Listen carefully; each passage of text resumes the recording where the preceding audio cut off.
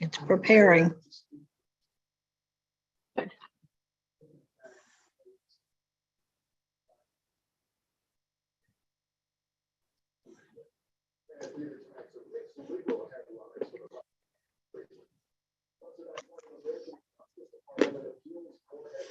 believe we're live.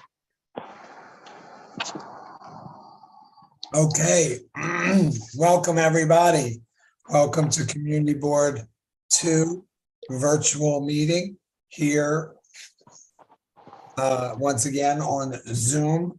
I apologize for my voice. I have laryngitis. I kind of anticipated when we decided we were going to have our remote meeting that after Thanksgiving, people would probably get sick, or a lot of people would get sick with the flu, the respiratory virus, COVID, etc. And we didn't want to have a super spreader event at our meeting. And it seems like that was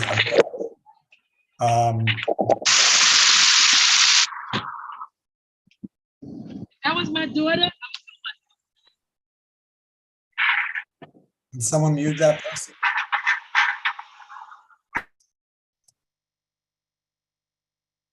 Are they muted? Okay, I think they're muted. Okay. So today is our last full board meeting of 2022. And I want to get us started with the Pledge of Allegiance. Oh, I didn't even realize my face was on there. Sorry. We'll start with the Pledge of Allegiance.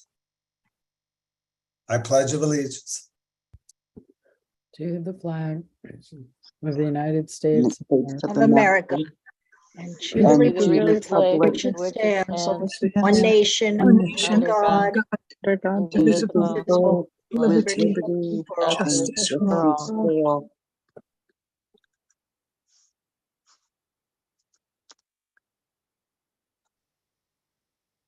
All right, let me get rid of the flag. Or move the flag off.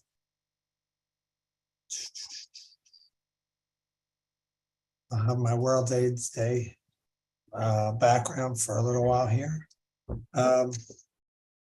And sorry, bear with me a moment. My computer's acting up. Okay. So as always, please remember to keep yourselves on mute when you're not speaking. And if you are not a board member, please wait for board members to speak. We have two sections of the meeting. We will have a public part of the meeting, which is the first part of the meeting, and then we move into the board business part of the meeting, which is the second part where we vote and deliberate, etc. Just a couple of housekeeping rules. Remember to be respectful. Everyone has a right to be here, even if you don't agree. Try to keep sidebar conversations to a minimum. Use the chat in ways that are respectful of each other and are increasing discussion and helping to provide information and supplementary information to folks, and assume good faith in everybody. For our elected officials that are here, if you are a public official or elected official, we have a 2-minute time frame at the beginning. We have a really busy agenda today with elections and 3 public hearings. So please respect that time period. And we have representatives from public officials. We've moved to the end of our meeting and continue to ask folks to email in any information that we should know about in advance so that we can be sure to spread that information through email and our newsletter and document in our minutes, etc. And have brief comments at the end. And use the chat, of course, to share information.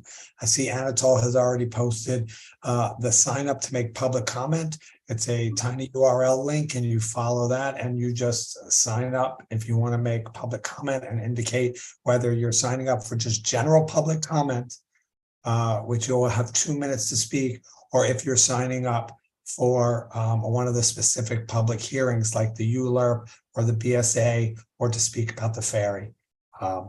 Okay. So with that, we'll start with our public officials. Who are there any electeds or public officials present? Not the reps, just the actual public officials or elected reps. Hi, everyone. Thank you, Maury. My name is Sayang. I am the community liaison for Council Member Julie 1, and I also do the transportation related concerns in the community, the district.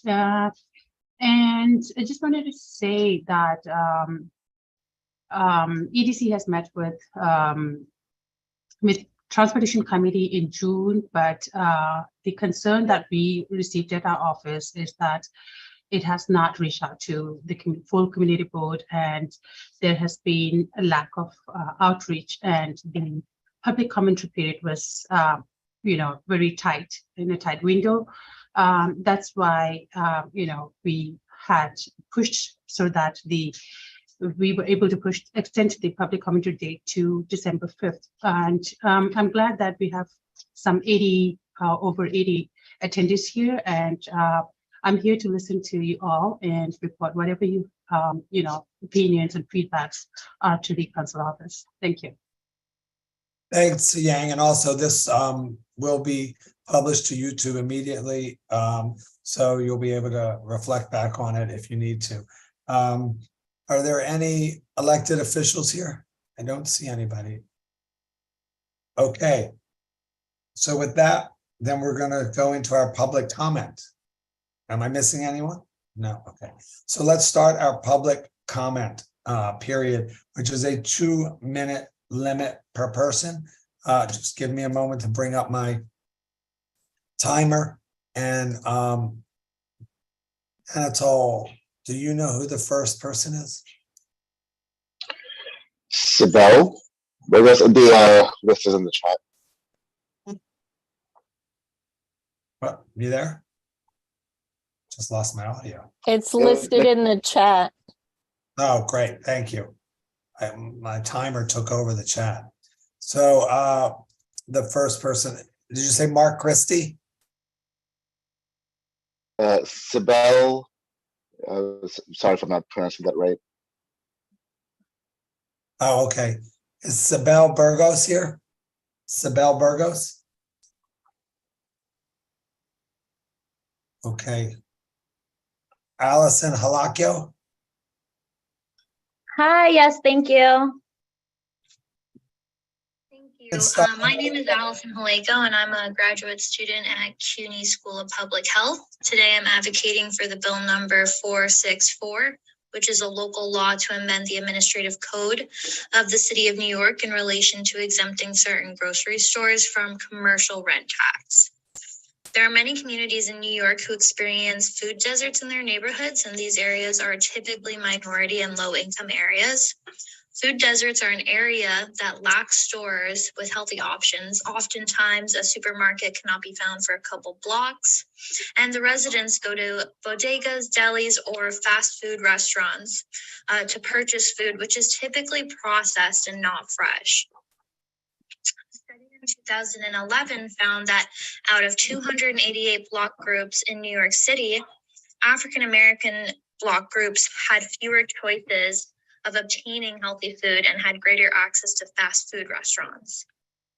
So this bill would eliminate the commercial rent tax for grocery stores that open up in these food deserts, which would financially persuade grocery stores into creating a healthier option for these neighborhoods.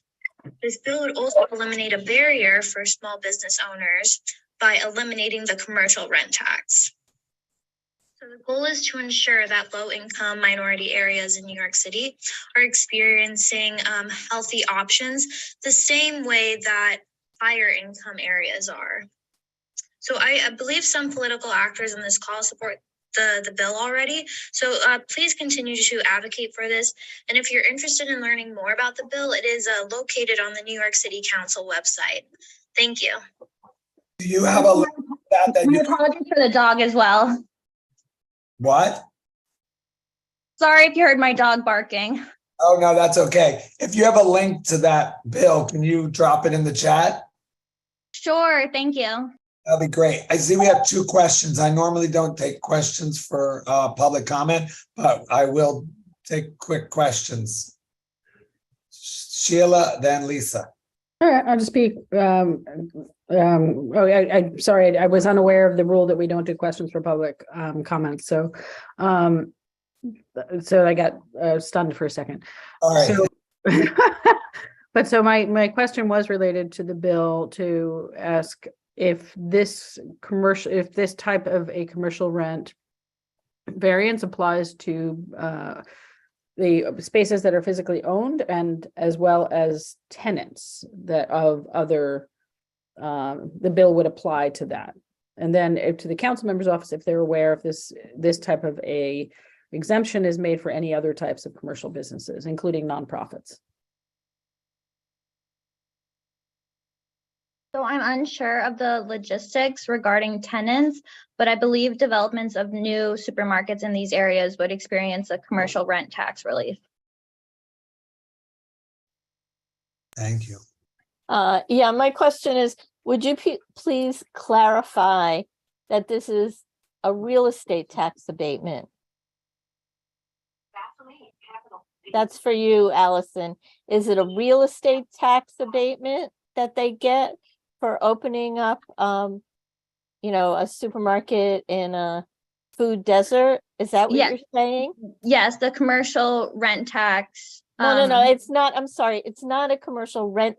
Is it? I don't understand whether it's a real estate tax abatement. Yes, Okay, good. All right. thank you. All right. Yeah, no, there's no such thing as a commercial rent tax. It's a real estate tax that they get exempted from.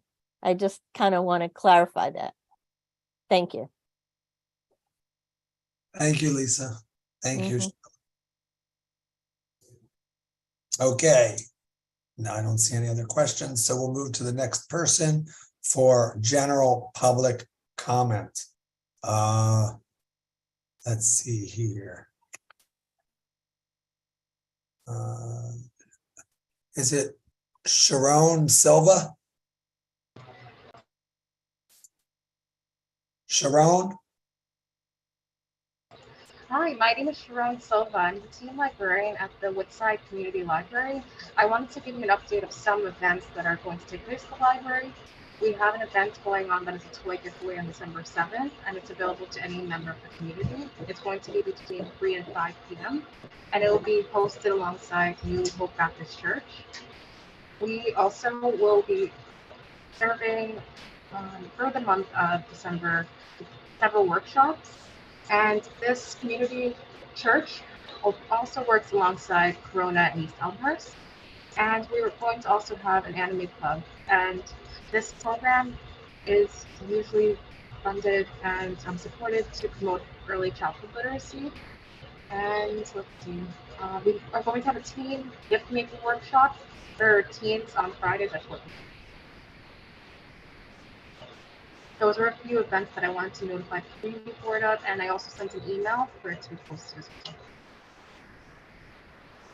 Thank you. Thank you so much, Sharon, and we appreciate when you come here and update us.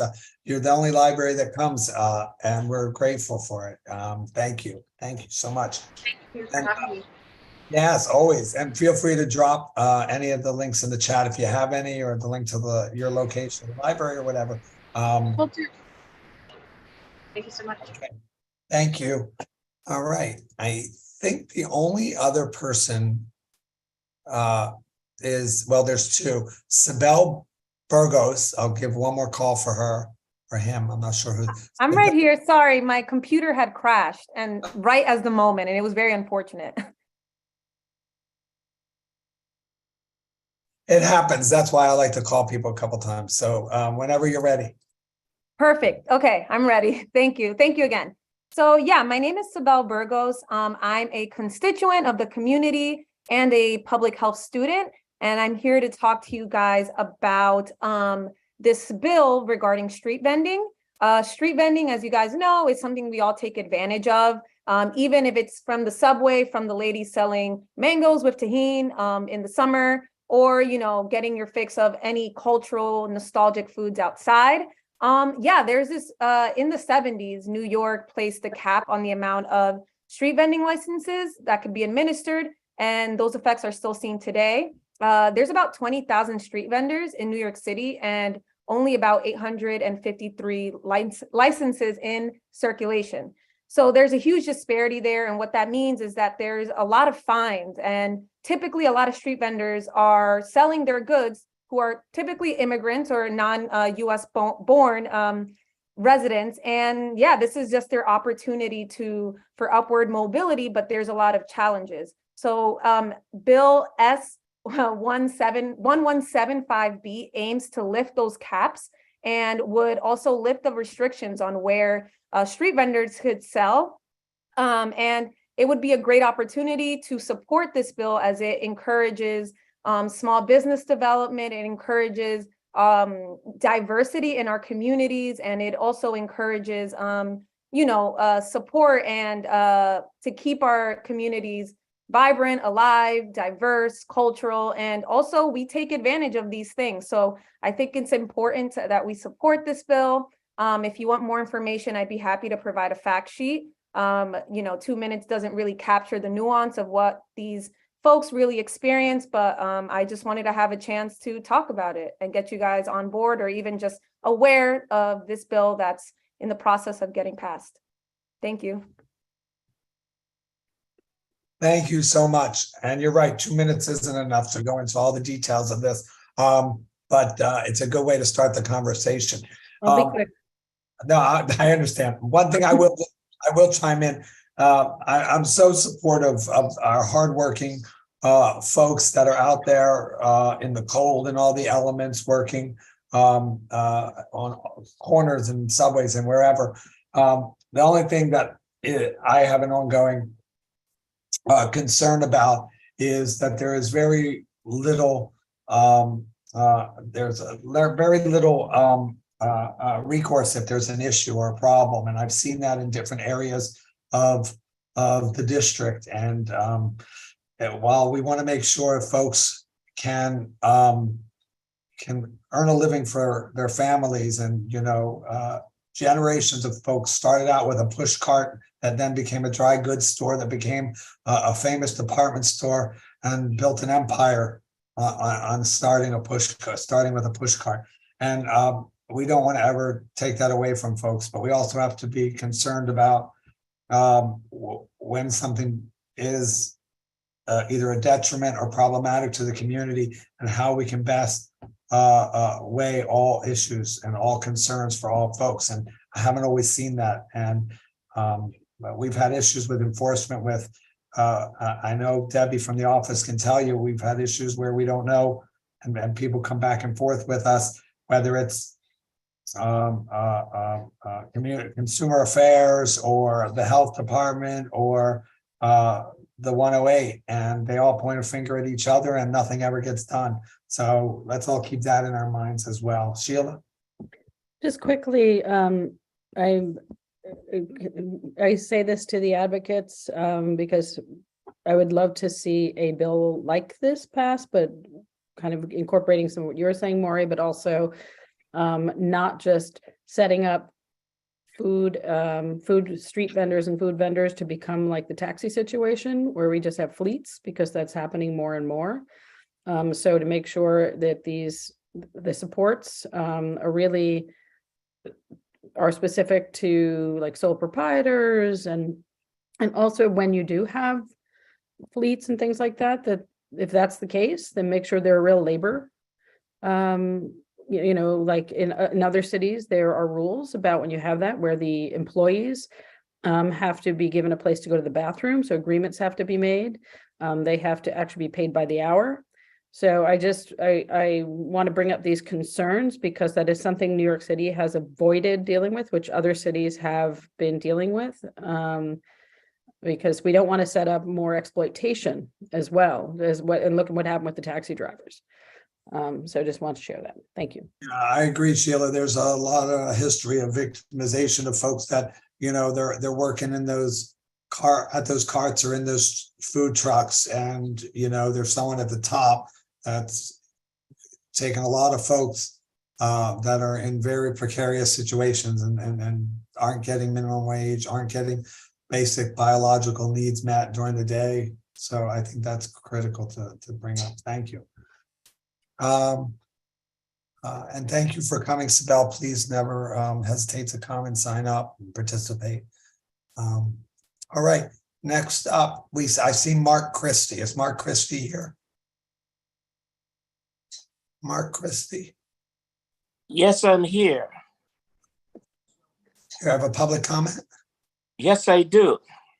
Okay. Concerning the ferry. It's about the ferry. Oh, can you hold that? We Yes, had it. okay. Yeah, for the ferry is going to be during the ferry comment period during the hearing in a little bit. So Okay.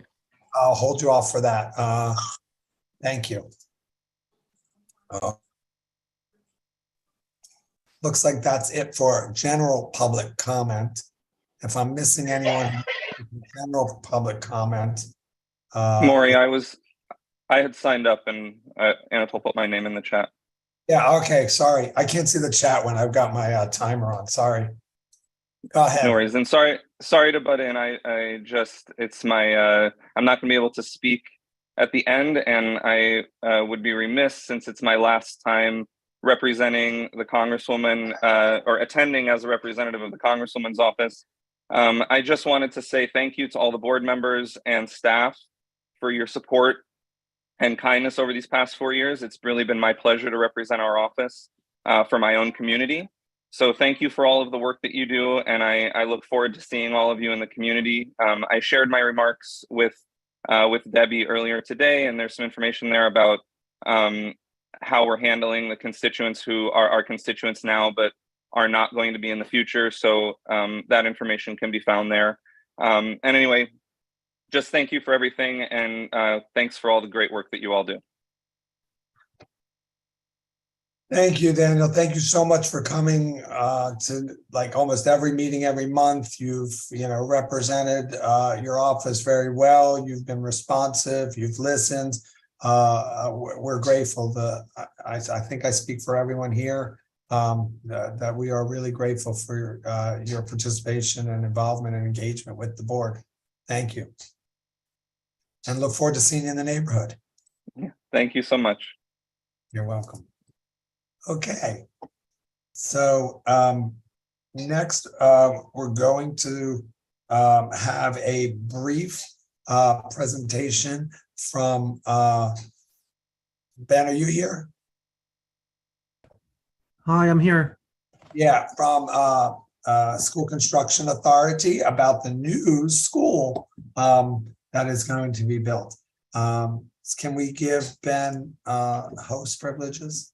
Or co-host, so you can share screen.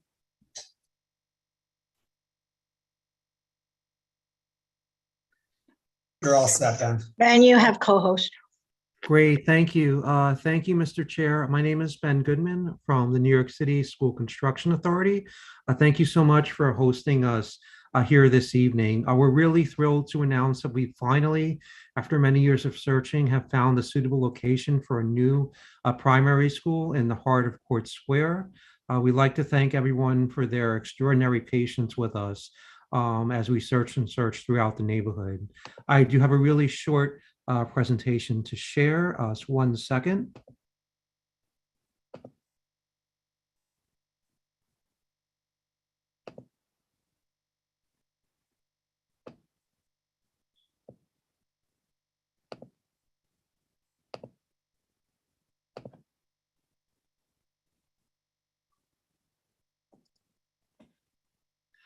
So the proposed site is located at 23-10 43rd Avenue.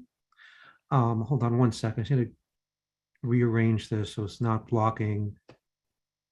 Here we are. So the site is located at 23-10 43rd Avenue. It's on the southern side of 43rd Avenue. And it's between 23rd and 24th Street in the heart of Court Square. It's currently an occupied 5-story office building. So all the information is available on our website, nycsca.org. We are taking comments until January the 18th, 2023. Comments can be sent to sites@nycsca.org or by postal mail to our office in Long Island City. We're at 3030 Thompson, and that can be sent to the attention of Kelly Murphy, who's the Director of Real Estate Services. This is the formal notice of filing that was published and is available on our website, and it's an approximately 547-seat primary school.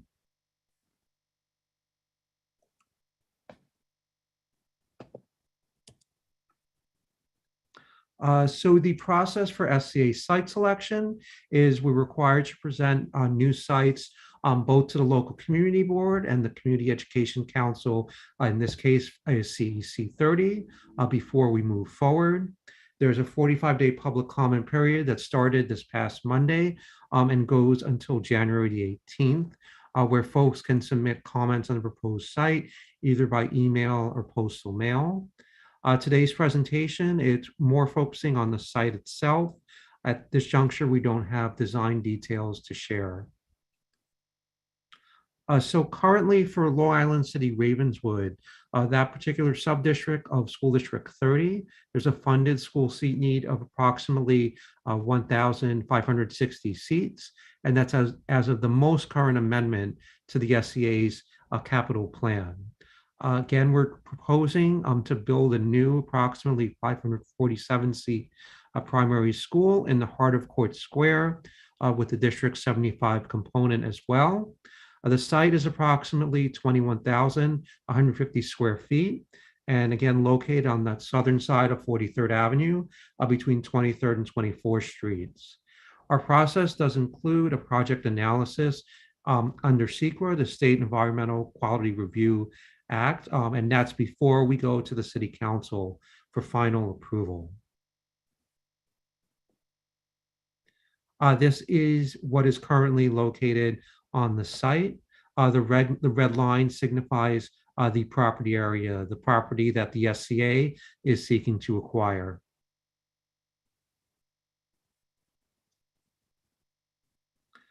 This here is two maps showing the location in Court Square.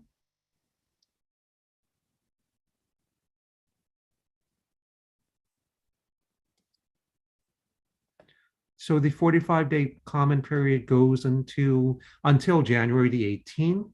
Any comments can be emailed to sites@nycsca.org or sent to Kelly Murphy's attention, who's the Director of SCA Real Estate Services, at our office on Thompson Avenue.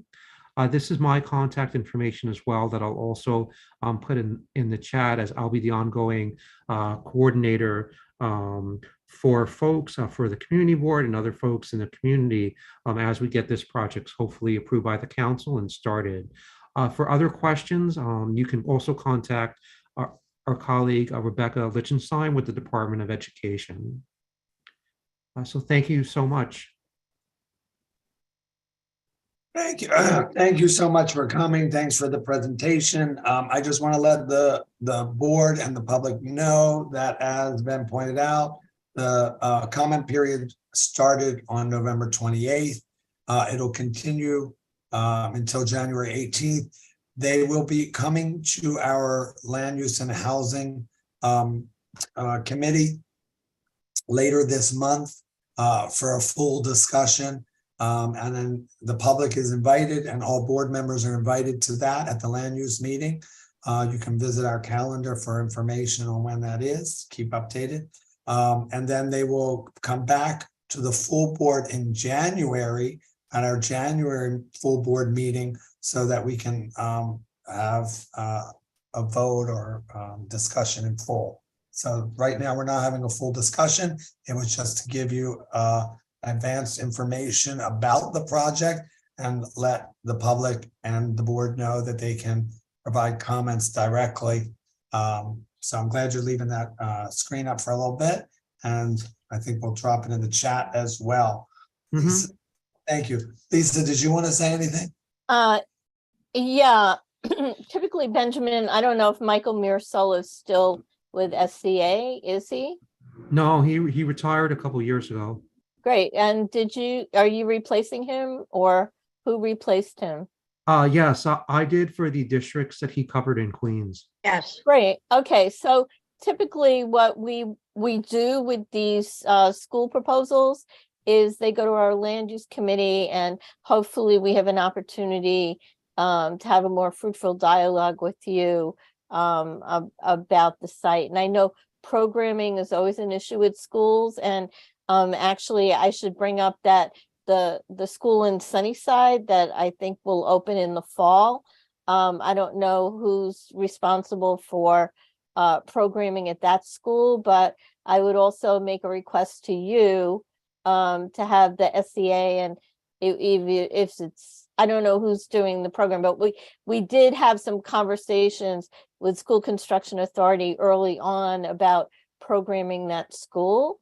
So I just want to make sure that there's some dialogue between the SCA and community board going forward. Well, there will always be open dialogue with us. That's what we do each and every day. We don't want anyone to say they didn't know or didn't understand or weren't told. However, just to your point regarding who the SCA is and what we do, we're the construction folks. So in terms of programming, that would be handled from the Department of Education. Right. That's why when you have a conversation early on in the construction of a school and you talk about programming, and whoever like yourself will say, oh yeah, well, that's something to talk about later on. And somehow or another School Construction Authority or the school department never comes back to loop in.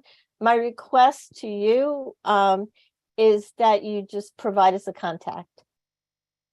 Okay, the contact actually for programming is listed here. It's Rebecca Lichtenstein. So great. And does she sit in the office with you? Is she a colleague with you? No, because we're a separate public authority. Got So it. Okay. she No, works for that's the Department of fine. Education. So you don't work in the same space. So No. yeah, and Kelly might have more knowledge about the programming of the other school, but I think that's something that this community board has always been involved with historically. And yeah, I hear you, Ben, and I look forward to having more of a dialogue about the construction.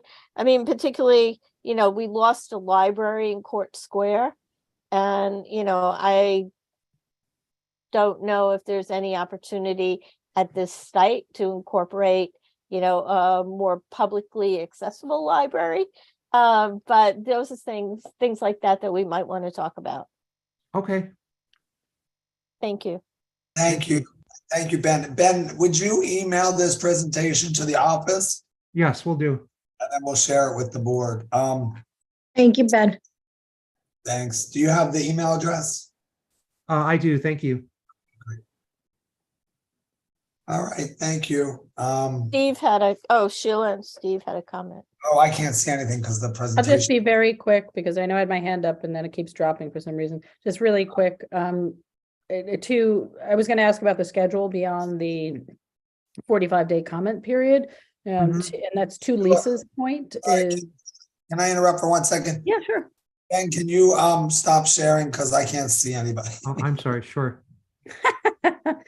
So just, a concern that we're already on a clock, 45 days, and we haven't had this, a meeting with programming, because I mean, if it's a physical education school, is it going to have a pool? That affects construction. So really wanting to make sure we're having kind of a joint conversations, because the clock has started now. And then the other thing is, I am concerned about outdoor space, the lack of outdoor space, and then I'm curious to know how you guys are going to deal with that. But that would be a later question, I guess. Yes. And also too, we don't at this juncture own the site. We're in contract.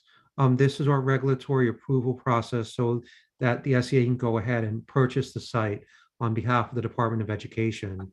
So at this point, there is no design at all. At this point, we're in the very, very, very early stages. So this is just about acquisition. Exactly. Only, okay. Only, right.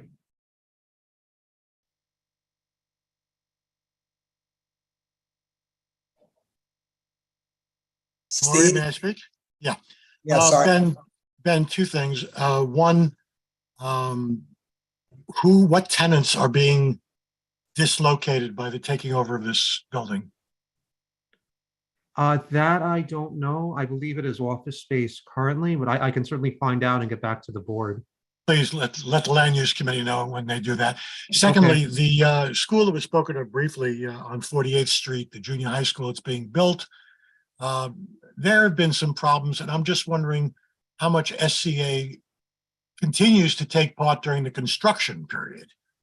As an example, they tore up 48th Street right where the Buckeye pipeline is, and I'm wondering, did anybody even look to see where the plans were for where the pipeline was? Yeah, I did. So the SCA is the construction managers for any new school construction in the city of New York. So we try to work hand in hand with everyone to making sure the construction goes smoothly. Well, that's not quite answering my question, but I mean, I'm used to seeing signs up that if there's a problem, call this number. There isn't. No, There's no the number the sign is up. It's on the Barnett Avenue side of the property. What's the that's number? good. I'm kind of surprised all the signs in the village does not have a phone number. But as I said, they were digging up 48th Street, the intersection of Barnett and 48th, which is exactly where the Buckeye pipeline is, which provides jet fuel to LaGuardia. And I'm just wondering, since it was the contractor who was digging up, not the city or somebody else, whether they even— Wait, sir, I have a checked this question. out. Excuse me? I don't know who Taboon is. Mr. Taboon, Maury, do you know? Who is speaking? Who is speaking? Abdul Razak Taboon.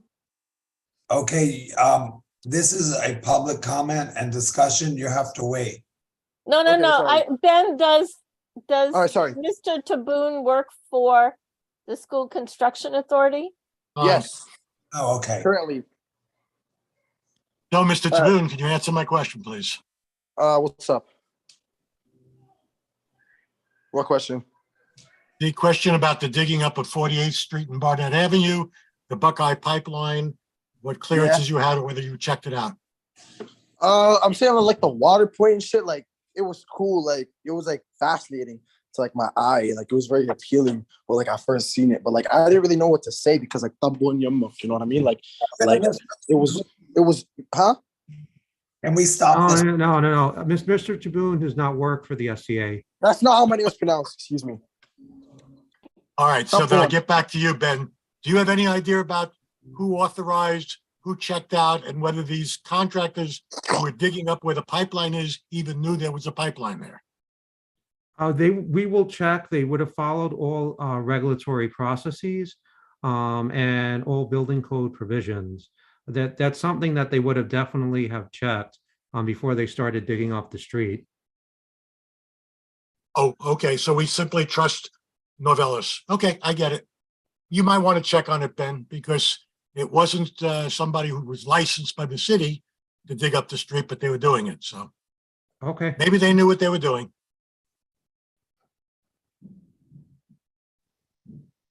Okay, Kelly?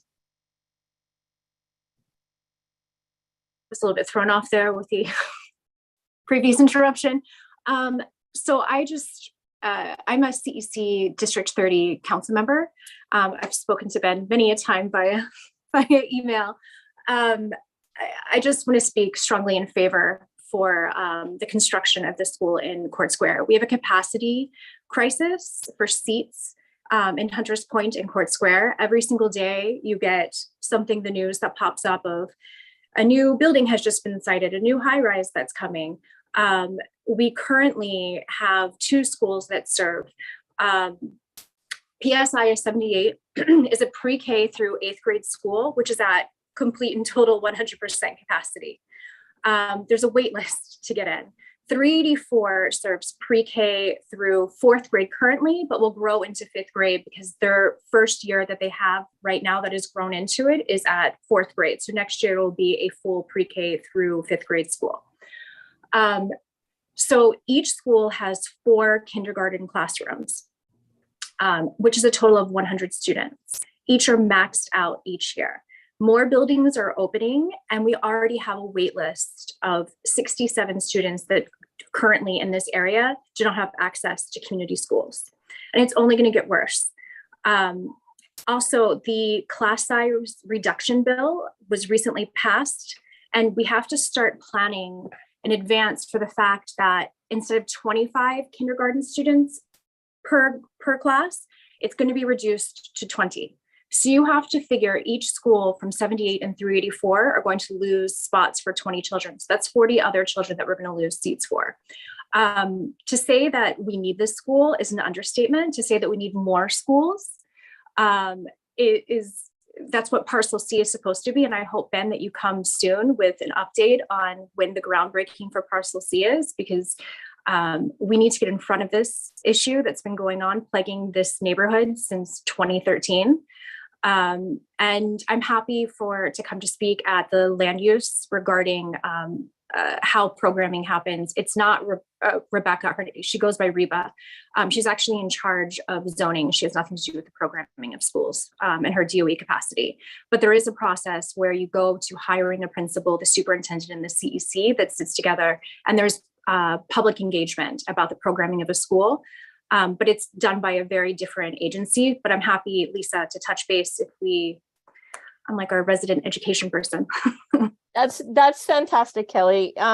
You know, with the Sunnyside School, there was a lot of local interest when, you know, we first started talking about it around the issue of programming. And frankly, now that I see that it's really getting done, I don't know the status of that, and it would be really good to kind of include the community board in that. So thanks. Thank you so much, Kelly. Okay, I don't see any other questions. So moving right along, we should be, oh yeah, we have our ferry presentation now. Is the EDC here? Yes, we're here. All right, so this is going to be our presentation from the New York City Economic Development Corporation on the Hunters Point Ferry Landing.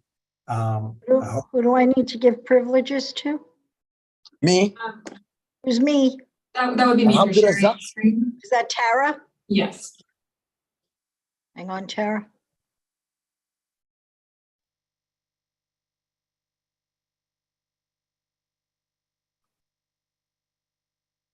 Okay, I just gave you privileges.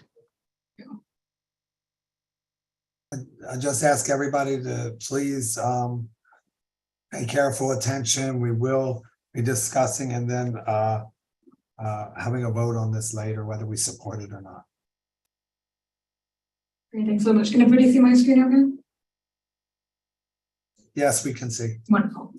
Okay, well, thank you so much to the community board for having us here tonight. And thank you to the council member as well for her advocacy in the public comment period for USACE permitting process as well. As Maura mentioned, we're here tonight to present on the Hunters Point South Ferry Landing. And I also want to preface this conversation by saying that this also serves us in this being a community standpoint as well. So we definitely appreciate all of the input that we've gotten so far from community members who we've spoken with, and look forward to. I just want to interrupt. Excuse me, please mute everybody while the presentation is going on. And can you please tell these guys to stop talking? Like you, for example. Can we get rid of these people? Can I just note that, is it Arkan and Momo Ni? They're making noises and being really disruptive and like drawing. Yeah, I'm taking care of it. I think if you stop sharing and then reshare.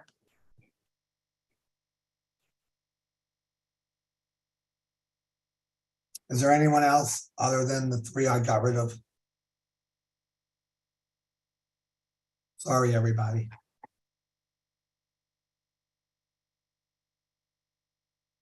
So before diving into the presentation, I do want to mention who's on the call from our team tonight here. We're joined by Francis Vitano, who is the Deputy Director of NYC Ferry. And we're also joined by Sakiru Okio from our capital team, Vicky Christini from McLaren, the engineering group that we've been consulting with on this project, and also Daryl Nelson from Parks is on the line as well for questions that we've done. Great. Thank you, Tara. Thank you, Community Board, for having us. As Tara said, we have been meeting with folks in smaller groups, and those meetings will continue in the next couple of weeks. So we're very eager to talk you through today the status of the current landing, why it needs to be replaced, how we are thinking about the future landing, and really eager to hear thoughts and feedback as we continue this process. So just starting at a very high level, for those of you who might not be as familiar with NYC Ferry, we are a commuter ferry service that operates in all 5 boroughs of New York. We operate all year round. And we've had some new changes this year. Earlier this summer, Mayor Adams announced his NYC Ferry Forward plan, which aims to create a more equitable, accessible, and financially sustainable ferry system. So to that end, we've made some changes. We have changed our fares a little bit. So our new base fare is $4.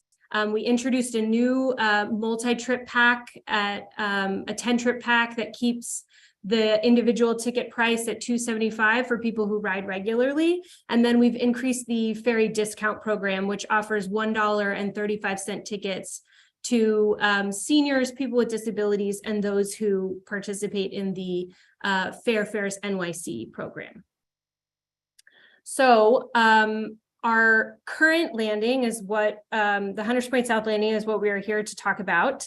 So originally, this landing was a part of the East River Ferry pilot, which launched in 2011 and was incorporated as part of the East River route when NYC Ferry launched in 2017.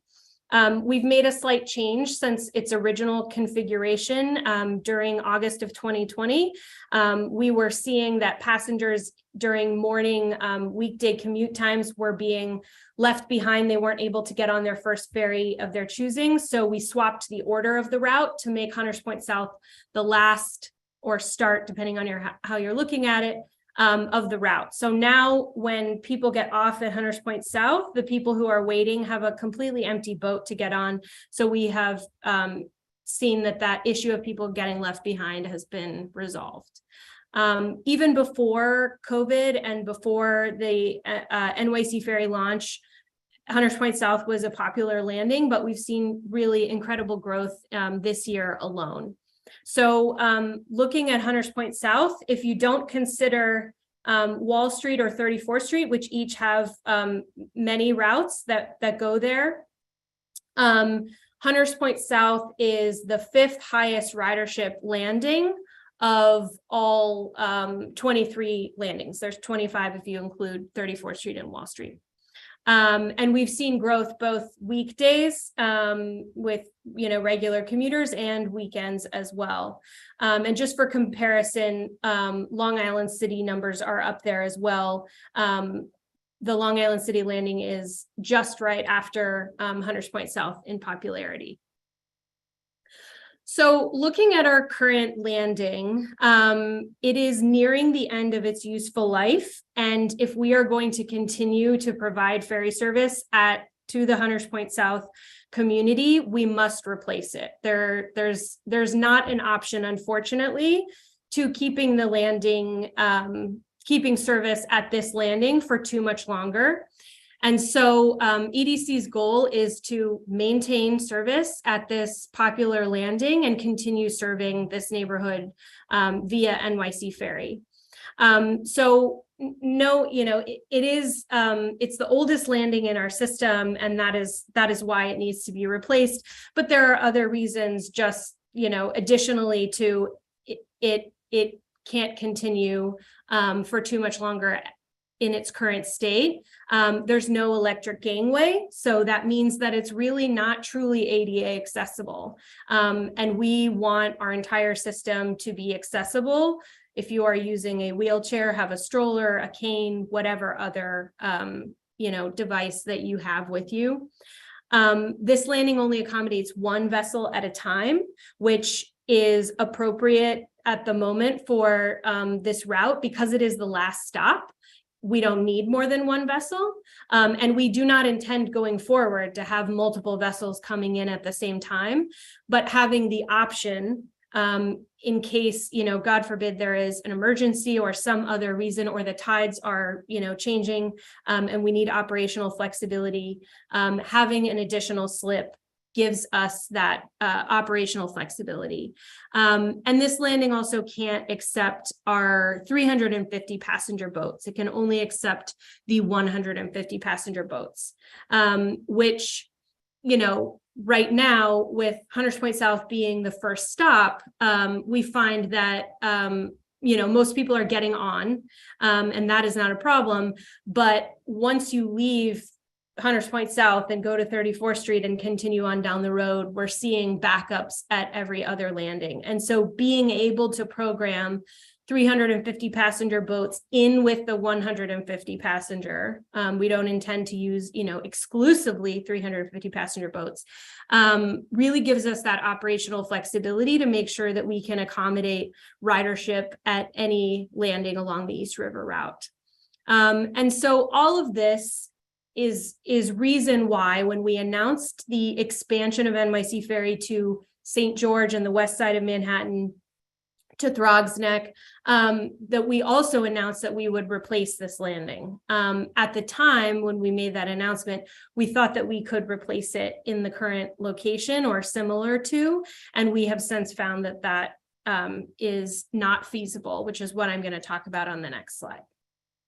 So, knowing that this landing needs to be replaced, and it is a valuable landing to our system when we want to continue service here, we were looking at the neighborhood and realizing that there are a bunch of constraints. The most immediate constraints are what is highlighted here in the yellow lines. Those lines indicate where in the lower yellow line, there's the Amtrak tunnel and the LIRR tunnel, and also a sewer easement, which is why we can't put a landing, one of the reasons why we can't put a landing where the landing currently is. And then the more northern yellow line is where the Queens Midtown Tunnel is. And so drilling piles over these tunnels is not feasible for this construction. We also see in the orange section that the passive area of the park that has narrow walkways and softer shorelines are really incompatible with building a ferry landing. And then if we go even further south where the red line is, that is Newtown Creek. The bulk of the creek is actually a federal navigation channel, which is owned by the federal government, and you are not allowed to construct anything in that channel. So if we were to construct something in Newtown Creek, we would have to put it very close to the shoreline where there's only about 3 feet of water, and we need about 13 feet to dock. And so it would require extensive dredging and likely regular dredging to make sure that we're able to dredge. And because it is a Superfund site, this poses a lot of permitting challenges and other concerns. And then if we look even further north than the yellow line, we're also dealing with some shallower waters that would require dredging, and then you're getting closer to the Long Island City landing. So when thinking about this, we are left with this, space that is in between the two yellow lines. And that is what we are, we're thinking about when we talked with Parks about, okay, we have to relocate this landing. The next slides are going to show you kind of how we thought about that. We had 7 different versions. If we go to the next slide, Tara, we had 7 different versions that we were considering. These are the ones that were all eliminated for some level of infeasibility, but just very briefly, we tried to figure out a way to keep the landing in its current location, but not drill any piles over the tunnel. And that would require some sort of truss system, which is kind of how it's a little bit hard to see in some of these photos, but where you see that X, basically a structure that would attach the barge to the esplanade and not have to drive piles into the riverbed. The first option is just not constructible. The gangway has to be far too long to get to an area where it's deep enough to actually dock without risk of grounding the vessel. And that just is not engineering wise feasible. The second option is not very sustainable in unpredictable, high water events, and requires reinforcement of the existing esplanade, which we wanted to leave as untouched as possible. And then third, it's operationally very, very challenging, and was not seen as being something that we could consistently deliver service at this configuration. So then we looked at other options that would be constructible and that would be operationally feasible. And there are two here that we still think are operationally feasible. They're not the ones that we propose, but they have some serious drawbacks as well. So number 4 is probably the most ideal for operations. It allows us to have a barge on piles, which will make the landing safe and sturdy and reliable. And it will also allow us to have piles to help dock the boats. But this is right in the middle of the esplanade, and it's close to the programming space, as is number 6. And so in our conversations with Parks, this was, these were not identified as alternatives that would really be good for this site. And number 5 is constructible and, potentially operationally possible, but it is really challenging to provide consistent service. And it's also, right in the middle of the esplanade. So we ended up with, this is number 7, and this is our proposed location. It is as far south as we could get a pile supported structure while not being in the zone of influence of the tunnels. It's as far away from the programming area as possible. And then something that, Parks really argued for as a benefit to the park was the far south of the esplanade here, where there are currently stairs to get down to that part of the esplanade. They wanted to see that made into an ADA accessible ramp so that you could access the esplanade from any direction. So that is also included as part of this proposed project. So while we anticipate that in most days, riders would queue on the barge, in days where there's high traffic on summer weekends, we would staff this landing during peak times and we would suggest that the queuing location, go to south and then up that new ADA accessible ramp. So this is my last slide, but this is our proposal is to install a ferry landing that is a similar design to all the other ferry landings that we have, which includes having all the passenger amenities on the barge, like the ticket machine, the digital information display, queuing, all of that, benches on the barge, and to have a canopy. And most importantly, it would be ADA accessible and, a long-term option for providing service at this landing.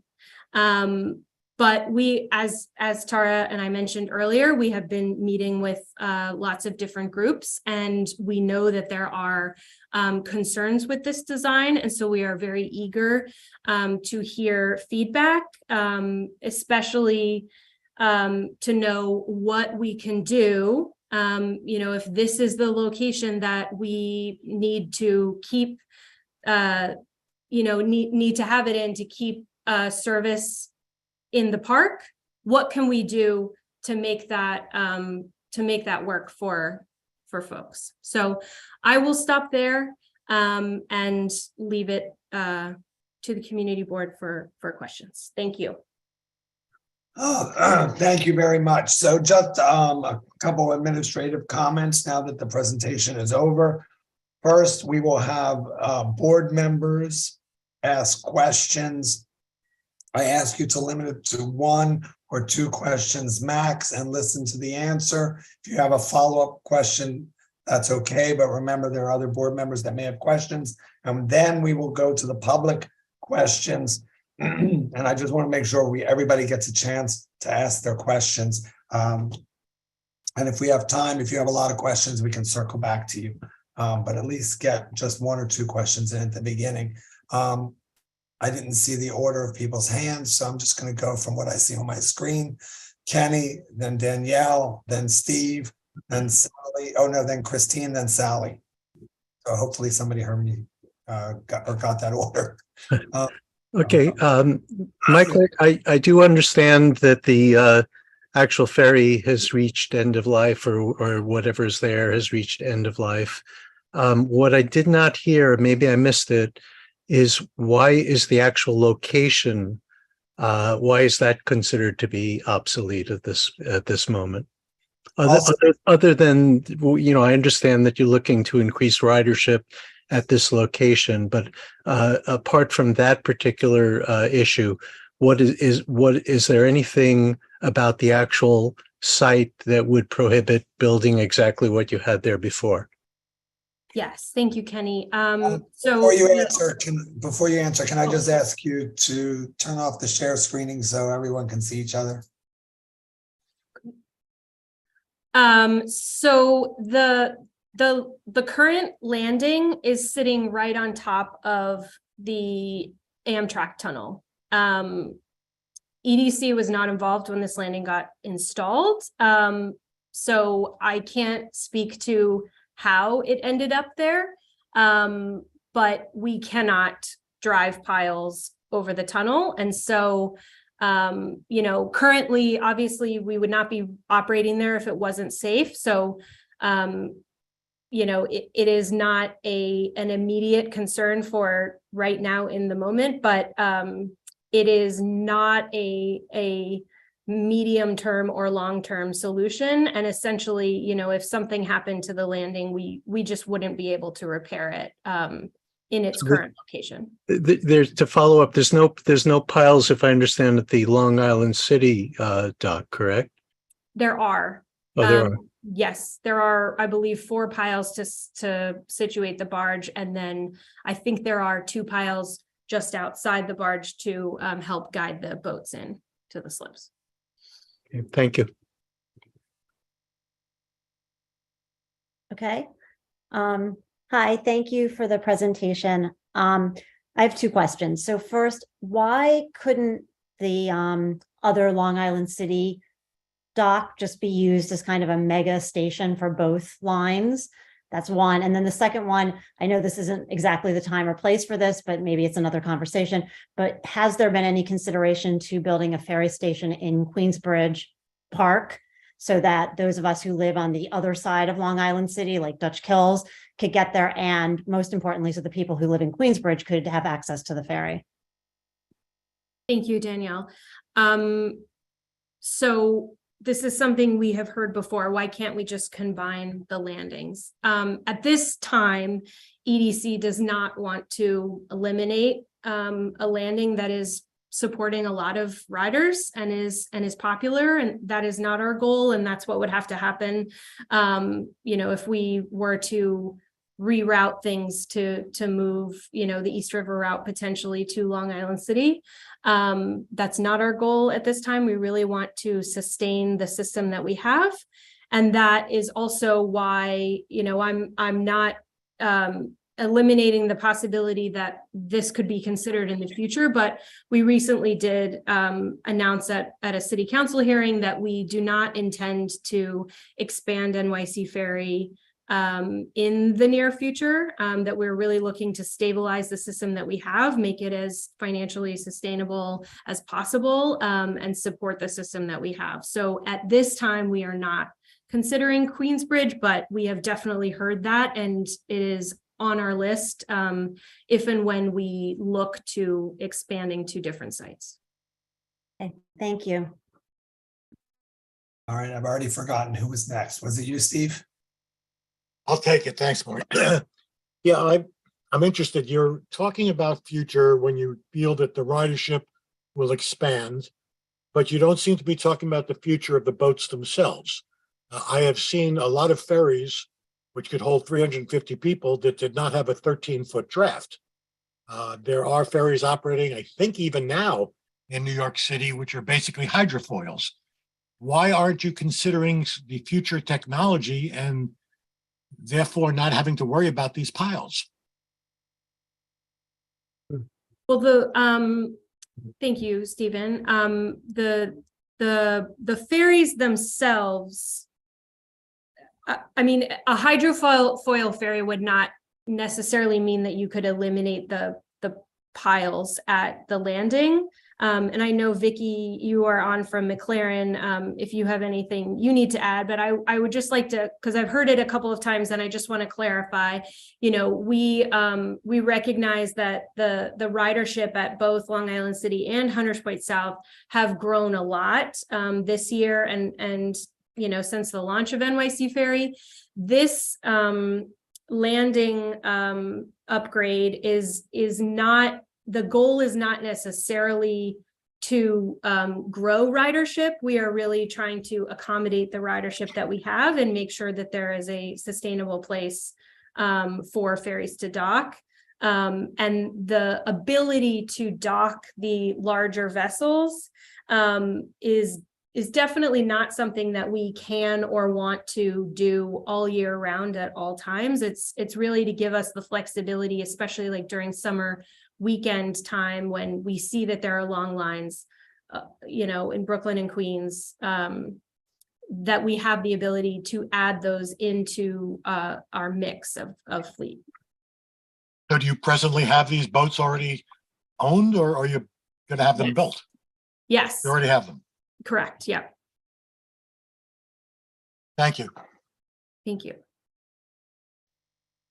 All right, next on my list is Christine. If I miss somebody, I'm sorry. We'll get to you. I dropped my hand. Oh, okay. So next on my list is Sally.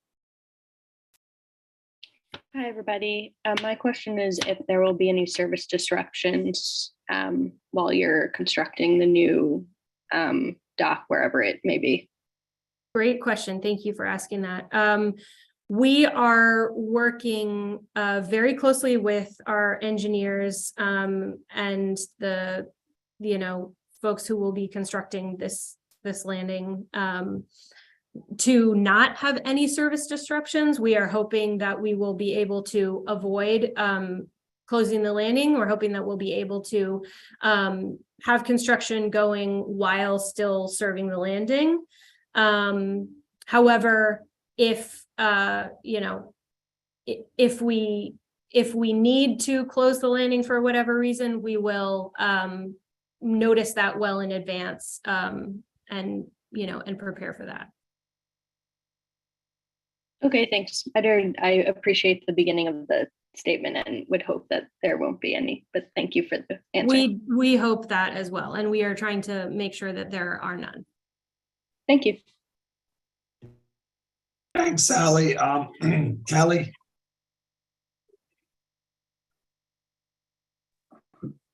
Hi. I'm sure many people are going to raise their hand after this to talk about the economic impact and the fact that there's, you know, been a $250 million discrepancy in reporting as it pertains to the NYC Ferry. So I'll skip that. The one economic question I will ask is, have you been in contact with Macy's where the 4th of July fireworks are held at this spot every year? Have you spoken to Macy's? We are scheduled to speak with them tomorrow, I think. Yeah, that's correct. Yeah, tomorrow. Don't you think that you should have spoken to them previously? Oh, EDC? Well, we have no reason to believe that siting a landing here will have any impact on their desire to be in this space, and Parks, as you know, the conduit of that relationship. Like, we have been working very closely with Parks, and so we will talk with them tomorrow. But during every 4th of July, when the fireworks were in Dumbo, when they have been in Long Island City or on the west side, whatever, we always end our service at 4, because we have to get out of the way of the barge and the setup and all of that. And so we will continue to support that effort. So they film directly where this is going to go. And you showed a rendering in your presentation. So our group actually did to scale rendering. And this is actually what it looks like. It's very different than what you conveniently showed from an angle far away. This is what it looks like, and this is what impacts this area. So I think that we need to be clearer on that too, because I feel like you're skirting around that. But Macy's, the 4th of July fireworks that take place, our local restaurants coming out of COVID that were drastically hit, that entire quarter, that week of 4th of July and that day of 4th of July is the most money that these restaurants make the entire quarter. And most of these people are now completely in debt trying to pay off this. And you haven't even spoken to Macy's. You're just assuming, you're saying, well, we don't anticipate this. But what if it does?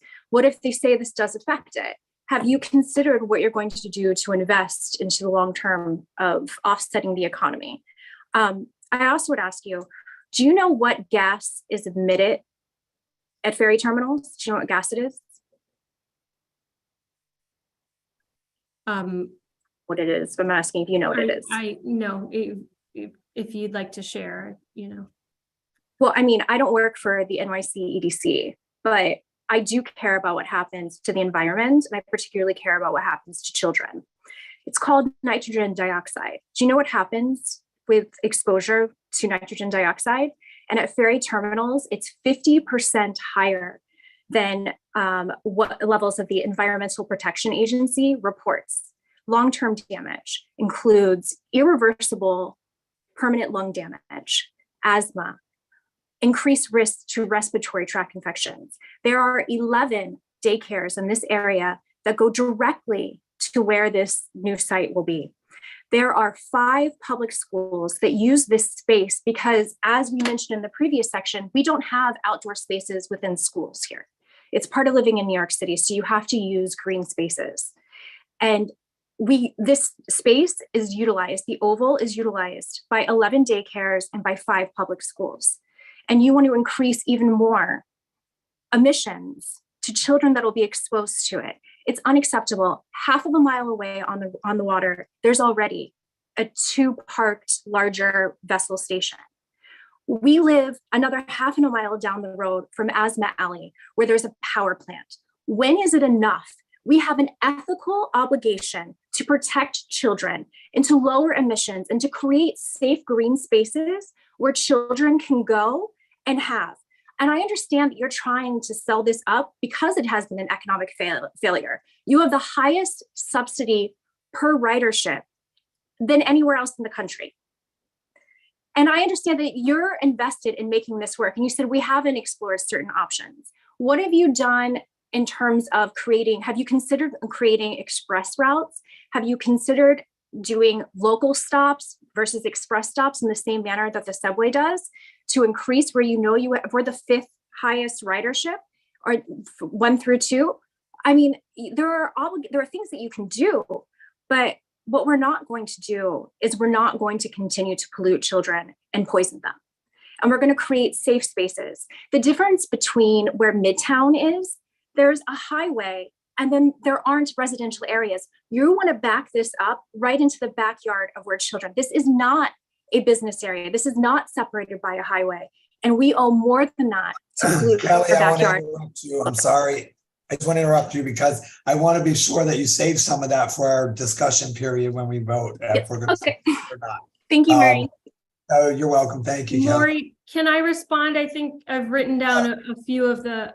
Go ahead, please. Okay, great. So, like I said, we're meeting with Macy's tomorrow. We have been meeting with folks up until today, and we've got more meetings scheduled. So this is not, you know, we are still collecting information. And so we will absolutely take whatever Macy's has to say into consideration. We support. Have you met with the schools? They are also on our list of people that we are meeting with. Well, I'm the PTA president of one of the schools, and Tara called on Monday to set up a meeting. Our principal called back and I was in the room when he spoke to Tara, and she never called to set up an appointment. And public engagement closes December 5th. So how do you plan on properly speaking with schools if you intend to do it after the community engagement period? I will first say, I know Tara's going to respond, but I will first say that the public engagement period that the Army Corps of Engineers has is entirely separate from EDC. They are a regulatory agency that will ultimately, you know, approve or deny a permit for this ferry location. And we encourage people to continue to submit feedback to their open calls for feedback until December 5th. But we are accepting feedback now and in these individual meetings, which we will continue to do. I would hope that our principal gets a call back tomorrow, and I'm CEC liaison to 2 of the other schools on the waterfront, and I expect that you connect, and I will be speaking to their principals tomorrow morning as well. Thank you, Kelly. Great. So I would just, so on the view, I think Kelly brought up a really good point. And I think, you know, this is something that we have been hearing from folks that is a real concern. And so something that, you know, Maury, I don't want to turn this into something that you don't want it to be. So I would like to ask, and however this feedback comes back is great, but what we would really like to know is if the canopy was lowered, if there was something that we could do, you know, to address the canopy situation, would that make a difference? I think that would be really valuable information for us to have. And so I would just like to offer that as a question to folks. So on emissions, this landing is moving, you know, we are, this proposed location is about 100-ish feet away from where the landing currently is. And this landing was studied when we did our environmental impact statement. And as part of this proposed landing location, we had to work on a supplemental impact statement. And that is evaluating if there are any additional impacts to what currently exists. And so that is something that we are looking at. I don't believe that it's been finalized, so I can't speak to that at the moment, but that is something that we are looking at. But just to be clear, we are not planning on necessarily providing more service to this landing. We just want to provide service that is more reliable and more operationally flexible and ADA accessible. And then on the subsidy question, there was actually a really great article in the San Francisco Chronicle that came out a month and a half ago, maybe, that covered that talked about per rider subsidy across the country for every ferry operator, every public ferry operator in the country, and NYC Ferry is the lowest. So I would love to share that. And I'm happy to talk about any of the findings of the audit. I don't know if this is the right forum, but I'm happy to follow up if anybody has questions about that. Thank you. Camille. Thanks. I have 3 questions. So the first is, what will the distance between the stops be between the proposed new landing and Hunters Point?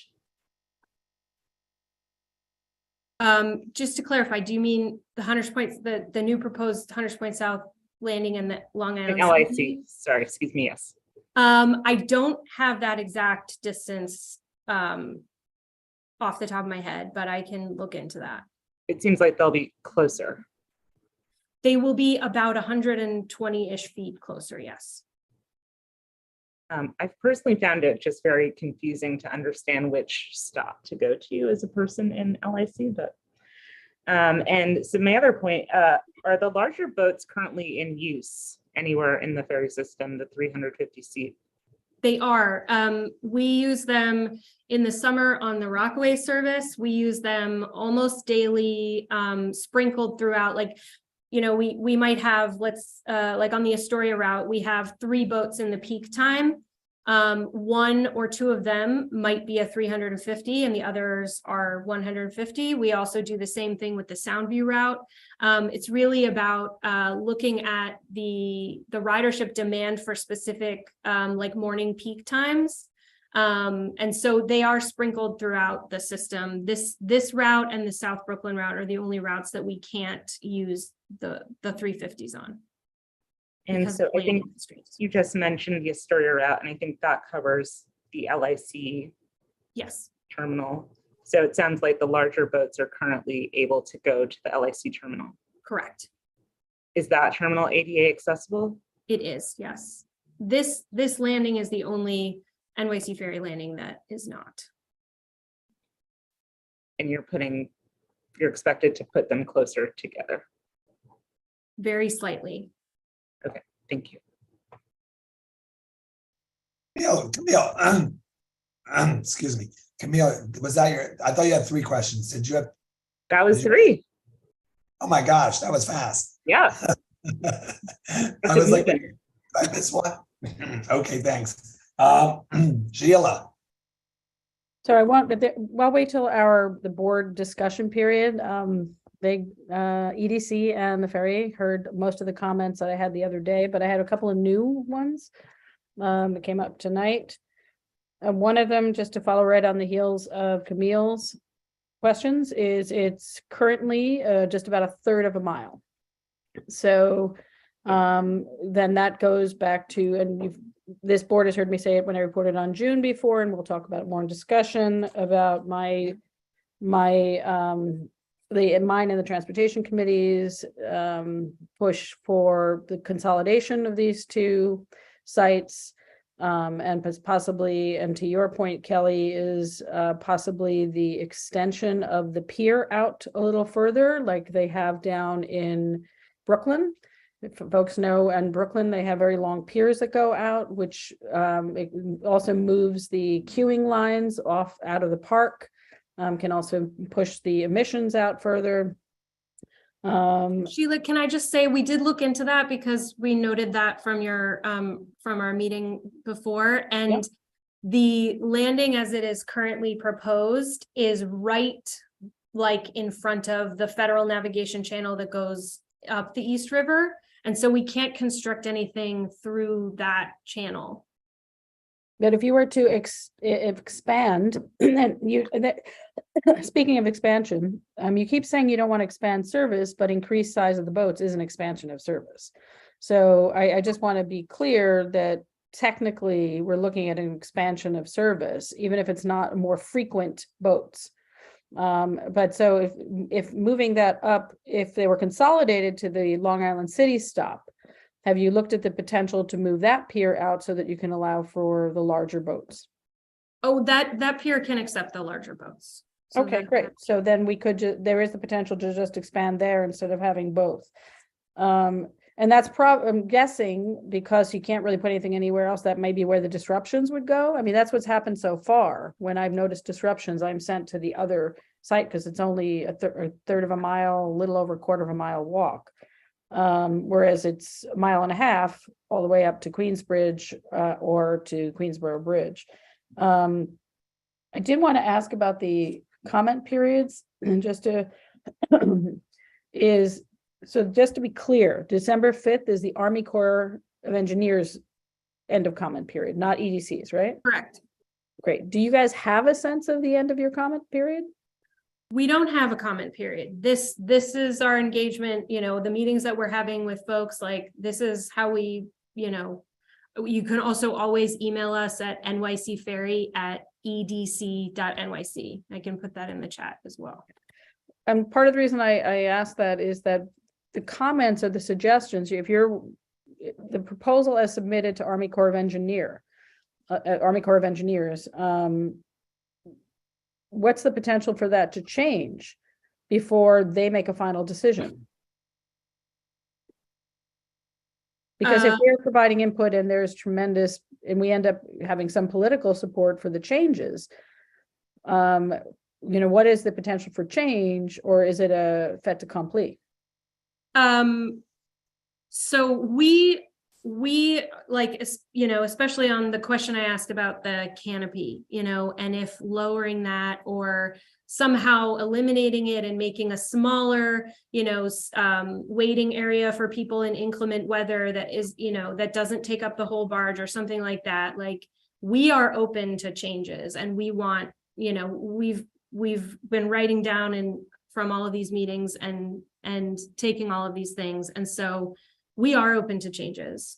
I'd have to ask a colleague from our capital department, who I believe are on, about the Army Corps process, because I am not as intimately involved in that.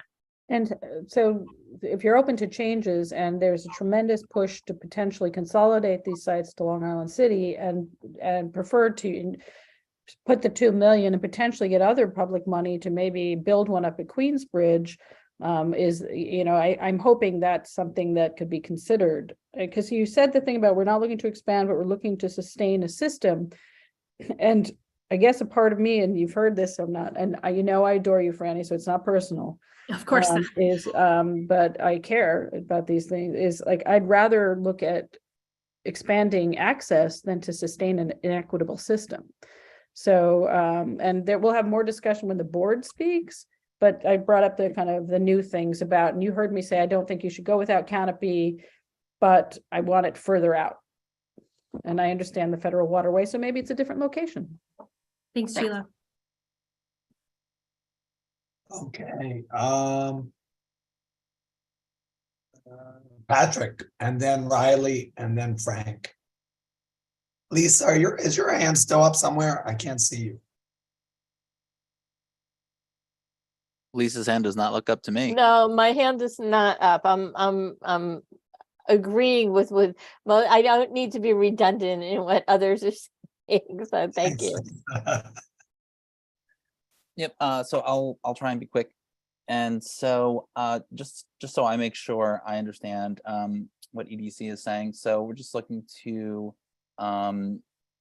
increase capacity from 150 boats to 350 boats that are already in circulation. And so I guess the 350 boats are not used on the east side on this route in particular. They are not used on this route. They are used on other almost routes. every other route. Yeah. And so is this route, do you know which routes are like more popular or least popular?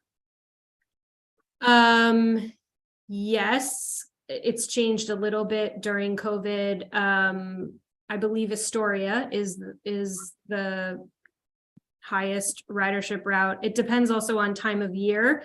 Like summer weekends, East River is definitely the highest.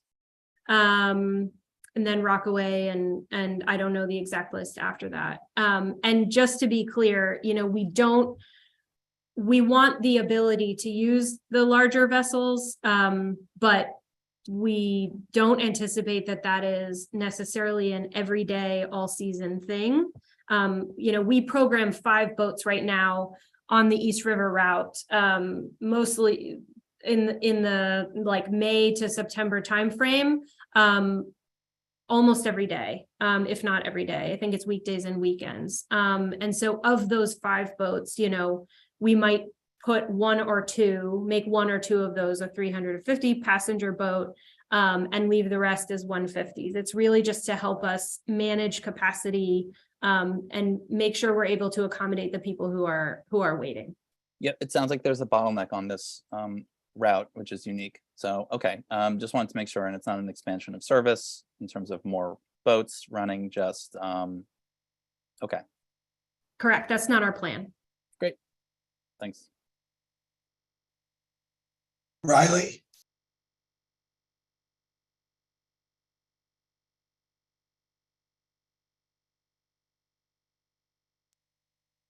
Riley? You're on mute.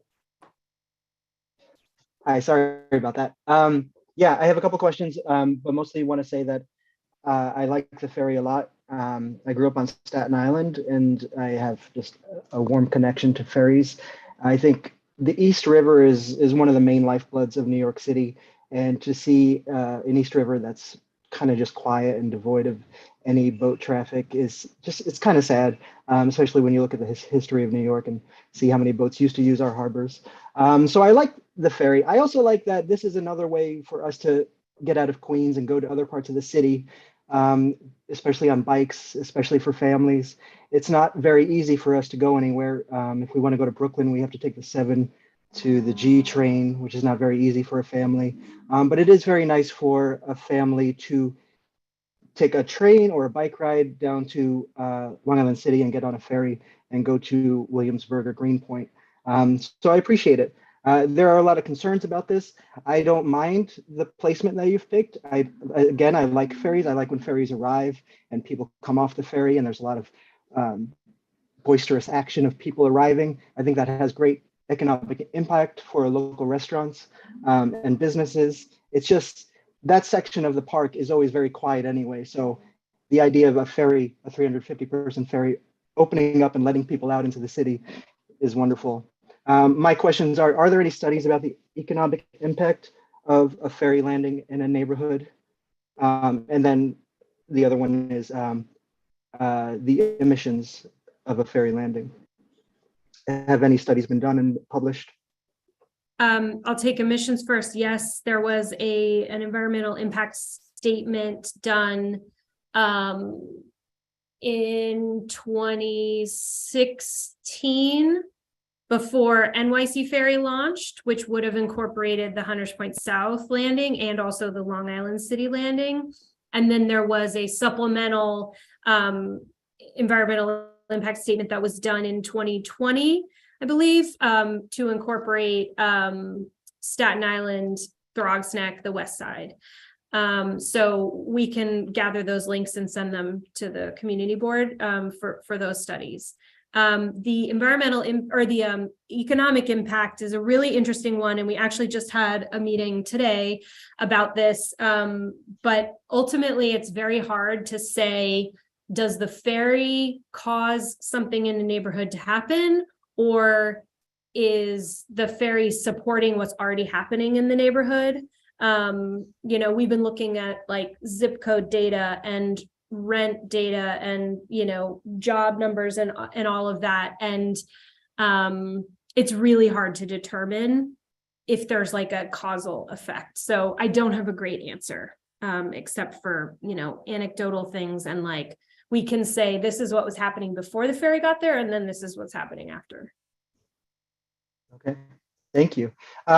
Some other quick questions. Do the larger boats have more space for bikes? Because this is one of the only routes out of Queens for a bike, since the Queensboro Bridge is not a safe route. That's a great question. And we were asked by, you know, when we had an earlier meeting with some folks, someone asked for a very clear policy on how many bikes can be taken on each boat. And I think that would differ between the 350s and 150s, but I'll have to check on that. But we did just eliminate the bike fee. So now you can take a bike on for free, but I will check on the capacity. Okay. And last time I spoke with you guys when you came in June, I just made a comment that because it's going to be so widely seen by people from a very scenic part of the city, is there going to be a focus on the architecture of the station to make sure it's one of the most beautiful things within the view? And that's all. Thank you. Thank you. At this point, we have designed it like the other NYC ferry landings. And so, you know, I think it's beautiful, but I take your point. Thank you. Frank? Great. Hi, Franny. How are you? I guess I think the ferry is great too. And it's great to go to Domino Park. I guess I had a question, and I know we kind of asked this before, but maybe if you have more information. But the part that's south of the site, where the new Hunters Point South Park is, right? The rationale or reasoning is that you can't build on top of the Amtrak tunnels or Midtown tunnels, but There are projects in Long Island City where they presented to the community board where they're building a 55-story tower on top of the Amtrak tunnel, right, with very, very deep foundation, kind of coordinating with Amtrak. Is there any more guidance you can kind of give us, like why we can't do over water as opposed to land if they're building pretty tall, big foundation buildings on top of Amtrak? I know it's a little bit more the onerous because they've had to coordinate with Amtrak and New York Power, but there are some pretty large projects where they're building on top of the tunnel. So just want to try to see if you can give us a little bit more detail on that. Absolutely. And I'm hoping that our engineer, Vicky Christini from McLaren, who has designed all of our ferry landings, can help answer that question. Yes, absolutely. So I will say we went to Amtrak and we showed them what we were considering and had to get their review and approval because we were within 200 feet of the tunnel and they definitely needed to review it. I haven't seen the plans for these tall buildings that are going over the tunnels. My guess is they have concrete spread footings, which it works for a building because you're spreading the load out, or possibly that the load is bridging the tunnels and going down on either side of it because the buildings look pretty large. We're just trying to have little piles that go down, and the Amtrak generally doesn't want you to drive piles directly into the tunnel because if we make a hole in the tunnels and all the river runs in there, it's not good. So I think that they're using different types of foundations for the buildings. Cool, thank you. But certainly, Frank, if you know someone there and like they can share with us what they have done, like we would love to review. Yeah, no, I could post a thing at TF Core. So I know Amtrak has, it's not easy working with other government agencies. So we have had to rely on some elected officials to deal with some of the bureaucracy, right? And people have changed designs, but they were able to build on top of the tunnel. So maybe we could follow up it because there's a new congressional rep and it is a federal agency and they coordinate with, but TF Core had to redesign their building, but they were able to build it to the foundation. But I think the construction was delayed. So it was a little bit more onerous, but it wasn't impossible. So I guess, yeah. Thanks. Thank you, Frank. Laura and then Lisa. Sure. Thank you. So yeah, it's just thanks for doing this. Ferries are definitely a useful option.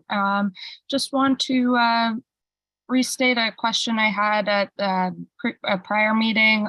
What are you doing to improve multimodal connections to the ferries? Because I mean, as we know, the park is right there, and orders of magnitude more people ride trains and buses. We need them to integrate with Omni and also to improve bike access to the ferries. Yes, thank you, Laura, and appreciate your time earlier this week. We have noted the concern you brought up about the nearest city bike dock being rather far away, that there are not bike racks that are near the landing. I don't know that we can, at least that in this project scope, that there is much that we can do within this scope about making the park itself more accessible to biking. But I will say that this landing will certainly be much better to accommodate people who are either bringing a bike on board or taking one off. It will be a much more seamless transition, especially with the ramp, the stairs that will become the ramp to get to the Esplanade. So we have written down those comments, and we will look into speaking with DOT and City Bike about that, and talking with Parks about potential bike racks as well, and then thinking about bus connections also. Thank you. Yeah, these multimodal trips are definitely important for reducing emissions and shifting trips away from private cars. Thank you. Thanks. Lisa? Yeah, I just want to quickly reiterate the comment about pricing. You said there was senior pricing now, and there was like a 10-ticket book that you have, but it's limited in time. I think it would really make a difference to have some kind of resident pass, or like a city pass. if you're a resident of this community, not just this community, but of New York City, to get in on and off the ferries rather than like a tourist price. Certainly the prices of the ferry are a lot higher than the subways and buses. And so, you know, I just want to reiterate that because no one's actually mentioned it tonight, but we did mention it at land use. Thank you, Lisa. And Sheila, you have one last question. Yes, very, very quick. I agree with multimodal, which is why Queensbridge makes more sense because they have very little going for them. Quick questions. Can you ask, that's me. I was going to ask somebody else to ask it because I want to raise my hand again, but is this design that you're proposing at the edge of the the passageway? Or is there room to go further out? There is, oh, sorry, go ahead. Go ahead. No, you can answer that one. We are right at the edge. Okay. So there's not much there, you know, there's not room. And are there any examples where, for any projects that have, I mean, gone out further? They gotten any kind of variances or permissions? Can Franny? Please. At Fulton Street, we had a pile in the edge of the channel and Army Corps said no, and we had to move that one pile over. The barge can be floating over the edge of the channel, but the challenge is they dredge, and they don't want it that when they come through and dredge that your structure becomes unstable and falls down. So they won't give a variance because they need to be able to dredge in the future. But you just said, so the barge can. The barge can, but the piles cannot. So in your design, are the pilings at the furthest point you can put them? Yes, like the piles are between the edge of the channel and the barge. So yes, we can't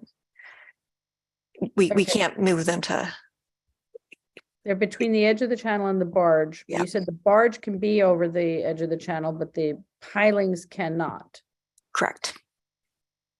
And so the pilings are past the barge. Correct. The pilings are on the edge of the barge. Okay. The barge, so there's not a floating dock. That's part of what makes it more accessible.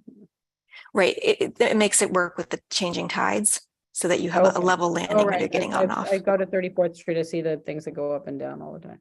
Sheila, I'm going to try to figure out how to send an image of what we're talking about and where the channel is. Okay, great. Thank you. That would be helpful. You should be able to just drop it in the chat, but if you can't, let me know. I use Teams, and so Zoom is a little foreign to me, but I will figure it out. You should be able to just drag it and put it in where you would type, but if you, or click the little page symbol. It needs to be a file, like make it a file, not just an image. Or a PNG, yep.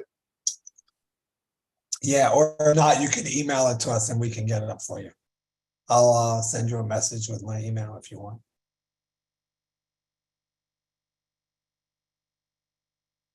I got it, but we can move on and I'll work on this while the next person asks. Okay. So I think that's everybody from the board.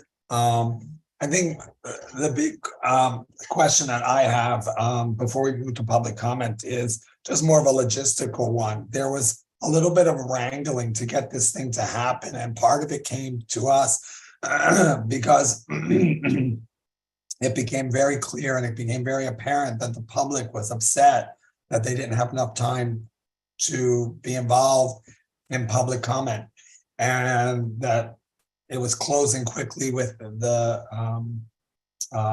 Army Corps of Engineers. And it was my recollection that at a transportation committee meeting back in June, they had asked you to come to the board and EDC never came. And then it's like coming down to the wire, and we kind of had to wrangle quickly to get this meeting in before the Army Corps. Can you speak to why the EDC did not come to the full board or contact us or reach out about this sooner or ever until we reached out to you? The council person's office did? Yeah, we came to the transportation committee as part of the process that we have to go through with permitting and with PDC. And we were also going to come back today, or not today, but this winter as well as another part of that process. We have to come at several stages of design. I think for most of the ferry projects, landings that we have built, we have gone to the Transportation Committee.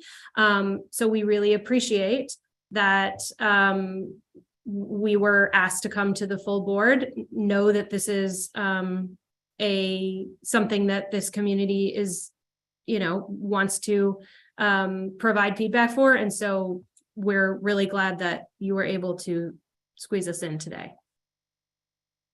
I just have to push back a little on that, because that meeting with the transportation was back in June. You're talking about meetings, us coming to the full board later in the winter. And that would have been after the Army Corps' public comment time would have ended. And it doesn't, and there's really no opportunity. This is one of the best opportunities for the community. And that's why we asked. That's why our process is almost always to have people come to the committee when they present first, and then the committee discusses, and then normally we'll go to the full board. In some rare instances, on some issues, they may make a recommendation to the full board, but since they did ask you to come, with the dates and the times and the deadlines, things don't add up, and it's unfortunate, and it makes me very concerned about the openness to the process from EDC's side. If I can just clarify a little bit on our timeline, then the public comment process versus our ongoing engagement. The USAC public comment process is related to the permitting, which is related to in-water construction overall. And that's not something that we manage. We submit an application to them, but they operate that public comment process. When we came to the community board in June, our idea was to come at points, at pinpoints during our design process, which is what we have more management over. And so, as we mentioned during this presentation, these types of conversations are still informing our design process, and that's still ongoing. Whereas, the public comment process is more for the permitting. Well, and just for clarification, I'll just point out that nobody from the EDC ever reached out to us about coming to the full board meeting until the very, very, very last minute, when the councilperson's office urged you to reach us. And I responded within less than 24 hours and said we were going to jam it into our agenda. Now we've got a whole board, going to have a really late meeting, which we're okay. We're up for that because we believe in our community and we want to represent. I just find it very disingenuous. And I think that in the future, and it makes me question a lot, because, if you were asked to come in June to the full board, we were off for 2 months. You could have arranged with us or reached out or made some attempt to meet with us in September or October or November, right? And it's just very disconcerting to me. You don't need the response that I just needed to get that out and ask questions why it didn't happen. People rely on the community board to have engagement and the full board, and you were made aware of the process, and it didn't happen. I'll leave it to my colleagues to decide how they feel about it. I am going to take a voice break because I have terrible laryngitis, as you can hear. I'm going to turn it over to my first vice chair. Mary, I apologize, but a question came up looking at the channel maps that she sent, because I've been looking at that while you were sharing a concern that I also share. May I ask it before you move on? Yeah, make it really quick, because I know people are going to be anxious to move on to the BSA. Yeah. Okay, because I'm looking at the channel maps, and I also pulled up the one from north of. Okay. And then we'll turn it over to Frank, my vice chair, first vice chair, who will take over the meeting for a little while for me. Great. So I'm looking north, and it looks like around the around Annabelle Basin, there is more space. So I just, even that would be something that'd be more accessible to the folks in Queensbridge, Dutch Kills, Court Square. So I just so folks know, I've looked at the channel maps, and you guys can take a look and correct me if I'm wrong, but I wanted to give you the opportunity to do that before we later then have our discussion. Thank you, Sheila. That near Annabelle Basin is near where the Long Island City landing is. And so, the scope of this project is not to remove both of those landings and build something, that's closer to there. So I think that is why that area was not considered.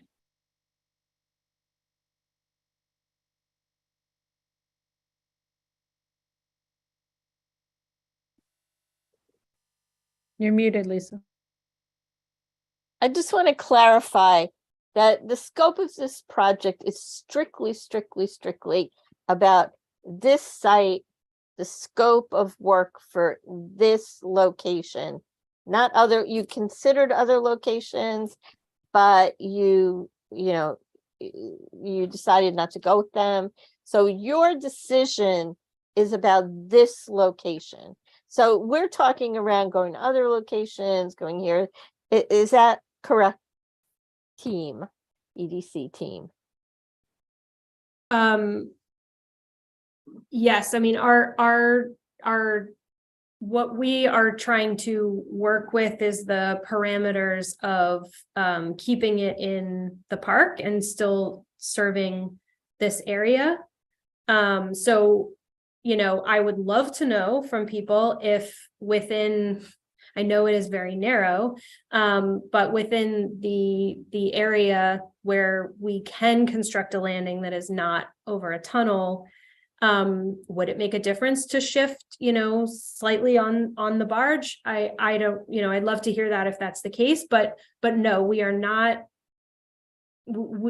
Part of this project, the scope is not to look at areas like Queensbridge or Newtown Creek. We did, think about the Newtown Creek and other parts of Hunters Point South Park. But for the reasons I listed earlier, we did not consider citing the location there because of the restrictions. So many of the comments here are really around the margins of this. Can you make the pier a little bit longer? Or can you have, how do you, how are you going to manage the queuing for this? I mean, the real issue is the park is overutilized. It was a great addition to this community, but we're trying to fit more and more people. We're building more and more buildings, and there'll be more and more interest for people coming to the park. And, this is just going to create another bottleneck. Not to say we don't love the ferry. Everybody loves the ferry, but it's going to just create a bottleneck that's not necessarily, I don't know. I mean, I know you have it funded, right? We do. It's Yes. funded, you have a location. So what do we have to contribute to this discussion? Because it seems like you have it all wrapped up already. And this is kind of like window dressing to come to the community, because it's not a real dialogue. This is kind of you're answering all the things that we want, but really not taking in the things that we do want. And so it's frustrating to listen to this back and forth, because it's not really a back and forth. It's just like our opportunity to pile on to you, but there's not a lot coming back to us. Like, we made this change, thank you. And is there an opportunity in a month or 3 weeks or whatever to hear back from you and to respond to all the reasons? Because all you're going to come back to do and say is this is why we couldn't do what you wanted us to do. So I can see why you didn't want to come to this meeting, because you don't have a lot of ability to negotiate anything. That's my opinion. And it's frustrating. Thank you, Lisa. And I hear your frustration. you know, I know that it feels like that there is not a lot to be done here. I would like, you know, I guess one thing that I would really like to know is, does, because we have, you know, we would love to talk about queuing and managing crowds. Like that is something that is absolutely accomplishable. If removing the canopy or lowering it or something is something that would make a difference to people to keep the landing here, we'd really love to know that. And, you know, also to your point, we would really love to know if no landing here is better for people, like if that is what a lot of, if most people are saying that, we would also love to know that as well. You know, I'm not saying that this goes a little bit above my pay grade here, but that is feedback that we would really like to know. So I hope that if there is anything that we can do to make this landing location or anywhere, you know, that is constructible work, we'd love to know what it would take to do that. And then, you know, it is pretty clear otherwise, if there is nothing that can be done, then that is a very important message for us as well. Thank you. All right, I'm gonna turn it over now. Oh, Carisha, did you have a question real quick? Carisha? I can pose it into a question, or I can wait till later, whatever you suggest for the agenda. Well, we want to move to public comment, but if you have a question, I want you to ask it so we know, unless if it's more of a statement, then it would be good to use in our discussion when we. Okay, I'll wait till later. Maury, we sound the same. I know, I was just gonna say that. Okay, I'll wait till later. Let's go to public comment. I know the members of public have been on waiting very patiently. So the first one up is Amelia. Amelia, are you on? Hi there. Yes, my name is Amelia DeCauden. I am the district leader for Assembly District 37, and I have the privilege of living at 5203 Center Boulevard, which is across the street from the ferry stop. I took the ferry last night twice. I take it usually once a week to go to work. And I'm really excited and grateful for the presentation here about how to expand the ferry slip. Yes, someone who enjoys the park. I've seen the renderings. I've seen alternate renderings, and I don't believe that in the stretch of like almost like half a mile long park that 2 ferry stops who won't even be there most of the time since they'll be traveling or docked in Brooklyn at night are really going to spoil the views that me and my fiance enjoy. And I also think that having more reliable service is really going to benefit people like me who use the ferry to commute and to get to other parts of the city. I had to wait 20 minutes for a ferry last night in the cold because the timing was off for one of the ferries. It left early before its scheduled posting, and I think that more reliable service will help avoid situations. I know you said that this wasn't going to be a change in service frequency, but I know that having a larger stop will probably enable that choice in the future. All that to say is that I'm really excited about this change, and I really hope that we can find a solution to it that makes everybody happy.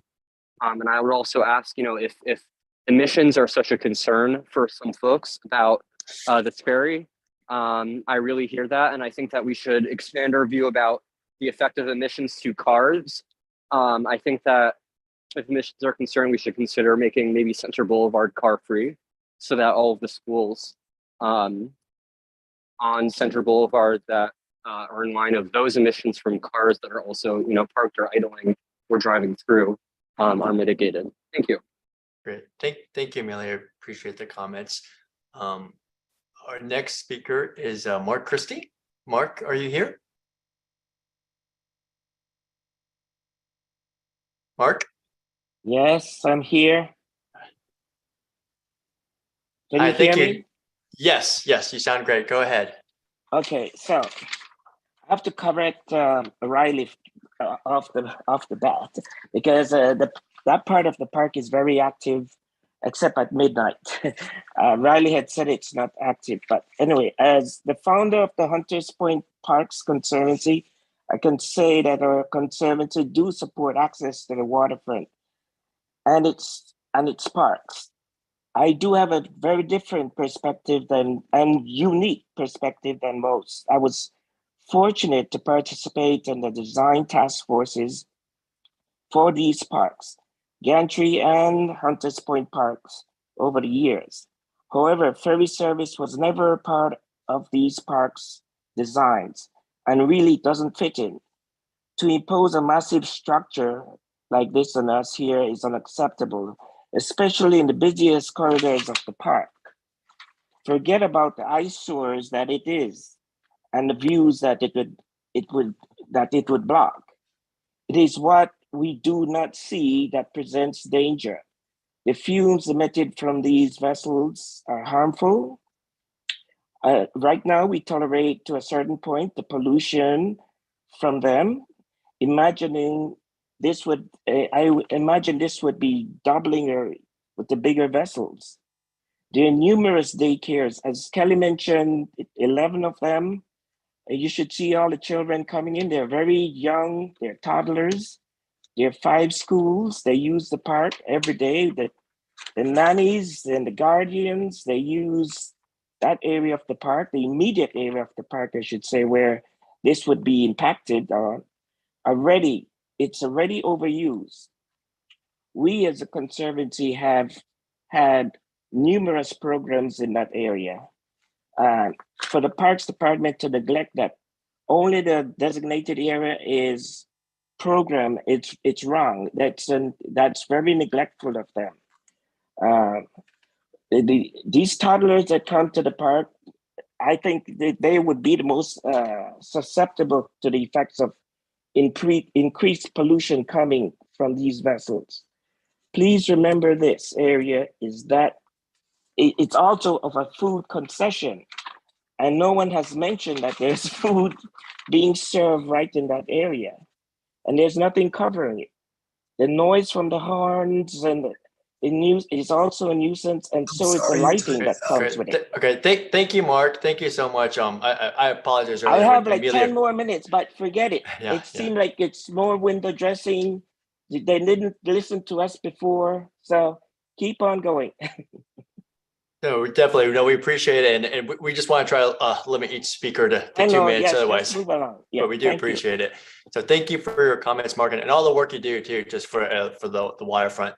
So our next speaker is Rebecca. And the speakers, if you guys want to share your cameras, it'd be great to see you. Maury will be setting up the 2-minute timer just so we could be respectful of everyone's time. But Rebecca, you're next if you're available. I am. Thank you so much. I'm not speaking to you tonight as a 14-year resident of Long Island City or a lifetime New Yorker. I'm not speaking to you as the mother of 2 children who have grown up using that park as their backyard. Instead, I'm speaking to you as a board member of the Hunters Point Parks Conservancy. And, you know, one of the most defining features of the waterfront is these views. And it's really a plan that was proposed without any community or stakeholder communication or input. We spoke to you about a month and a half ago and advocated for you to come to this meeting and asked about the timing of this, and we're very disappointed with that. Very grateful to Councilmember Juan for advocating for your participation in this. We do believe that the public, open, accessible green spaces are the single most important factor in the health and happiness of our community. We know that historically, access to the waterways of New York City has been extremely limited, and there remain few places to enjoy the rivers that surround our communities because of the locations of roads, industrial sites, and other infrastructure projects. The 2 parks that define the Hunters Point waterfront are one of the most appealing and unique features of the neighborhood. Because waterfront access remains an unfortunately rare feature in New York City, people visit from throughout Queens and from all over the city to enjoy the unbeatable views of the East River and the Manhattan skyline. 3 local schools are near the proposed project on Central Boulevard, and 1 has a contract to use the oval next to the proposed landing for recess and gym every day. The long promenade near the LIC landing is filled every summer evening by people photographing the sunset, enjoying the atmosphere, and relaxing in the park. The proposed ferry plan involves adding a 262-foot docking area directly in front of the park's main waterfront promenade, including adding a 90-foot barge, which would dock 2 86-foot ferry boats. Great. The plan is presented. Sorry, you're out of I time. apologize. We're wrapping up. Yeah. You should wrap up. Yep. Look, what I would just say is, I'm a New Yorker. Subway stops aren't within a third of a mile. I don't know why we need ferry stops to be within a third of a mile either. But that's Rebecca, not HPPC saying that. Great. Thank you so much, Rebecca. Thank you. Our next speaker is Barbara. Barbara, are you on? Barbara?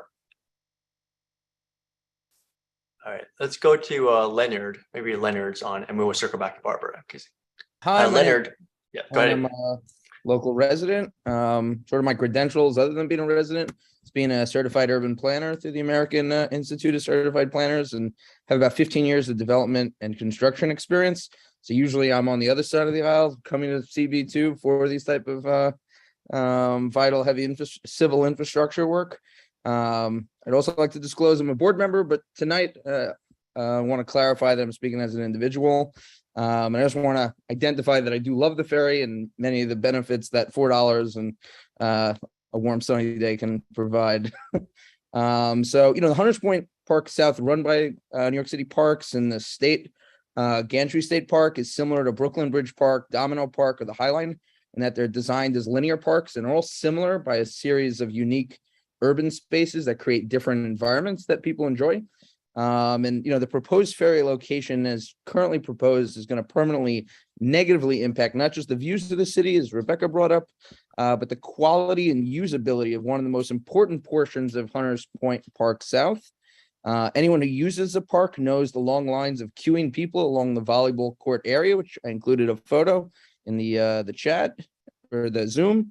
The proposed site will directly interfere with the portion of the park known as the Green that has been used as location for political rallies, Macy's 4th of July events, and is a focal point for the Hunters Point Park South park, as well as really just the community at large. Unlike the current location of the ferry location at Gantry State Park, which is really in between Annabelle Basin section and then the Pepsi Cola sign, where it's in between. Here it's really smack in the middle of sort of the most important section of the city park. So while I appreciate Ms. Das and Ms. Civitano's presentation and the updates they provided, given the original meeting they had with the Conservancy on November 4th, and recognizing the logistical Wrapping up challenges. too. Sorry. Yep. Go ahead. I remain unconvinced the current proposal as presented is the only viable option, and urge members of CB2 to oppose the current proposal as presented. Great. Thank you, Leonard. Thank you. Really appreciate it. Thank you for coming. Let's see. Our next speaker is Frank Ottamanelli. Frank, are you here? Frank is not here, although they make great burgers by the waterfront. Let's see. Let's loop back to Barbara. Barbara, are you here as well? Barbara? Okay, I think Barbara and Frank are not here. Was there anyone else that had interest in making a public comment? I know someone made it in chat, so they didn't sign up, but they might have interest.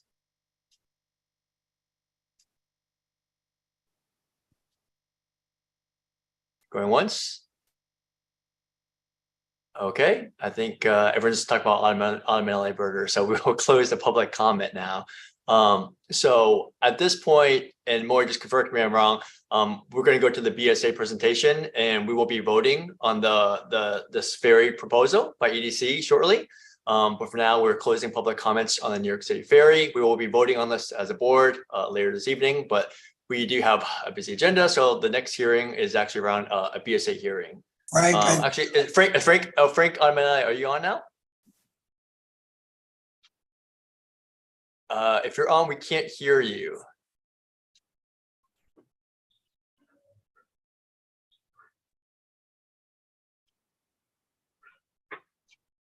is he a phone number? I don't know if he's on mute or. What phone number is he? We might be able to unmute him manually. Debbie or Is he Marianne, do you know what? phone 718 number or he was? 347? I Yeah, think it's *6 or #6. yeah, *6 here. *6. Don't know who it is.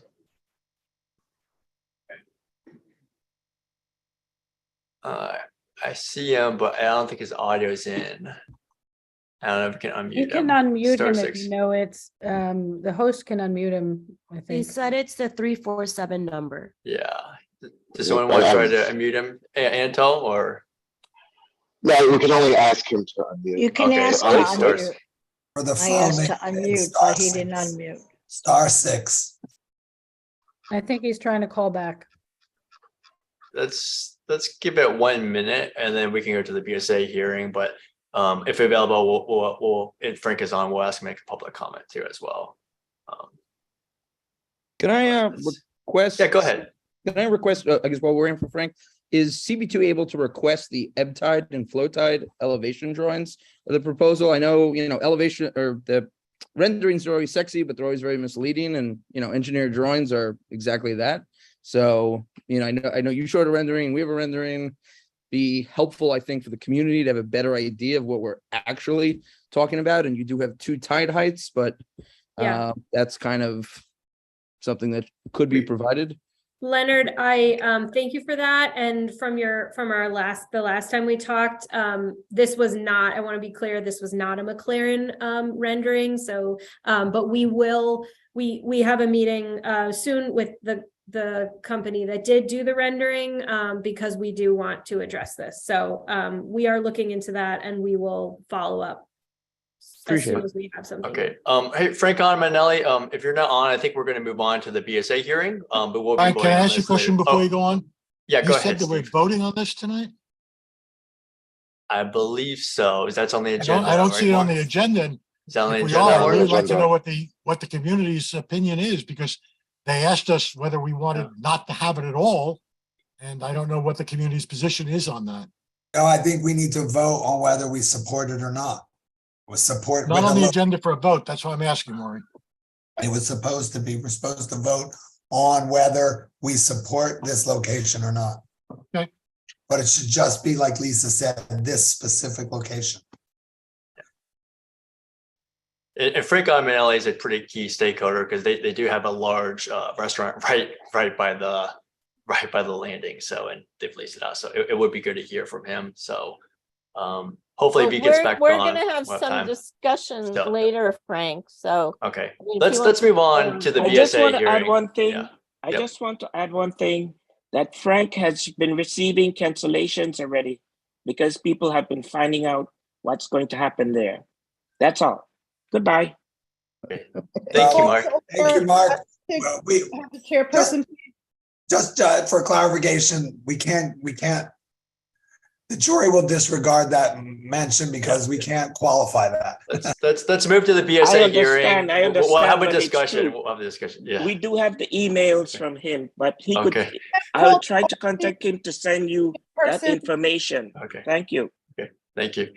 We're moving on to the BSA hearing. Is the BSA hearing on Queens Boulevard? Are the folks here? Yeah, Penny, you're here. okay, Penny good. Lee is with us. Great. Many of you probably remember Penny, because she used to be our Except that- planner. Except that I thought you were asking for the BSA hearing and I'm not the BSA hearing. Oh, I'm sorry. Oh, I don't think anybody's here from the BSA hearing. Is I'm somebody here from the BSA hearing. Oh, Yes, hello? Todd, I'm there we go. sorry. I I didn't am think you were here. here. That's I fine. apologize. All right. That's totally fine. I was just gonna skip right over you. All right. Everybody has ferries on the mind, so not an issue. Todd, do Um, you need privileges? Sure, just so I can share the site plan, so it'll give people an idea of where this is located. Sure, hang on 1 second. Okay, you have privileges now. Okay, let me try. I will share this, which is a copy of the site plan, which might help orient where this is for everybody. So this follows up a presentation and a meeting that I had with the Land Use Committee in October. I'll just give another quick presentation about what this application is and answer one question that was raised at that committee meeting, and then answer any questions that your board might have. But this is an application for an extension of term of a variance that was previously granted by the Board of Standard Appeals, permitting automobile repair and used car sales on a single lot in an R7X district with a C23 commercial overlay. You can see here from the site plan that this site is located at the intersection of Queens Boulevard and 68th Street. It has approximately 5,300 square feet. So it's a medium-sized corner lot. For those who may not be familiar with the area, this is known as AK Auto Repair and Precision Auto Sales. And then there's a gas station that's at this area here where I'm circling with the mouse on the other side of the Queens Boulevard frontage. Currently, it's developed with a single building. I'll show you here, there's a building right there, AK Auto Service Center. It's developed with just a single-story building that's 1,200 square feet that's located here on this northeast corner of the lot, and this is an open area. The used car sales portion of the lot is here, and this is the auto repair establishment here. And there is a fence separating the two uses, and there's also a fence surrounding the outside of this particular lot. To provide some history, this was originally granted by the BSA in 1958 under the previous calendar number, which was 63257BZ. And the BSA granted a variance to permit gasoline service station. So it was a gas station at one point with a car wash and then sales of accessory and minor repair. That grant was extended in 1973. And then in 1991, the BSA granted an amendment under the current calendar number 271-90-BZ that allowed an amendment of the use that eliminated the gasoline service station and changed the variance to permit motor vehicle repair with used car sales, which is the same use it is today. That grant in 1991 was extended in 2002 and most recently in 2011. And we are back before the BSA and your community board here in 2022, seeking to extend the term of the variance again. Historically, the board has extended it for 10-year terms, and we're going to be asking for that particular term. Just to clarify, there's like no statutory term. That's just the term is at the BSA's discretion. No changes to the operator or the operation are proposed. The current tenant is open 6 days a week, 8 to 5:30 Monday to Friday, and then 8 to 5 on Saturday, and they're closed on Sundays. There are no current Department of Buildings or Environmental Control Board violations issued to the site, and the signage of the site complies with the C2 zoning district regulations for signage, which was a condition of the prior BSA resolution. That's a quick presentation, and I just want to answer one quick question that was a suggestion. Hello. A moment of discussion at the prior land use committee meeting. There was a question about a charging station and the type of operation that they did and whether they worked with any electric vehicles. I would just tell you now that the property owner reached out to the tenant, and they don't do any repair work for electrical vehicles. It's just standard gasoline vehicles. And with respect to the idea of a charging station at the site, it's just not going to be feasible to provide something like that for two reasons. One, it's already a fairly small site for the operations that are there, and the dedication of one space to a car would limit the number of cars that could sell or repair and affect some of the maneuverability. But more importantly, since they're only open 6 days a week with limited hours, the concern is that if they had a charging station there and the public came in to charge, they wouldn't want to run into the issues of the responsibility of someone having their car there and them not being able to find it, and then having to lock the site up overnight, and then someone coming to get their car and the site is locked. And it just runs into a difficulty since it's not a 24/7 accessible site. It just doesn't really make it feasible to offer the public charging space. That said, if the community board worked with the city, I don't know what the policy is for these charging stations. I know where I live, they've got these charging stations that are on the street parking. If the city wanted to have a street charging station near there or near the gas station that's there on the corner, this property owner wouldn't object to that at all. So that's my quick presentation. I just wanted to answer that one question that was raised in committee, and I'm going to stop sharing now, and then I'm happy to answer any questions that anybody has about the site. Hello. Hello. Yes, hi, Frank Amahelli. If that's you, just hold on a second. We're discussing a BSA hearing. Let's talk about the BSA first, and then we're going to loop back to you around the ferry. So thank you. Thank you. Thank you. Laura, go ahead. See your hand up. Sure. So my question is, at the October 19th Land Use Committee, according to the minutes, the committee informed you that parking vehicles on the sidewalk is a major concern in our community. Can I ask why the site operator continued to do this throughout November? I will tell you this, that when that was raised by the committee, we reached out to, my contact is primarily with the owner who speaks to the tenant, and he reached out to the tenant, informed him that that was an issue. It's also a condition of the resolution. After the committee meeting, I've driven by the site twice, and I can say, I'm not disputing that it's happened, but the 2 times that I drove by in November, I didn't see any cars on the site. The tenant's been informed, and the operations take place. So if there have been cars parked there, we'll reach out again, but I haven't seen any. And I would just ask, whether these cars are. The short answer is we agree with you to that condition, and we'd agree to any condition in your resolution or any condition going forward, the board resolution. We're aware of it. The property owner is aware of it. We've made the tenant aware of it. And we'll continue to stay on that, to make sure that it doesn't continue to be an issue. Okay, I've been up and down there several times. I've seen cars on the sidewalk multiple times. The owner or whoever's personal vehicle that was appeared to be aware that it was illegal, did not care. Pedestrians were forced to squeeze by, and that car has 55 violations, including 10 speed camera violations. Why should we allow this to continue? I would say, first of all, I'd want to make sure, I'm not disputing that there's a car issue there. I don't know if it's affiliated with the business or what their relationship is with the business. I will again reach out to the owner and the tenant or the owner to speak to the tenant to make sure that there's no issue there. But I don't know, as I said, I haven't seen this vehicle. I'll go to the site again myself. We'll reach out to the property owner. But the short answer is we agree that this should not be a situation that's continuing, and we'll do what we can to stop that. So Todd, do you have a date yet for the BSA hearing? There has not been a hearing date assigned as of yet. Based on the current assignments of date at the BSA, I would not anticipate we'd have a hearing date before January, because there's only one hearing, I think, set on the BSA calendar in December. Right.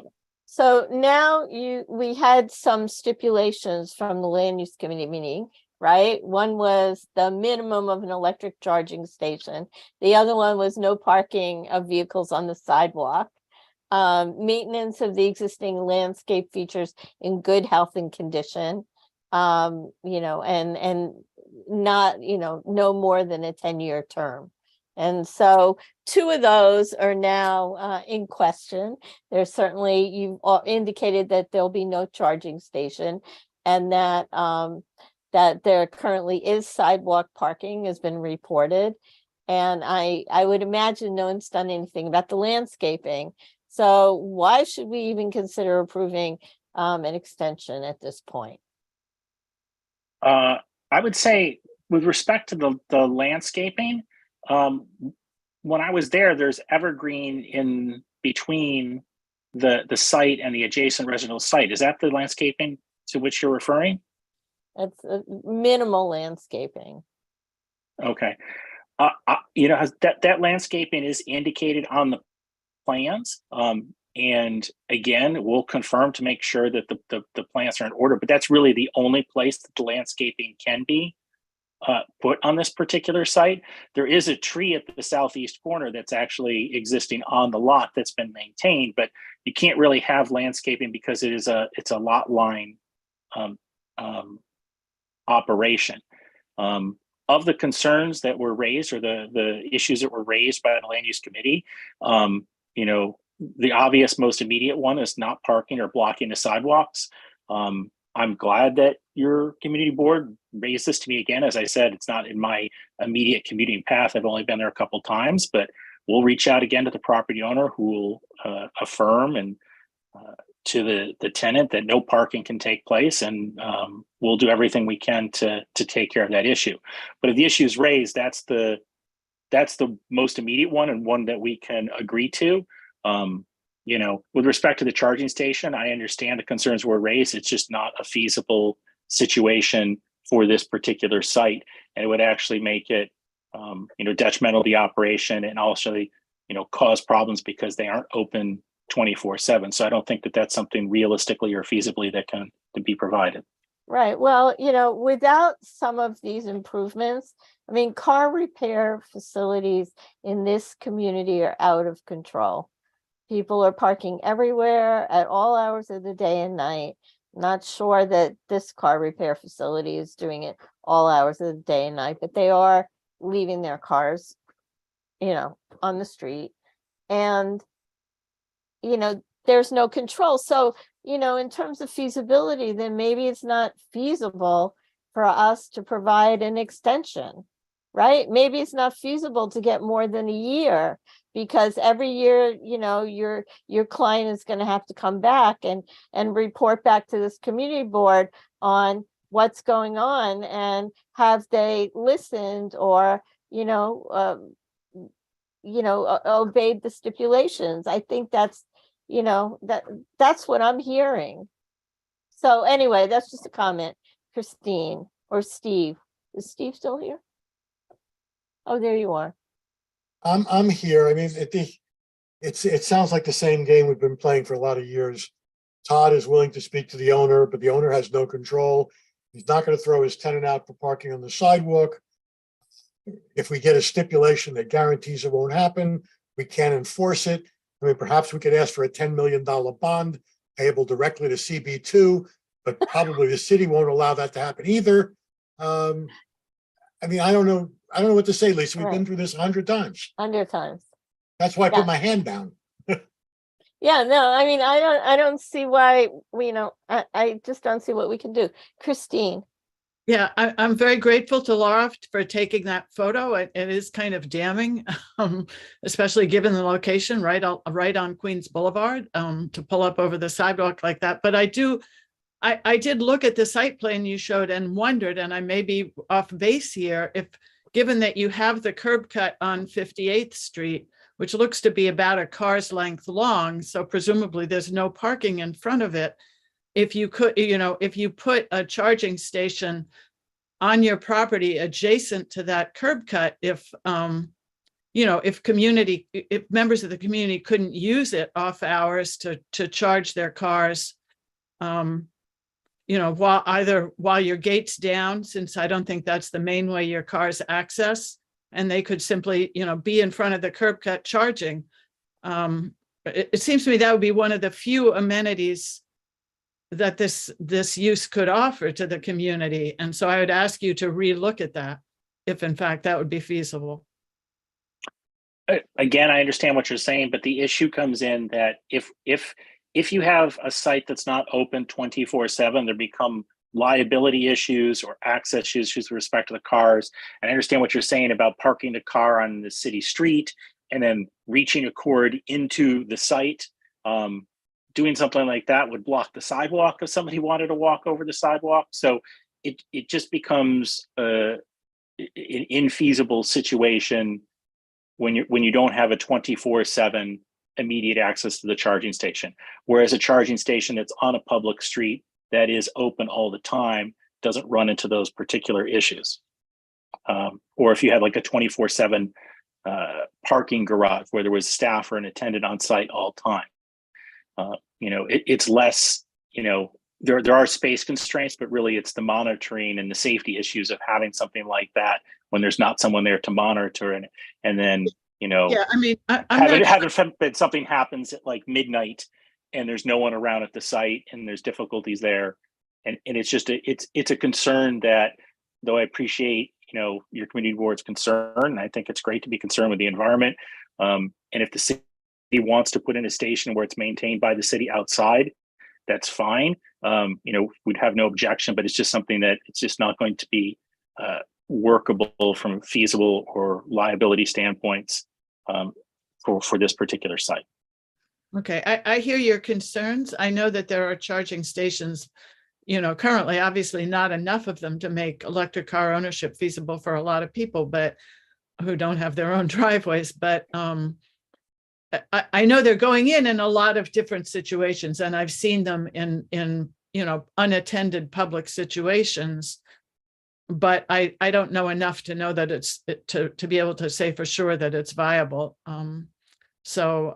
Anyway, thank you for your presentation. Sure. Any other questions or comments? If not, we'll move on. Okay, Frank, I'll hand it back to you. Okay. Can you hear me now? Yeah. Oh, that's the other Frank. Hi, Frank. Do we want to, since it's still fresh in the mind, do we want us to go Frank on Melee? Yeah. Go ahead. You can make your public comment. I apologize. I apologize. I'll be brief. You know, I share a lot of concerns of a lot of the people who spoke prior to myself and of opposition to the new ferry station. And I just want to say briefly, when we bid on the Hunters Point South Park and we did win the concession bid, we were very, very mindful of the community and what the community likes, what the community wanted out of us. And the biggest thing is we want to know how we can make the biggest contribution to this community. At the end of the day, we want to be looked upon as we did the right thing in the Long Island City community. We're honored that the New York City Parks Department entrusted us with the Hunters Point South Park. You know, not only do we operate the concession, but we have 3,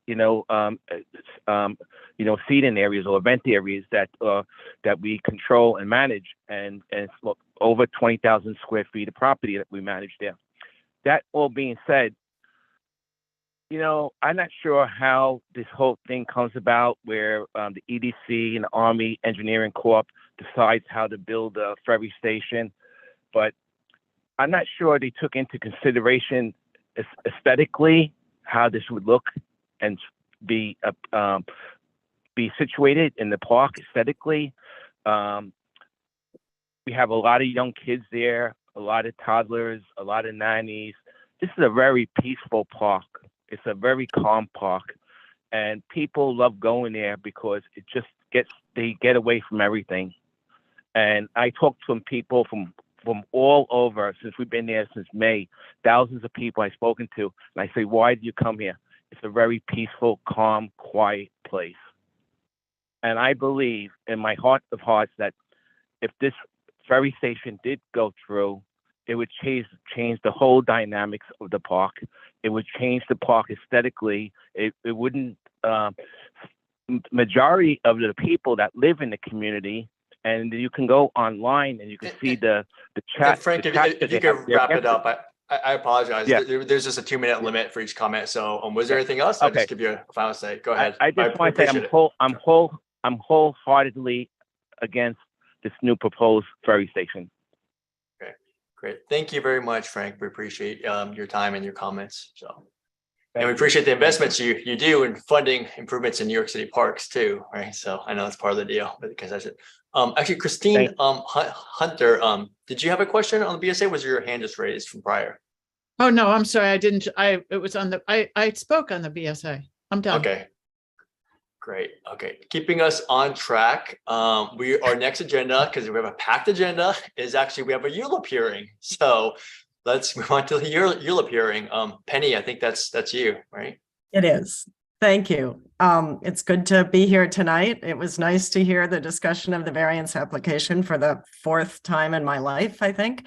Anyway, my name is Penny Lee. I'm a planner working with Dynamic Star, a real estate company.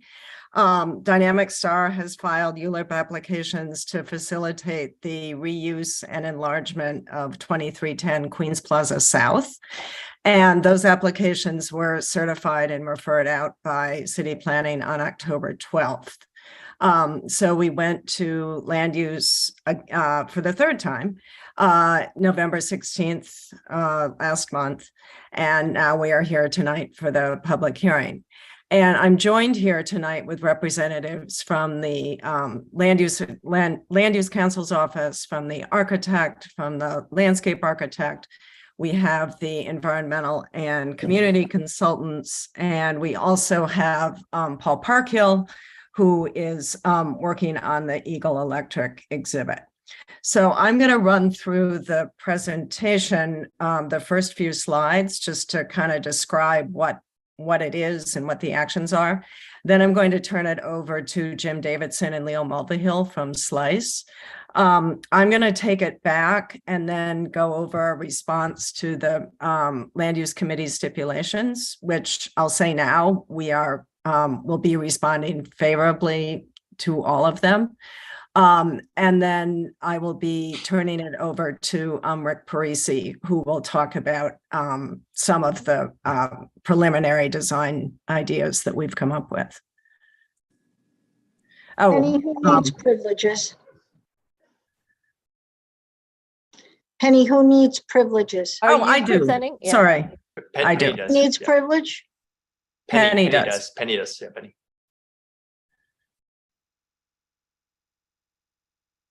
Okay, Penny, you have privileges. Okay, thanks, Deb. You're welcome. Here we go. So this is just showing rendering of the building. The goal is to, or not the goal, but the plan is to keep the existing Eagle Electric building.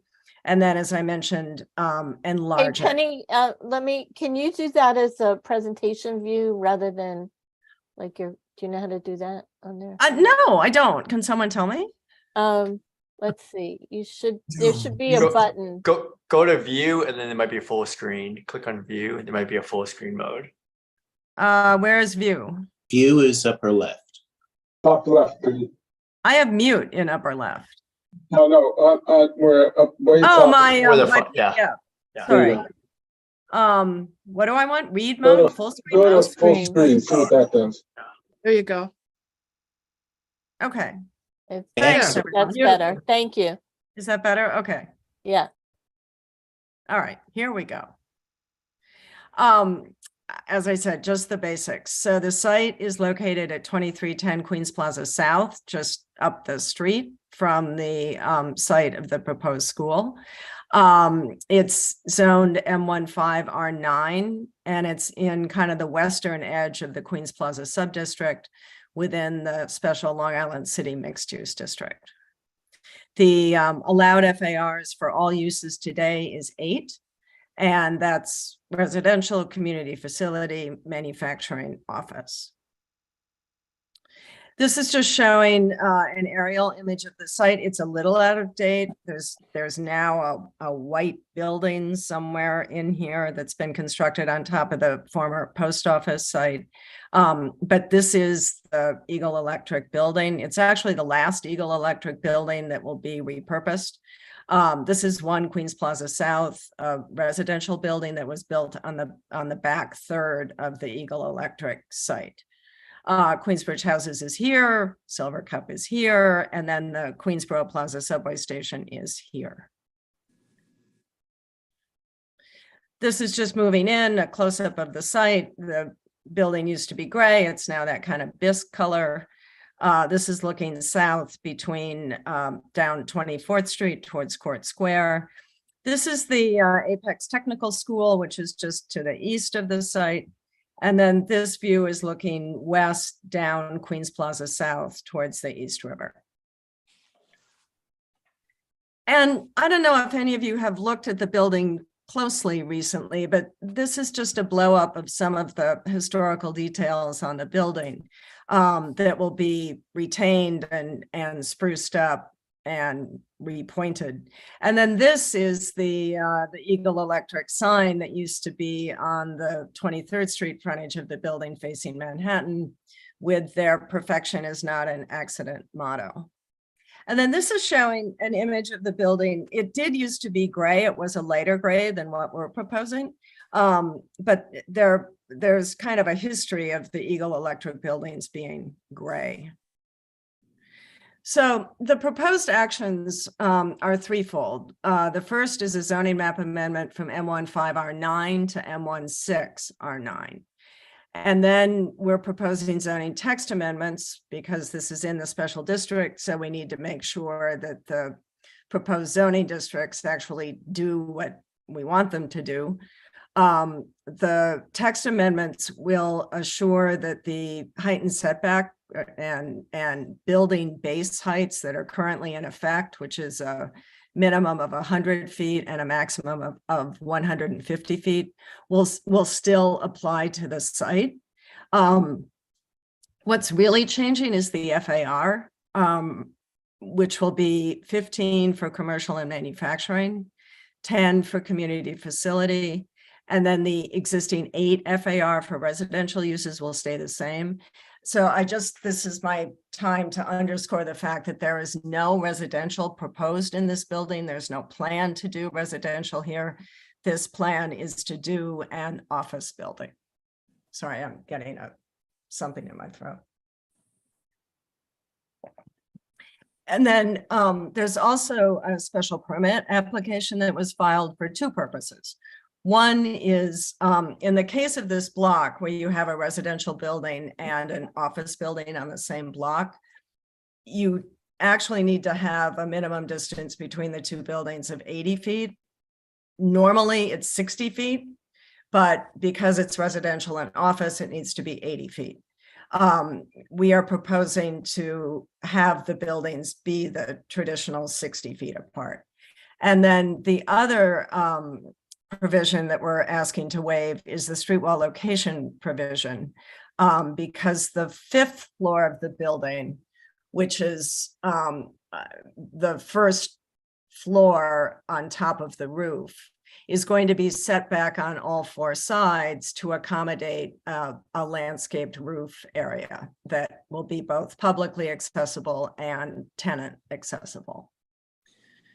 And so this is just mainly for your reference, and I will email this or figure out how to put it in the chat. Probably not. I will probably just need to email this. But I just wanted you to be able to have the kind of basic facts about the site.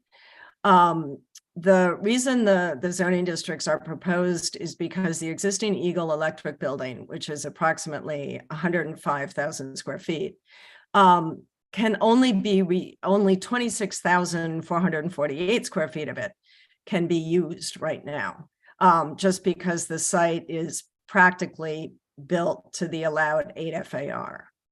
And in order to use that 26,448 square feet, basically the top 3 stories of the building would have to be demolished. So the Eagle Electric building, as we know it today, just wouldn't be able to be, it would just be demolished. So the proposal here is to rezone the site and allow the entirety of the loft building to be reused for office purpose and ground floor retail, and then to allow an enlargement of approximately 217,000 square feet that would also be used for office space. So the total proposed development would be 321,449 square feet. If you take that and you divide it by 200 square feet, which is kind of a rough square footage number per employee, you get approximately 1,600 jobs. We know that the work environment is significantly more different than it used to be. So you could probably cram many more people into that building, given the way office layouts are these days. but this is kind of a typical rule of thumb for environmental purposes. It's either 200 or 250 square feet per employee. And then the building height will be 389 feet, 8 inches.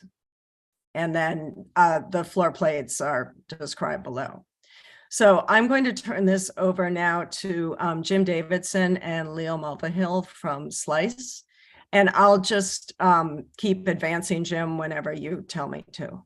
That's a great idea, Penny. If you could be my eyes on the screen. My name is Jim Davidson. I'm a planning and design partner at SLCE Architects, and I'm joined by Leo Mulvihill, who's been very instrumental in assisting and designing with me this building. This project has been evolving over many years prior to the COVID experience that we've had. But even at the inception of our development, there has been a trend towards a reimagining of what an office building would be in terms of providing a lot of outdoor space, landscape space, having a higher quality of air purification and other components for wellness, which have been more and more looked for within the commercial office building market. I think perhaps what would be a good idea first, Penny, is to start on that first image that we have on the introduction cover sheet. So if you could just go back a bit. So this, thank you. So this rendering overview gives you a very good impression of what we're trying to do. We're trying to restore the Eagle Electric warehouse building and reuse it for office space. And we're very much interested in activating all of the facades that front all of the streets. Presently, there are new uses fronting the streets. It's very barren.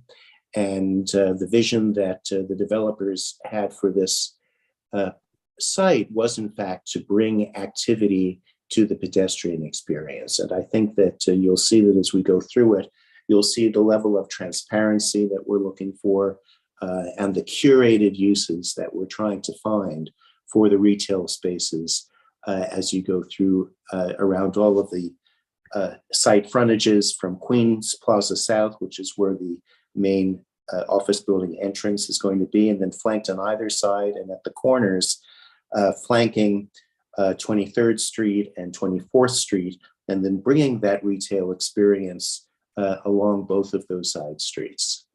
The massing that you see here is very much a response to the recognition of the height and scale of the Eagle Electric building, and the present expansive roof that is presently the main roof of the Eagle Electric building is in fact envisioned as being publicly accessible as well as office accessible, with covered open space, as well as space that's open to the sky between the residential building and the office building, which you could see wedged between the office building and the back of the residential building.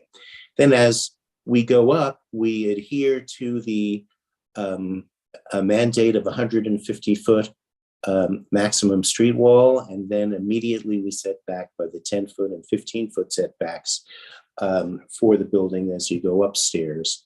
And then higher up, we taper further back to allow for more open views for the residential building just to the south. And you could see that tapering occurring just to the left of where Penny's cursor is. Then on the main roof, that is also going to be a landscaped open space and recreation space for our office users, as well as the intermediate spaces that you see, which define each of these blocks. And that's actually how it's imagined, that each of these blocks will take a different shape. And then you'll have this, recessed belt that allows for open space to be accessed by the office users. So now, Penny, I think what we'll do is go back to the section. here, and you could visualize where the section is. We have the mandated street wall that goes up to 150 feet, and then the mandated setback that you see, and then the isometric sketch that you see to the right shows how the building tapers back. Totally elective in terms of setting back towards the rear, but that provides for open space for the residents. And all of this was part of the discussions that we had with the present owner of that residential building. And just to reiterate, the total site is 15 FAR. The residential building comprises 8 FAR of the total site, with the balance of 7 FAR for both the existing Eagle Electric warehouse building and the new construction that goes up. And you can envision that what we're going to be doing is to be extending new columns through the Eagle Electric building to support the new portion of the office building up above. On the next page, we are showing graphically our latest ideas of how the ground floor and lower level are going to be utilized. And what's interesting about the site is that from the northeast to the southwest, there's actually a grade change of approximately 10 feet. So where we're locating the community space that you see in the butterscotch color to the lower left, we actually have clear story windows that go up the street facades. And you can see that in plan, on the previous plan. Right, where you could see it in section over here, but you could also see that there are these open windows on the left. So that actually gives you a sense that there's going to be clear story light, and we're going to be increasing the height of that to get light into those lower levels. We're envisioning some kind of retail use that is upsheet, that could be local produce oriented or local crafts oriented. And the developer is presently trying to imagine the multiple uses that you could have for affordability and marketability for that space, bring more people in. The balance of the cellar is going to be dedicated to a health club for the office users. And you could see that the gray area to the upper right is basically the mechanical component that's going to be needed to support the existing building and the future construction. Actually, if I could just interrupt for a minute, I think it's Sure. less of a health club and more of just a tenant, an Yes. accessory gym and basketball court. Right, thanks for clarifying that. It is Sure. not a health club. It is accessory use for the office occupants. The plan to the right shows the extensive amount of retail that we're going to be having flanking either side of the office lobby, which is roughly in the middle of the building.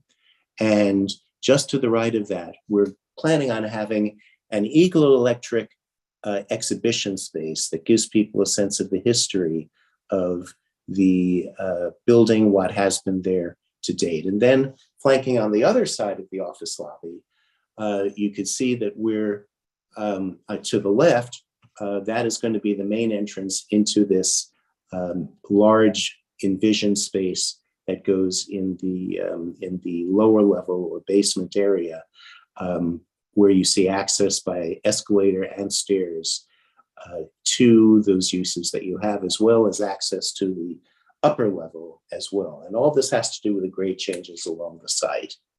Then we have a potential restaurant located on the opposite end, fronting 23rd Street, as well as 24th, right, 24th Street. And then another retail component. All of this has to do with the grade changes that are experienced along that street. And you could see that we go from 20.8 feet down to 17.4 feet. And that loading dock that you see there is in fact served by a curb cut that presently exists. And that is in fact where the loading had originally existed. The next plan, and we'll zoom out a little bit there, you can see that we have the section that is cut through that community space, which we're locating a 2 bathrooms and an elevator lift in plan. You can see that right above. And you can see the trellis outboard with the subway up above. So it's a very interesting part of the site. And the image to the right shows our anticipated activation of that facade. The next sheet shows another image of what the base of the building is going to look like in terms of the activation of the retail flanking either side of the office building lobby. And we are very interested in retaining all of the deco details and industrial deco details of the existing facade. So we're going to be restoring the facade. We're going to be replicating the multiple paned fenestration, which becomes a theme for the rest of the office building up above. So we won't have large panes of glass. We're going to be revisiting this machine aesthetic of the smaller panes of glass, picking up from that motif and applying that to the rest of the building upstairs. The next sheet shows the 2nd through 4th floor of the existing Eagle Electric building. And you can see that we're planning on having new steel columns that are threaded through the existing overbuilt floor plates down to the cellar to support the building above. And then the 5th floor, you'll see that this is the setback component that you see, that amount of air that separates the main roof of Eagle Electric from the ceiling of the 6th floor up above. And we intend to have this space accessible to the public and to be served by the tenants, as well as providing for a restaurant and outdoor space, both covered outdoor space and outdoor space that's open to the sky. And our landscape architect has additional drawings to present after my presentation to show how we're envisioning the uses of those spaces. Moving up the building, you'll see how, on the next page, you'll see how the building starts tapering back. And this is the new construction that you see at the 6th floor and up through the 9th floor, which maxes out our allowable street wall at 150 feet. And then we set back by the mandated 10 and 15 foot setbacks for the rest of the building as we go up. The next page shows you how the building further tapers. And then at the 17th floor, we have a setback with additional outdoor space that's covered but open on all four sides. And then up above, we have our 18th through 25th floor. And then finally at the 26th floor, we have a shared meeting space indoors and an outdoor amenity for the entire office users. And this floor, of course, is served by the elevators and service elevators, as well as bathrooms for that level. So we're envisioning that that the office users will have a unique experience that cannot be found readily in Manhattan, and is a draw and points to a new approach to office use, not only beyond Manhattan, but certainly in Long Island City. Now, the next page, which I think this is Penny me. can address. Yeah, I think Penny, you could address this. This basically shows the responses that we have from our land use meeting of a week ago. And Penny, I'll let you go through this. Okay, thanks. And I just want to underscore that the conversation that we started at last month's land use committee is going to continue. We have some initial ideas here for where the public open space would go on the roof, but clearly we'll want your input as to what that open space, how the open space is designed. We want to continue talking about the mesh, New York City mesh program, the bike parking, et cetera, et cetera. So I hope that you'll have us back to your land use committee, going forward. So this is a summary of the stipulations that was sent to me by Matt Vigiano after the land use committee meeting. So I'll start with the mesh Wi-Fi network. And I had a follow-up conversation with them right before Thanksgiving, and they sent a proposal. They sent a proposal that they had done for a prior building.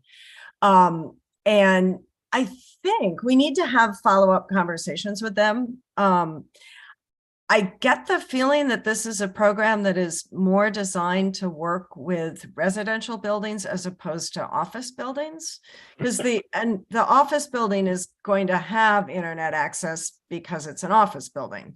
And everybody will have free access to the internet because they'll be working. So I just need to have a better understanding. Brad and I need to talk to them about how this program actually works with a commercial building. Penny, can I mention something real quick? Yeah. This is Maury. And I just wanted to mention, they do commercial buildings and it's not necessarily to provide the access to the tenants, but being a hub in the area so other folks in the area would be able to hop on it. Okay, cool. That's what wasn't clear. Yeah. Yeah. Okay. Thank you for clarifying that. And like I said, he called me like right before Thanksgiving when I was out on a walk. So it wasn't like the best. I couldn't take notes. It wasn't like the best time. So anyway, we will follow up with him next week. Awesome. Thanks. Yeah. Okay. So then bike parking. The New York City zoning resolution, as I think you all know, requires indoor bicycle parking. So for this particular building, a total of 43 bike parking spaces are required. And we were originally proposing 60. In response to comments at land use, it was suggested that we also include bicycle parking for e-bikes and scooters. So we went back and took a look at it and consulted with Sam Schwartz, our traffic planning consultant, who suggested a ratio of 60, 40, 75, 25, somewhere in there would probably in favor of e-bike parking spaces versus traditional bike parking spaces would probably be a better fit. So we're proposing 39 e-bike parking spaces and 23 traditional bike parking spaces. And I've been struggling with what word to use to describe, the bike that we all grew up riding before bikes came with batteries. So when I say traditional, it's basically a non-battery bike. So the proposal here is to have 62 total bike parking spaces, and then we'll just have a whole bunch of outlets for scooters. And we want your input if you think that's the right ratio. I think we're all just kind of struggling to figure this out as we go.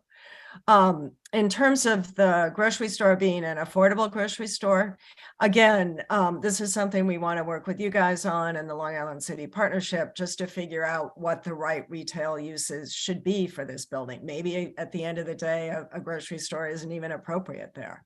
But whatever the answer is, we want to work with you to come up with the appropriate type of business that will go there. And then there were a few stipulations related to the community room, and we totally agree. The community space is intended for use by the community. So it will be managed and maintained and controlled, I guess, for lack of a better word, by Dynamic Star, but it will be programmed and curated, for lack of a better term, with you guys. So, we want to work with you as to how you want to use it. And there is, as Jim pointed out during his discussion of the building, there are bathrooms within the community space. And then in terms of the rooftop access for the public, we agree. We found a space that we think you'll like. It's open to the sky. It's kind of a tricky roof because, as Jim pointed out, a pretty good percentage of the roof is actually going to be covered by the, enlargement of the building. But there is space at the southern end that abuts the apartment building that is open to the sky. So, and there will also be access to the public restroom. So with that, I'm going to turn this over to Rick Parisi from MPFP, the landscape architect, and he can now describe how the public access and public open space. Yeah, so before Rick goes, there are a lot of questions, and I want to let you folks finish your presentation, and then we'll just, start a conversation. So for those of you who have your hand up, just stay patient for a few minutes. Thanks. And this is the tail end of it, and good evening, guys. Rick Parisi, MPFP, Landscape Architects. And I'm sorry. Can I interrupt just a moment? It would be great if anyone who is speaking turns on their camera. It would be very helpful. Unless it's impossible. You can see me, right, Maury? Yeah, we can see you. You're muted. I can't see. I'll scroll through. Sorry. Yeah. Okay. So Rick Parisi, MPFP, Landscape Architects. Nice to see you guys. We haven't, as Jim mentioned and Penny mentioned, we're just starting to dive into how this open space and how this fifth floor works. And what we wanted to do tonight was show you, how Jim has envisioned this building being, rather fluid, even though we have these, pretty significant grade changes wrapping around the block. It's like 4 or 5 feet of grade change. So what we're showing here in this diagram is in blue is public access. And so we're going to go through all the levels and show you how the public access works and how you get to that fifth floor, how you actually get from Queens Plaza South in the corner of 23rd, where the elevated line is, how you get into that lobby he described, how you can drop down into what we call the lower ground floor, which is where the market is, right? And how once you're in that floor, you can come across a core, get into the elevator and go up to the fifth floor, or how you can go from the 24th Street corner over here on the right, go through a corridor, through the retail corridor to an elevator to get to the fifth floor. Now, as Penny mentioned, it's not simple. So we want your input on that, but we want to show you where we think that, most optimum place for the open space, the public open space is. And we want to show you how that interacts with the future restaurant and the outdoor dining that would be up there. And that would be adjacent to the open space that's, for the portion of the office. And if you go to the next one, Penny, please. Oh, yeah, I'm sorry. Yeah, I have no controls. I know. Sorry. So again, the light blue is that access corridor. You came up from this elevator from the ground floor right there. You come through this access corridor. The salmon color and red color is the restaurant. There's outdoor dining with the restaurant, right? The public open space is in the southern portion. It's about 2,100 square feet here. It's adjacent to the tenant open to the sky open space, which is around 3,300 square feet. Now that black dashed line is actually the building above, okay? So this purple color is the accessory tenant open space that's covered. And that's 6,800 square feet. So we don't want to put the public open space under there. We think the public open space is most importantly, open to the sky and on this side away from the L over here, right? So we think this is, it's like a bubble diagram of how we think it should function. And we're going to dive into this in our design studies next. And if you go one more drawing, Penny. So now we're down at the what we call the lower ground floor. So the community space is in blue. That elevator corridor that I showed you that came from 24th Street is up there next to the mechanical. And you can come down, from 24th, drop down into this corridor, come through here, get into the market, which is retail 5. You can actually go through the market, come back up, and come out on Queens Plaza South and 23rd Street. So the way Jim has designed these spaces is they're pretty fluid, and we do have this public access core, which if you put all those layers on top of each other, you'll see that this blue core connects, to get you from 24th Street to the 5th floor, and then down to the lower level, and then back out on 23rd, if you would like to do that, and the market's down here. So what's interesting as well, if I could just add one more component. There is going to be a very clear connection between the elevators, the escalators that you see within that retail space. Yeah, would you be able to turn on the elevator that you see to the right? There is actually going to be the latest vision we have is that within that. Jim, the chair is asking for you to please turn your camera on. Oh, thank you. Yeah, we haven't seen you at all, Jim. Here I am. Do you see me? Yes. How's the lighting? The lighting is great. So the latest concept that we have for this retail space is that for this market is in fact just that. And if you could recall the experience of maybe a Chelsea market, it would be an open space that has these concessions and very clearly defined walkways that are between the concessions. So it's very much like a European market that you would see in a covered a warehouse kind of environment. And we are now working on the size of those concessions and how they would be located within this sort of inner street pedestrian walkway kind of approach. So we're actually thinking of linking very clearly as people go through this space, a very clear link between the entrance, which is off a half a level above at Queens Plaza South, and then tying in to that blue walkway corridor and elevator that connects to the open space, publicly accessible open space on the 5th floor.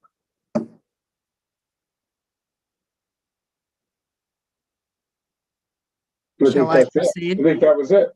Yes, Okay. that's it. Okay. So I just wanted, the last thing I want to touch on before I turn this over to Brad Zaxon, the principal from Dynamic Star, is the sign.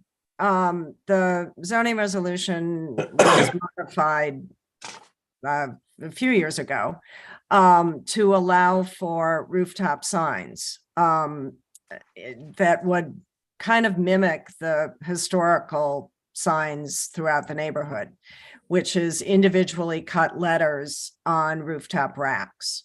So the maximum dimensions of the sign are 150 feet wide and 45 feet tall. So there is an opportunity. I mean, we've shown it here facing Manhattan, the way the Eagle building used to be, the Eagle sign used to be. So there will be an opportunity and the potential for a new sign on the building. So Brad, I want to turn this over to you because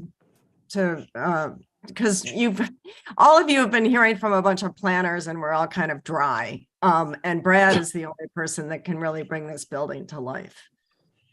Thank you, Penny. So, one, I just wanted to go over the thoughts of the building and the excitement that we have to be designing the first and healthiest new building in New York, and clearly in the outer boroughs, that's been designed post-COVID to not only be well certified and healthy, but a new added part to the community with a office building, bringing tenants from, we hope, from the nation somewhere to get a great tenant here. The building's going to be one of the newest buildings post-COVID. It's a different building with smaller footplates, focusing on more smaller companies with lesser space needs and more common space. There'll be a full floor of a conference space, a lot of outdoor space on the 5th floor, the basement recreation, and the building's programming will be programmed to be a building that has got events going on and bring employees to work. It'll be an event driven building. And I think we discussed the outdoor space, and one of I think the ideas that Jim was discussing is something that came out of the Long Island City Partnership, that when we was going through the retail and realizing that small tenancies could be a real interesting place. And so we are taking the larger space we have and creating small 300 to 500 square foot tenants. We want to work with the local community and come up with local entrepreneurs that have ideas and businesses that would fit these sizes from the community, but we are going to give them percentage leases. So we're really looking for tenants that have talent and have an idea, and we want to kind of incubate the start of that. And I think we talked about connecting this space to some more outdoor space on the roof that would be public. So I think we are onto an exciting concept with our retail, and hopefully we will be bringing in the new life of tenants that get their employees to come back to work because the building is fun. Brad, can you elaborate a little bit on the well building qualifications of this building? Sure. Well, the main issue is we'll start with the HV system and how the building cleans and transfers clean air. A typical office building that was built prior to this, brand new, only flushed its air twice a day. So that meant that only twice a day, if you're in that building, if you remember at 4 o'clock, everyone falls asleep a little. That's because there's lack of oxygen and transferring the oxygen. A Wells building cleans the air every 2 hours, and also cleans the air with UPH. So the air is clean of germs as it's cycling. Our building particularly will have open windows, so there'll be fresh air all day long. And that's just from the health point of view, but then it goes into a whole management, how the building is run. You have to have on the first floor an area to test and check. There's a lot of different things that run the building healthy. And that would, it would take me probably an hour and get Penny to help me to give you all that. But we could put together a list of all the requirements.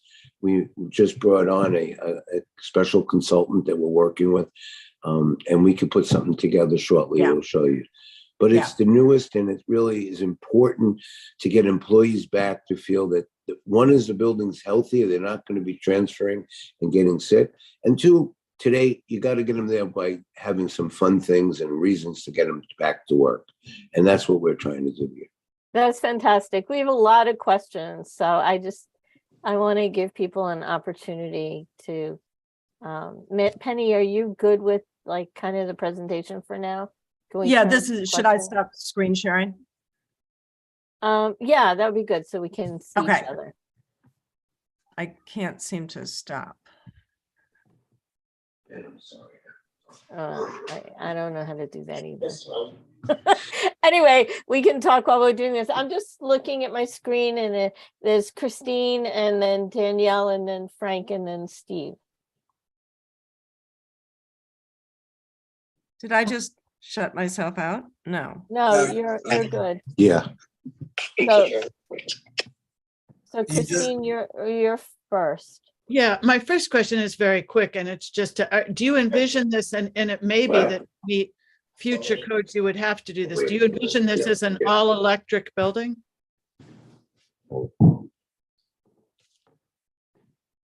All electric, no fossil fuels? Local law 154 makes it have to be, but I think it's only been 2027, right? So you don't have to be depending on the cutoff, but yeah. Right. Quick question, I'm really. This is a office building and not a residential building. There's no reason for any cooking, or except for maybe the retail tenants, but yes. Yeah, no, I'm just talking about other fuel use in the building, you know. as Like part of- for the boiler Yeah. Or the restaurants. or the restaurants. I mean, that's a good question. And my other question was partly just a comment, but a question, because I was confused. It seemed from looking at the plans, and I know you have a very complicated first floor with multiple levels of entry and trying to accommodate a lot of uses. But was I right in seeing that for the bike parking, you actually have to come in from the side street, go back out the side street, and then walk around to the main lobby? Is that correct? If you're an employee with your bike, who bikes to work? Unless I've missed something, you would enter from 24th Street. And but you wouldn't from the bike room. It didn't seem like there was any access from the bike room to the main lobby. The elevators. You go right up Yeah. the elevators. Yeah. I just didn't see that access on the plan, and it seemed to be further cut off by that public access to the roof, which I guess I was seeing for the first time tonight. That also came in from 23rd Street. But maybe that seemed to me a little insecure, but maybe that's just a fire, maybe that's just egress, because I like the idea, if you're really going to have this sort of public market that you're describing, to have the access to the public space through public roof space through that space. That seems to be more secure and will kind of draw people in more. Well, I see your point, and I think it's actually a good one, because we could in fact extend the corridor and have a key or some kind of fob access to the main office lobby, so that it's not so circuitous. So that, you mean from the bike room? yes, from the bike room. So Yeah, so I I think- think that there's something worth looking into there. Okay. Well, good luck with making that all work. Yeah. But I think it's great what you're trying to do at the first floor. I really appreciate how this project has evolved. Danielle, and then Frank, and then Steve. Hi, thanks for the presentation. And I did sit through this in the previous iteration and land use. So I'm kind of like the grocery store person. This area does really need a grocery store. There's been a lot of, as you know, people moving into this area. There are two kind of nearby grocery stores. They aren't the best. They're kind of pricey. And so I'm kind of the one pushing for a more affordable option. And I just want to point out that really is something that I think the community in this area needs. And just also to call attention to the chairperson Maury's point in the chat that a food co-op would be a really good option. I think it would kind of go with this kind of community feel in the kind of bottom two floors of the building. And it could be like locally, we could figure out how to do it. There's lots of co-ops in the city. So it wasn't really a question, just a comment. Thanks, Danielle. Does somebody want to reply or no? Thanks, Danielle. Frank? Thanks. I just had two quick questions. The first question was, I know Dynamic Store bought the site in 2019 from PMG, but do you know if the prior owner, did they actually resell their air rights to 1QPS next door for higher density? Do you know the history of that, or if that's true? When we purchased the Eagle building, we purchased any of their air rights. But you don't know if they were sold to enable a higher density for the nearby No, residential tower? they were not. No, No. all of the floor Jim area, is the architect on both. Right. He's best to explain. right. So all the floor area generated on the site, pre and post ULURP application, stays on this block. There is no transfer of any floor area across the street to any of the other blocks. So the original development was the residential building with the with the tail basically of the warehouse building, and that generated 8 FAR at the time. And then upon completion and TCO of that residential building, we now then started to look at the vision for the balance of the block. And our meetings with the community, with city planning, they were very interested in having a mixed use development, which would be better for this neighborhood. And we're very adamant about not having additional residential on this block, and very much interested in additional uses. And that's how we came up with the commercial office use. Gotcha. Perfect. Thank you. And I guess my second question is, there are some nearby, I was curious how you guys view the retail space. There are some nearby landlords like the Jacks at Tishman Spire. They essentially subsidize parts of their food hall or even their exercise gym because they're trying to attract office workers. Rondo is nearby, for example. It's $0 to Book Culture, the local bookstore, because they really want to attract rentos. Are you guys looking to do something similar on the retail space just to make, I guess, more like boutique-y type brands, smaller spaces, interesting brands, just to attract that office crowd? Or are you guys looking to rent out the rental space as a profit? How do you guys view that? No, space? so that's what I was trying to explain. Our retail will be cultivated into, we're going to find the best tenants, we'll give them percentage leases, and essentially we're investing in them. And as their business grows, they pay us. But the idea is to have local entrepreneurs with ideas. And that's where the smaller retail idea came up with. But whatever tenants we have, our focus is to get great entrepreneurs that have interesting ideas, because that's what you need to get people to go to retail. So we see the retail part of just really helping the rest of the building. We're focused on extending the property down to 24th Street, from 23rd to 24th Street is kind of dead now. Our retail will bring people to the end. We hope to connect under, maybe get some lighting between north and south, and as that street is growing. So we feel like we're bringing the retail down a little further and connecting the neighborhood more. But our retail is both based on local entrepreneurs, and we're doing this. It's been done in other places where percentage leases help people get their businesses going. Great, thank you. I guess my last quick question is, Penny, I know you're familiar with the LIC ramps projects in terms of public space, right? There is a part of that public space that's now been freed by DOT and kind of being paid for by the partner. This building is very, very close to other parts of the ramp. Assuming DOT was amenable to freeing up that space, would you guys be interested in making that into a viable public space? Because as you know, in New York City, unfortunately, a lot of public space is privately funded, right? So it would require investments. And again, your site is very close to the overpass just south of it. So, which space are you referring to? The ramp space. The ramp space. Which ramp space? The one that you worked on years ago with the city planning. planner. Oh, the Hunter Street. You mean the Hunter Street? The DOT. Yeah. Which is being maintained by the partnership, right? No, not yet. No. It's yeah. No. Oh, I'm sorry. No, I mean, honestly, there's a requirement by the developer to build out that park space.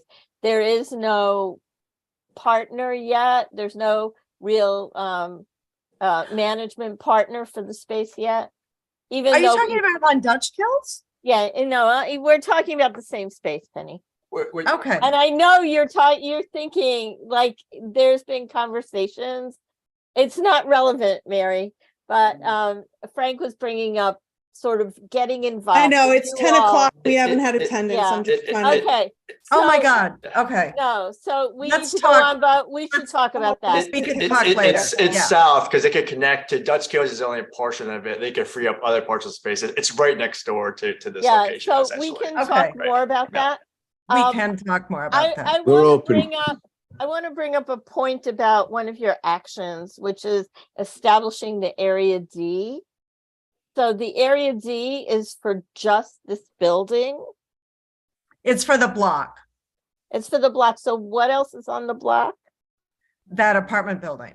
it's just the apartment building and this. And it's a little bit of like, well, it's always a little bit of spot zoning, which we don't love, but I just wanted to clarify that. So Steve. Yeah, hi, Penny. Hi. Guess it's best to ask you this. You've heard this before.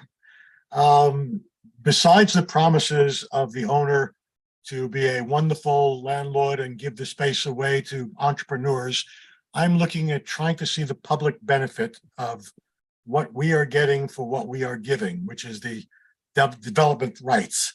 I see two public areas. One is a cellar space, which I'm not sure why anybody would think we'd want to meet in the cellar, but I guess we've done that before. The other is the quote rooftop, which is on the 5th floor, which for some reason seems to have been placed as far away from the view of Manhattan as could possibly be. And I'm trying to understand why these are what you're giving us as a public amenity. Well, I would also argue that another public amenity is just the reactivation of the building. This building is not contributing at all to the public environment. It's, it's dead, it's vacant, it's empty. And without any type of zoning change, as I noted, the only portion of the building that can be reused is 26,000 square feet. And in order to do that, you have to knock the top 3 stories down. So I think actually adding life to this particular corner is another public benefit, particularly because of the shadow cast by the L and so on and so forth. I'll start with the roof and then work my way down. The roof space, the reason the public open space is on the 24th Street side is because if it's on the 23rd Street side, you're right next to the elevator. You're right next to the screech of the L. That's right where the number 7 turns the corner. I'm not saying it's going to be like being in the, being out in the woods on 24th Street, but it's going to be a lot quieter on 24th Street than it is on 23rd Street. But we also went back. Pardon? I'm trying to understand what would make the public go to that location to sit on a roof looking at other buildings. I mean, I understand the idea of keeping it away from the elevated train, where apparently you think the tenants want to be. But why would I, if I don't work in the building, but I have to be passing through Queens Plaza, why would I go up to the 5th floor of that building to look out onto 24th Street? The view, excuse me a second. I just want to, first of all, the way it's designed and landscape, when you're sitting there, you're looking at New York City and the view, you see the city over that. So that it's not going to be that when you're looking that way, you're going to be looking, first of all, it's going to be a landscape park that you're sitting in that doesn't, it's in a beautiful outdoor space, but the view is looking towards the city. And the whole roof, if you look that way, it's the same view if you're on this side of the street or that side, because we're going to increase the height of it through landscaping and wood, and so that side right next to it is where the restaurant will have some outdoor space. And you could say, why would they not want to be on the other side? Because I think we thought of it being quieter, but we're just trying to make it as peaceful, a quiet, peaceful place for people to go read a book or eat their lunch, or, we're going to make it nice. It's not just going to be an empty outdoor space, but the views will be there. I could take you on the roof if you'd like. We don't know yet, Steve. We just met with land use on the 16th. This was one of the stipulations from land use. We are just now beginning the design process. I mean, you got to start somewhere. First, we had to figure out where the space would go. And then we have to figure out how it will be designed, not just the public space, but also the rest of the tenant space. So we will be coming back to land use, to share the design as it evolves. I just have a concern whenever we separate the public space from the private space of how exclusive or excluding that would feel. No, I get it. Yeah. Well, we get that as well. Just one more thing that we wanted to prioritize for this publicly accessible space being open to the sky. And you'll see from our presentation that a good portion of that roof is in fact covered while it's open to the street.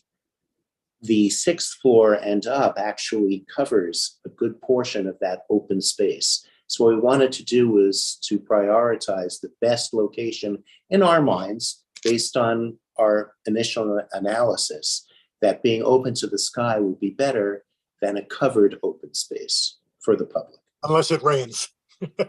Unless it rains, you're right.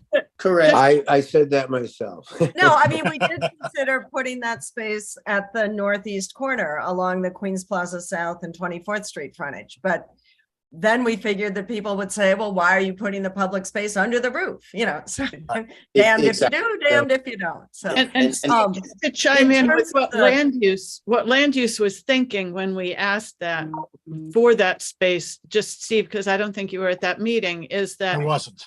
we didn't want the public, quote, public space to be only in a private restaurant, and essentially so that you had to, you know, pay really to go and sit down and enjoy that roof. But we didn't think in detail about, you know, what the non-restaurant part of that public space would be.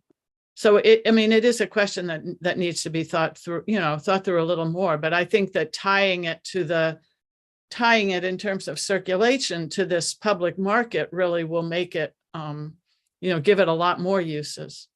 I totally agreed with that, and that's why we're working on it, and we're trying to figure out how it works. And I think that will bring people in and go up, meet lunch, and have a reason. So Can we move on? We will, to be continued. Lisa, I just want to chime in one. Thank you. Yeah, Maury.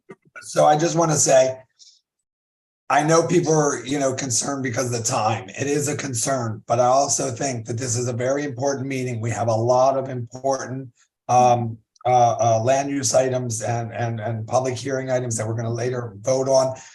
Please hang in there. It's important that everybody has a chance to ask their questions. We don't want to cut people off. But with that said, I would encourage our board members to be very, very direct and very efficient in your questions. 1 or 2 questions max, hear your answer. And I'll ask our guest presenters to be as efficient as possible in your answers. And then let's move on because we then have to discuss and vote on this, and leave the discussion for later. Ask your question, get your answer, move on. All right, with that, Laura. All right. First question, would it be possible to move the bike parking entrance to 23rd Street? Because that's currently where the major bike route in the area. And 2, would it be possible to increase the number of spaces for traditional bikes? Jim, I defer to you on relocating the bike space. Well, the bike space is presently located where there's a present curb cut. We could look at perhaps alternative locations. I don't think we're necessarily married to that space. It seemed like a good space at the time.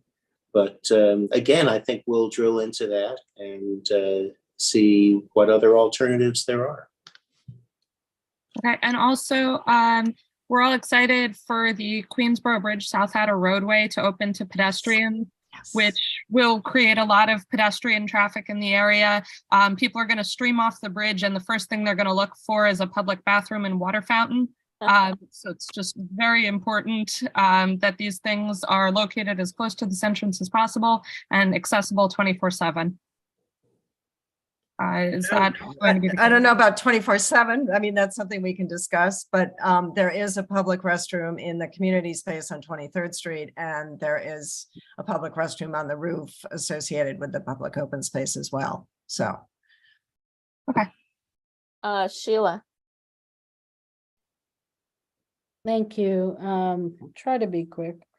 So I do want to come up to some of the questions about the public spaces and accessibility, the size, because I don't fully accept that just the activation of the space is the public give back. It's exciting, and I think it'll be good to have some dedicated commercial space. but it's quite a big, a lot of growth. It's a big building. So to just dedicate approximately 3,000 or 4,000 square feet to community space, part of it only being weather accessible, to me seems quite small. I question whether, why was there not a consideration of more public space, community space, potentially partnering with a local community group that many of whom are being displaced because of the, the cost of things going up. That's one question. I would, that's something we'll discuss, that I think it's not enough. The location in the lower level, I also think is a bit disrespectful to the community space. That, why not ground floor? Is this not important, or is it just basement window dressing? I would consider, like, if what is being asked for, potentially you're talking about a certain percentage of the give back or the variance or the growth or the difference between what's as of right and what is not, a percentage of that be dedicated to community space. It can be a low percentage, but I think it should be higher. I want a commitment for the hours that things would be publicly accessible, not like 9 to 5, because the nightlife around there is busy, so from early in the morning until late, not to dawn to dusk, but longer, and a commitment, and in writing, because we've heard many promises before. Penny, you know this, and if it's not in writing, it doesn't happen in the end. I know that I saw somebody else put this in the chat, but I want to bring it up publicly, that the bike storage, we should also have, I would actually go later, Carisha. I think 11 p.m. is better. Safe e-bike storage, because the lithium batteries are potentially dangerous. And so making sure that that is being really considered. Brad, just one little correction. You said it's nice to do this in the outer boroughs. This is the inner borough. This is the center of New York City. I was also curious. I will take your correction and I will use that if you don't mind. Thank you. Appreciate that. Center of New York City is in Sunnyside, Sunnyside Woodside. I am curious to know if there's any planned parking for vehicles, especially electric vehicles, because I can think about whether it's people who are disabled or things like that, and I see nothing in this drawing. Car share, potentially, like if you don't want to, encourage other things, but potentially for car share or electric vehicles. And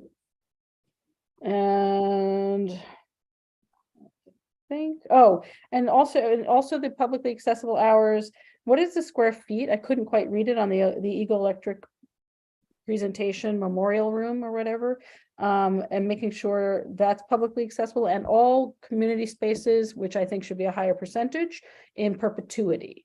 And something that we have talked about on this group is whoever you're working with, to make it affordable based on existing and or the lowest price, not to make a profit on these community spaces. So if you make them available to groups, yes, in writing as well, that there are groups that cannot afford these new $45, $50, $60, $70 square foot. I run a theater here and we were paying $5 a square foot, and that was a stretch. So Penny, Sheila, I just want to interrupt, because that space, the community space, has been presented as being free. That's correct. We have no charge for the community space. Was originally what the thought of was to give you guys space permanently there. So there's no charge. That's great. So that. Free There's in no perpetuity. I charge just want to make sure in perpetuity is in writing. Yes, that's free. our intention is exactly that. But I that. still think it should be larger, or there should be an additional one. There should be 2. Like this way we can have 2 committee meetings for the community board happening at the same time. And we also agreed to large meetings to give you guys programming of a conference upstairs for your large meetings in the conference on the roof. Yeah, but I'm talking about publicly accessible, for other groups as well, not just community board. And then the last thing is, I was curious, the loading docks are what size? Jim, Jim just stepped away. I saw him walking. Oh, wait, I have Did I the, scare him? No, here, apologies. I'm back. I was the getting a loading dock cracker. is 1,515 square feet. Oh, good. It's a good size. So Right. that's approximately what size truck that can back in there? That's a good question. I think I can answer that. Because that's it, you know, I believe people, it's officers gonna be it's moving in and out and all kinds of things, so right. That's true. That is 45 foot. a 45 foot. And what height? At that point, I think it's about 17 feet. Okay, great. Thank But you. I'll verify that for you. But it's Thank you. high. That's good. I'm glad to hear it. So I want to interject for a second before we move on to Tanya, which is, you know, we've been talking about, and Penny, you well know because you were here and you saw kind of partners in QCA, and you saw what happened with that and what didn't happen with that. And, you know, what we need from you really is a binding agreement. You know, and it's really hard to have a binding agreement to be, you know, something that we can enforce that has teeth in it. But, you know, maybe it looks like, you know, a lease agreement with a community-based not-for-profit that will be a fiscal sponsor or something like that. I mean, we'll have to figure it out. But We are going to need to give you a lease for 99 years or something. We'll have to figure out for the community Right. space. We're giving you the space. So whatever we're saying, we will bind it and we'll figure a way to work with you. Yeah. But the community space, my thought was to give you a 99-year lease or something because it's your space. yeah, And I have to do and that. I you know, just we can't. were talking, right, we were talking about, you know, that you would be responsible for curating the space and managing people, you know, signing up, or we have a community-based not-for-profit that has the lease who manages people signing up. I mean, we're really going to have to figure out the details in this because Right. I've seen it too many times, Penny, and you well know, right? I mean, the QCA space was promised and then it was never built out.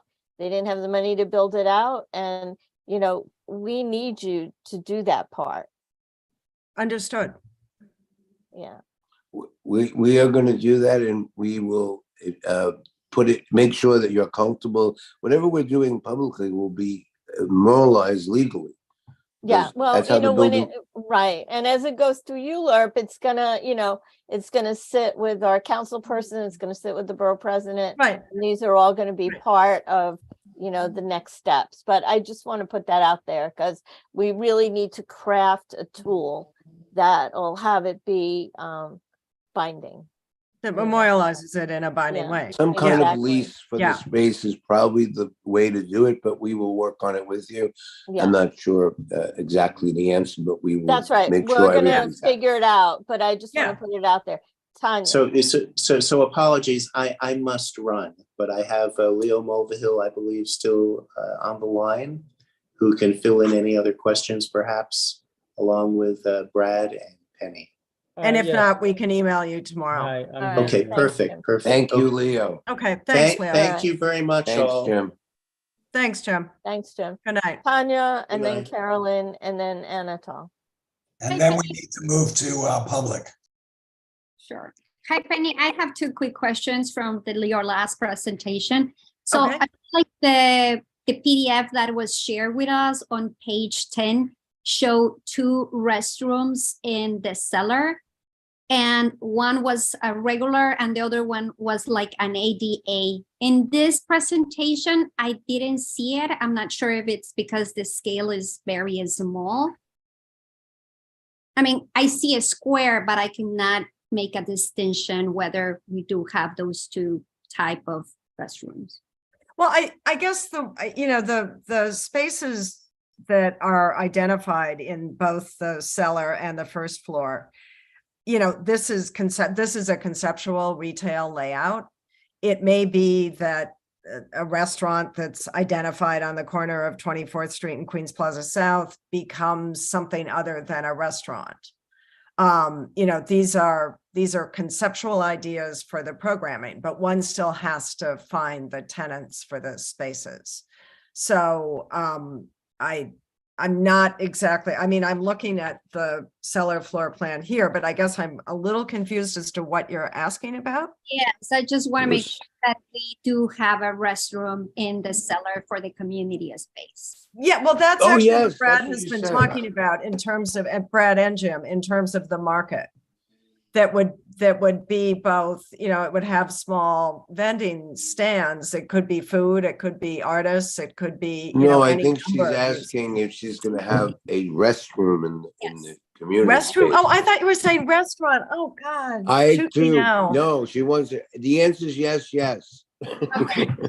And my other question is, I did Sorry. ask this before about the street level, if we're gonna have some landscape and benches Landscape and benches, Rick? in the street level.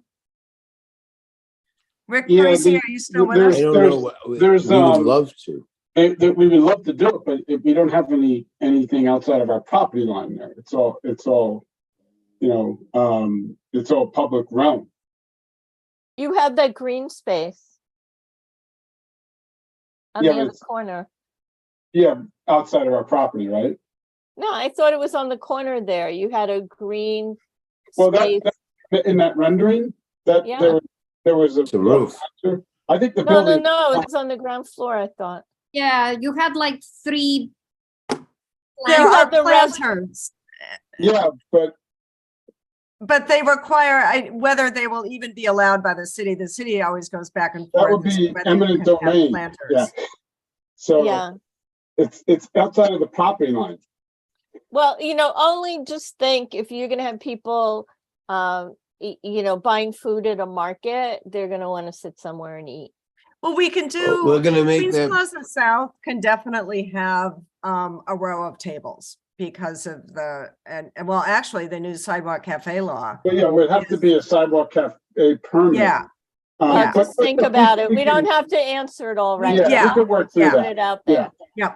The Carolyn, idea was yeah. that we would have a space on the roof where people would eat and go up to the public space to eat by benches in the park area, especially from the public small retail. It makes a lot of sense that would be a great place to go eat in the neighborhood. Okay, that's, Carolyn. thank you, Oh, Brad. I'm sorry, Tanya. Are Yeah, you I mean, done? that kind of answers my question. I was just trying to get some public space, but if they're gonna have it in the roof, it makes it up for the street level that I was asking. So thank you. Carolyn. My question is about the building amenities like the bike parking and the gym recreational space. If the retail employees are also eligible to use those spaces, are they exclusively for the office workers? All tenants. Okay. Anatol? Hey everyone. So I like this. I am a corporate white collar fill in the blank. So, and I've worked in many of these buildings where, you know, I worked at the Empire State Building and we have very nice amenities, but of course, you know, it's not open to the public. So, you know, and you may have heard stories of massive public spaces in other parts of the city that are just been taken away to the public. So I really appreciate what you're doing differently here. So that's great. You know, Caroline, I was about to ask the same thing. So thanks for asking that. Let's advocate for those retail workers also, because they usually get shut out from the amenities and the benefits. I guess my main thing I would encourage you, or I would ask / encourage, is that you know, remote work is not going to go away, which may allow you to increase the footprint for the public area. So especially if these are, you know, some more, you know, if your tenants they're trying to attract are more enlightened, you know, chill, brilliant. As long as Elon Musk is far away from this building, we should be fine. Yeah, just I would reiterate that request for definitely hours. I think that works. You know, that's whenever I'm in California for work, see those public atriums. But yeah, for the flexibility of remote work, I think that allows you to think about extending the public areas. So yeah, I would just encourage that. But otherwise, I like it. Thank you. Just one last question, I'm sorry, about the EV, the car sharing and the EV chargers. You're not gonna have any car parking here, right? No. That's correct. There's no room. All right, and so I think that, so on car share or taxis or a bus that goes to the ferry, you know, just more accessibility features. You know, because I, you know, I mean, I don't ride a bicycle. Office people, you know, I guess you can get on the subway right there. Right. But so you have no parking at all, and so there really is no space for like, you know, car share parking or EV Well, charges. There's the parking lot right across the street on 23rd Street, which is a public parking lot. And then there's, you know, there's the accessory garage in the adjacent building, which effectively functions as a public parking garage. So those facilities are available. And I don't know if they've done anything with EV charging stations or anything like that. I do want to add, since Lisa Yeah, brought sure. that up, though, that you've been so actually thoughtful about taking care of your tenants, but not senior citizens or disabled tenants in something like this. So I just thank you for Lisa for bringing that back up. Okay, so we need to move on now, but definitely lots of food for thought. So Maury, I'm gonna turn it back over to you, or Frank. Frank, for now, Okay. my voice comes back. Well, All right. Great. So Frank. let's open up to public comment now, right? I think so for the Europe public comment, is Rick here? It's Andrew Tarantino, Toronto. Oh, Andrew. Sorry, Andrew. Sorry. Hi, everyone. Can you hear me? Yeah. Okay, good evening. I'm Andrew Toronto. I'm here on behalf of Laura Rothrock, who's the president of the Long Island City Partnership. The partnership, as many of you know, advocates for economic development in Wait, LA. can I interrupt you for a second? Sure. Frankie is 2 minutes, right? More, do you have the timer? Yeah, sorry, I don't. Okay, great. I'll be very quick. Great.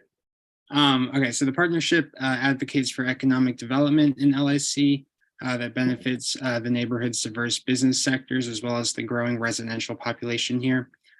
In keeping with our mission, we support the 2310 Queens Plaza South rezoning and look forward to how the proposed development will reinforce and add to the neighborhood's strength by delivering much needed benefits to the community, including a designated community facility use and gainful union construction jobs, permanent office jobs, while also respecting and preserving the history of the Eagle Electric Company. Moreover, this project will enliven the streetscape of Queens Plaza South with enhanced lighting and new space for local retailers.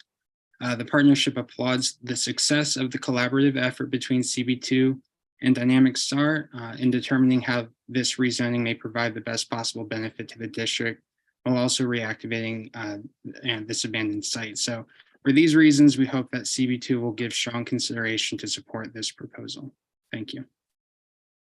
Thank you, Andrew. Is John here? Yep, I'm on. Can you hear me okay? Yes, sounds great. Okay, great. Thanks. Good evening, everyone. My name is John Tritt. I'm the Deputy Political Director at SEIU 32BJ, and I'm here today representing the union. 32BJ is the largest property service workers union in the country, representing over 85,000 building service workers across New York City. Our union is in strong support of 2310 Queens Plaza South rezoning. 32BJ is happy to show support for developers who invest in the communities where they build. In particular, our union believes that a key element to creating a more equitable and sustainable New York for working families are good property service jobs that pay family-sustaining wages and give workers access to mobility and security. We are pleased to report that the developer of the proposed project, Dynamic Star, reached out to our union over 2 years ago and has committed to creating prevailing wage jobs for the building service workers who will permanently staff the site. Good jobs like these mean living wages, meaningful benefits, and a pathway to the middle class for the local community members who tend to fill such positions, including the thousands of 32BJ members who live or work in Community Board 2. As well as good jobs, there are additional features to the proposal that make it worthy for approval, such as the things that were discussed so far this evening, such as the potential for an affordable grocery store and thousands of square feet of community space, which will benefit the community and our union members who live and work in the district. For all these reasons, 32BJ is in strong support of the 2310 Queens Plaza South rezoning. Thanks, I appreciate your time. Great, thank you, John. We appreciate the conciseness as well. I think our last speaker, Robertus. Robertus here. Yeah, hello.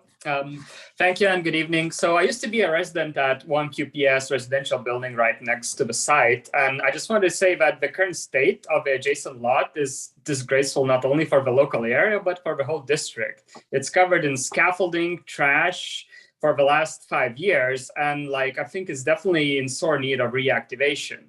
And I think that, the current squabbles about the public access and public bathrooms sound a bit ridiculous because for the last 5 years, it has been used as a public bathroom literally out there. So, I strongly support the project because it will bring better revitalization to the area. It will bring, grocery stores and residential space and great public access. So I think the priority should be to streamline it as soon as possible because as it stands, the public is not gaining anything from the state of this area. Thank you. Great, thanks, Robertus. And I see Michael in the chat. I think Michael will have you testify for public comments as well. Thank you. Good evening, folks. I appreciate your staying up and doing this. My name is Michael Zurab. I live in Sunnyside, and I'm just asking that you strongly consider supporting this project. I think it has a lot to offer. I think we've heard the current condition of the site is not really giving a lot to the neighborhood.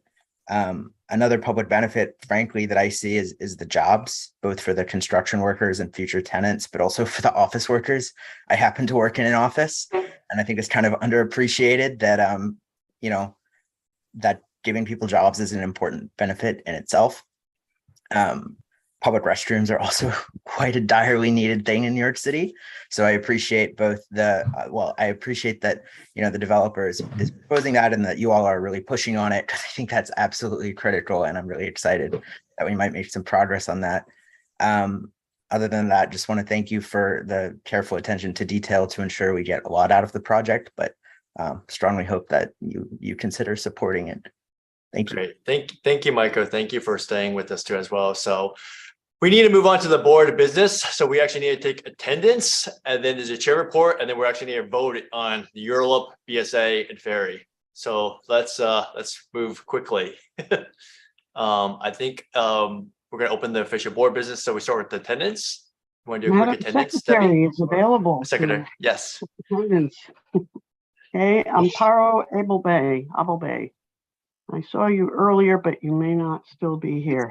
She was here Said earlier. she might have to leave. Yep. So what do I do? Does she get to be present or not? I think if you're not here during attendance, you're not president. So that's, or unless Maury, yeah. She will be excused because she did let us know ahead of time that she might have to leave. It'll be an excused absence. Yeah, okay, good. All right. Anatole. Here. John Bia. Aya. Carisha Batan. Yeah. Nick Berkowitz. Simply He's absent. excused. He's Oh, excused. Okay. Sandra Bagitchka. I saw her earlier. She's here. She's on.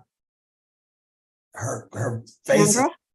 Sandra. Call to order, Maury, what's the policy on people answering? Aren't they supposed to answer themselves? Yes, and they're supposed to have their screen on as well. Thank you, please. I'm just trying to be consistent here. Thank you. Yep. So that means she's absent, or we come back to her?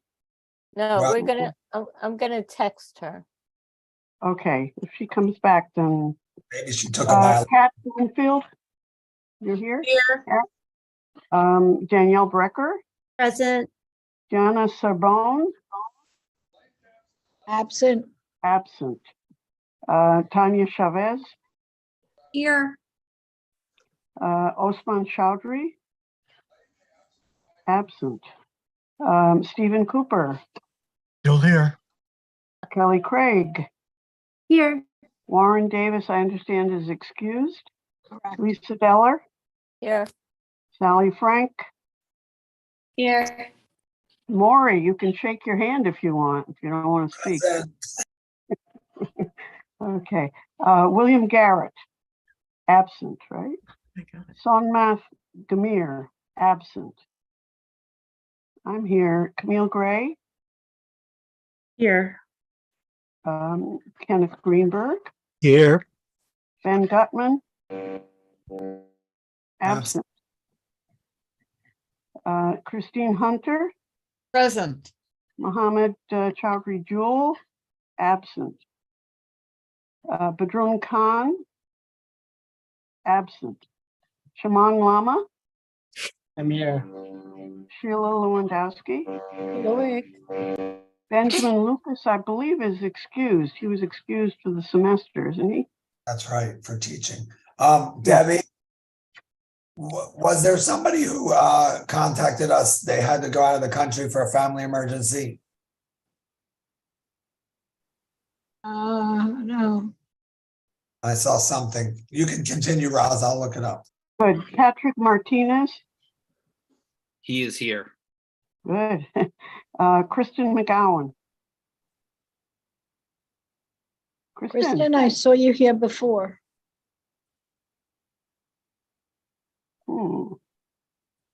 He was here for the first couple of hours. Yeah. All right. Well, I guess will these people be texted that, and if they, Begitchka, Sandra, and Kristen, maybe, because we know they were here. Thomas Matusas? Thank you, Dr. I'm present. Can't hear He's you. here. He's here. He just. Okay. Riley Owens? Hello, I'm here. Oh, good. Hi. Clara Oza? I'm here. Elliot Park? Absent. Carla Perez? Absent. Stephen Raga?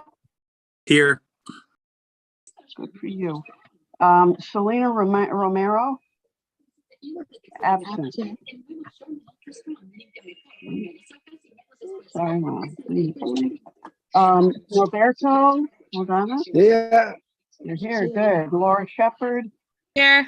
Ryan Smith? Here. Caroline Spitzer? Present. Lauren Springer? Here. Kunta Tashi? Absent. Akello Thomas? Good evening. Hello. Mary Torres? Here and speaking for myself. And Frank Wu? You're here. And we, just for people to know, Anthony Tuzdela has resigned from the board, but we Yes, definitely today. Mhm. quorum. We have 47 members now. Quorum is Great. 24. So moving along, I think the next on the main on the I agenda. missed it. So to confirm, we have a quorum? Yes. Yes. Absolutely do. But do we have Sandra responded or who was the other person? Oh, Roz, Dr. Roz. Kristen McGowan, So what was What the do we say? count? Gone? so Kristen McGowan gets marked absent. Yep. So What was the final count, please? And Sandra? The final count of a present and absent? Oh, let's see. 1, 2, 3. 9, 10, 11, 12, 13. 21. Oh, I usually let my computer do it. 22, 23, 24, 25, 26, 27, 28, 29. 29 people. Quorum is 24. So. Okay, thank you. So I think we just need to No, approve I the don't think that's minutes for. correct. 1, 2, 3. Do we Wait, not I'll have get quorum? the accurate number once, Yeah. you know, I put it on the spreadsheet. So Kristen and Sandra have to be marked absent. Okay. Is anybody not willing to approve the And minutes for Amparo has to November? I make a Amparo motion that has we to be approve excused. the The minutes. minutes? Okay, yeah, Roz, we can get the actual count. I think we're well over quorum, so we can Yep. get the We final have count. we have 30. I second the motion to approve November minutes. Is anybody? Who made Now that want motion to approve I it? did. Kenny Kenny did, and then Greenberg. I seconded it. Yeah. Okay. Good. All right. All in favor, none opposed, no abstentions? Yep. Go. I guess that was So good. it's unanimous. So I just want to confirm, so we had such a low attendance, all those people are voting to approve the minutes that they weren't here. I just want to double confirm that. Oh, you mean because they weren't at the last meeting because we just barely made quorum? That's a good point. I mean, so But- we're unanimously approving minutes and we were barely made quorum. I'm just going on the record that we have people that are voting for minutes, approval on minutes, but they weren't here. I think it's Let a them good point. agree Can we with just them let that it it's be? okay. Well, we can think about that, Mary. We can think about it. I mean, I don't want to think about it too much. I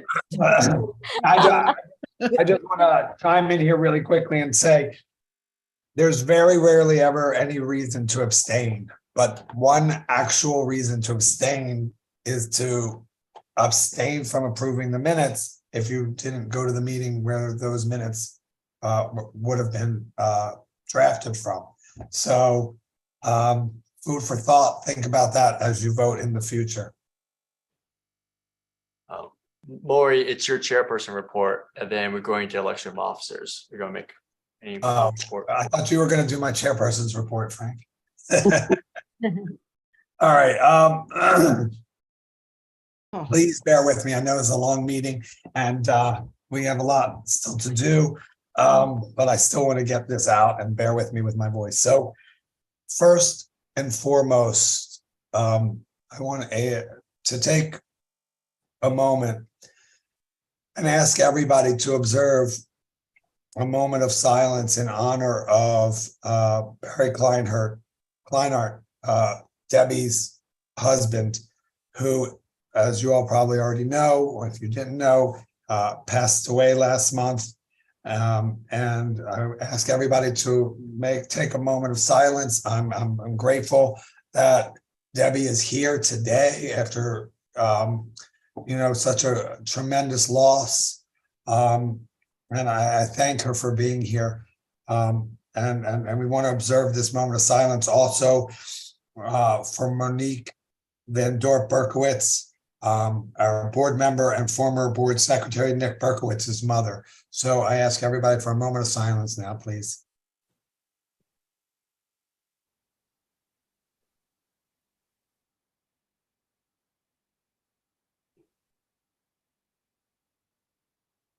Thank you. And thank you, Debbie, for being here. And we are all so sorry for your loss. Thank you. We appreciate that. Thank you. Well, we appreciate you. I wanted to let everybody know that we have concluded our selection process for the public member, and we will be issuing letters very soon to those who applied. We had a great response. More than double the amount of people that we had openings for applied in our first ever public member application process. And I wanted to mention the importance of committee attendance. I say this at every meeting, and usually most people are very good about it. Some people, very few people are not so great about it, but we encourage you to make sure you're letting your chairperson know if you're going to be there in advance or not be, or if you're not going to be there in advance. And yeah, that's all I'll say on that. I also want to take a minute to thank Lisa and our representative, Katie Ferrara Anata from DCP for all their help and submitting the capital and expense priorities. We're grateful. Thank you, Lisa. Thank you so much. I also want to thank Anatol and Tanya and Nick and everybody who's worked hard on getting another CB2 newsletter ready, which will be going out soon. I want to tell you that we had about 21 complaints in November. And the number one issues were sanitation with garbage, dead trees and tree limbs issues for the park department, DOT with road issues, obviously. I attended with some other board members like Danielle Brecker, the Sunnyside Holiday Light event, which was great. There's been a lot of events going on as the holidays approach. Also wanted to mention that on December 3rd, Woodside on the Move was going to have their annual tree lighting at toy giveaway at is it Saba or Shinoki Square? Not Shanky. Shonky Square at 58th Street. Shanky Square. Between Roosevelt Avenue and Woodside Avenue from 6 to 8. And I want to say on behalf of all of us at CB2, we wish you and your families a happy Hanukkah, Merry Christmas, happy Kwanzaa, a happy and a healthy and joyous and prosperous New Year. If you are non-observant of anything, we just wish you a happy solstice. And the next community board will be on Thursday, January 5th, 2023. I do have a few remarks that I wanted to make, and I hope you'll indulge me. I know it's a long meeting, but this is my last meeting as a chair, and I just wanted to take a moment. First, I want to thank all of you for having the faith and confidence in me to serve as your chair. This was very new to me. I've only been on the board a couple of years, and I was asked. I had no thought of it, and I actually went around and asked other people to run when I was asked, but only after being really encouraged by folks, I decided to jump in. And of course, my husband said, you should try it, take the chance. You want to give to the community, so do it. I want to thank Lisa for being my mentor and an incredible source of knowledge about land use, the board, its history, and our district.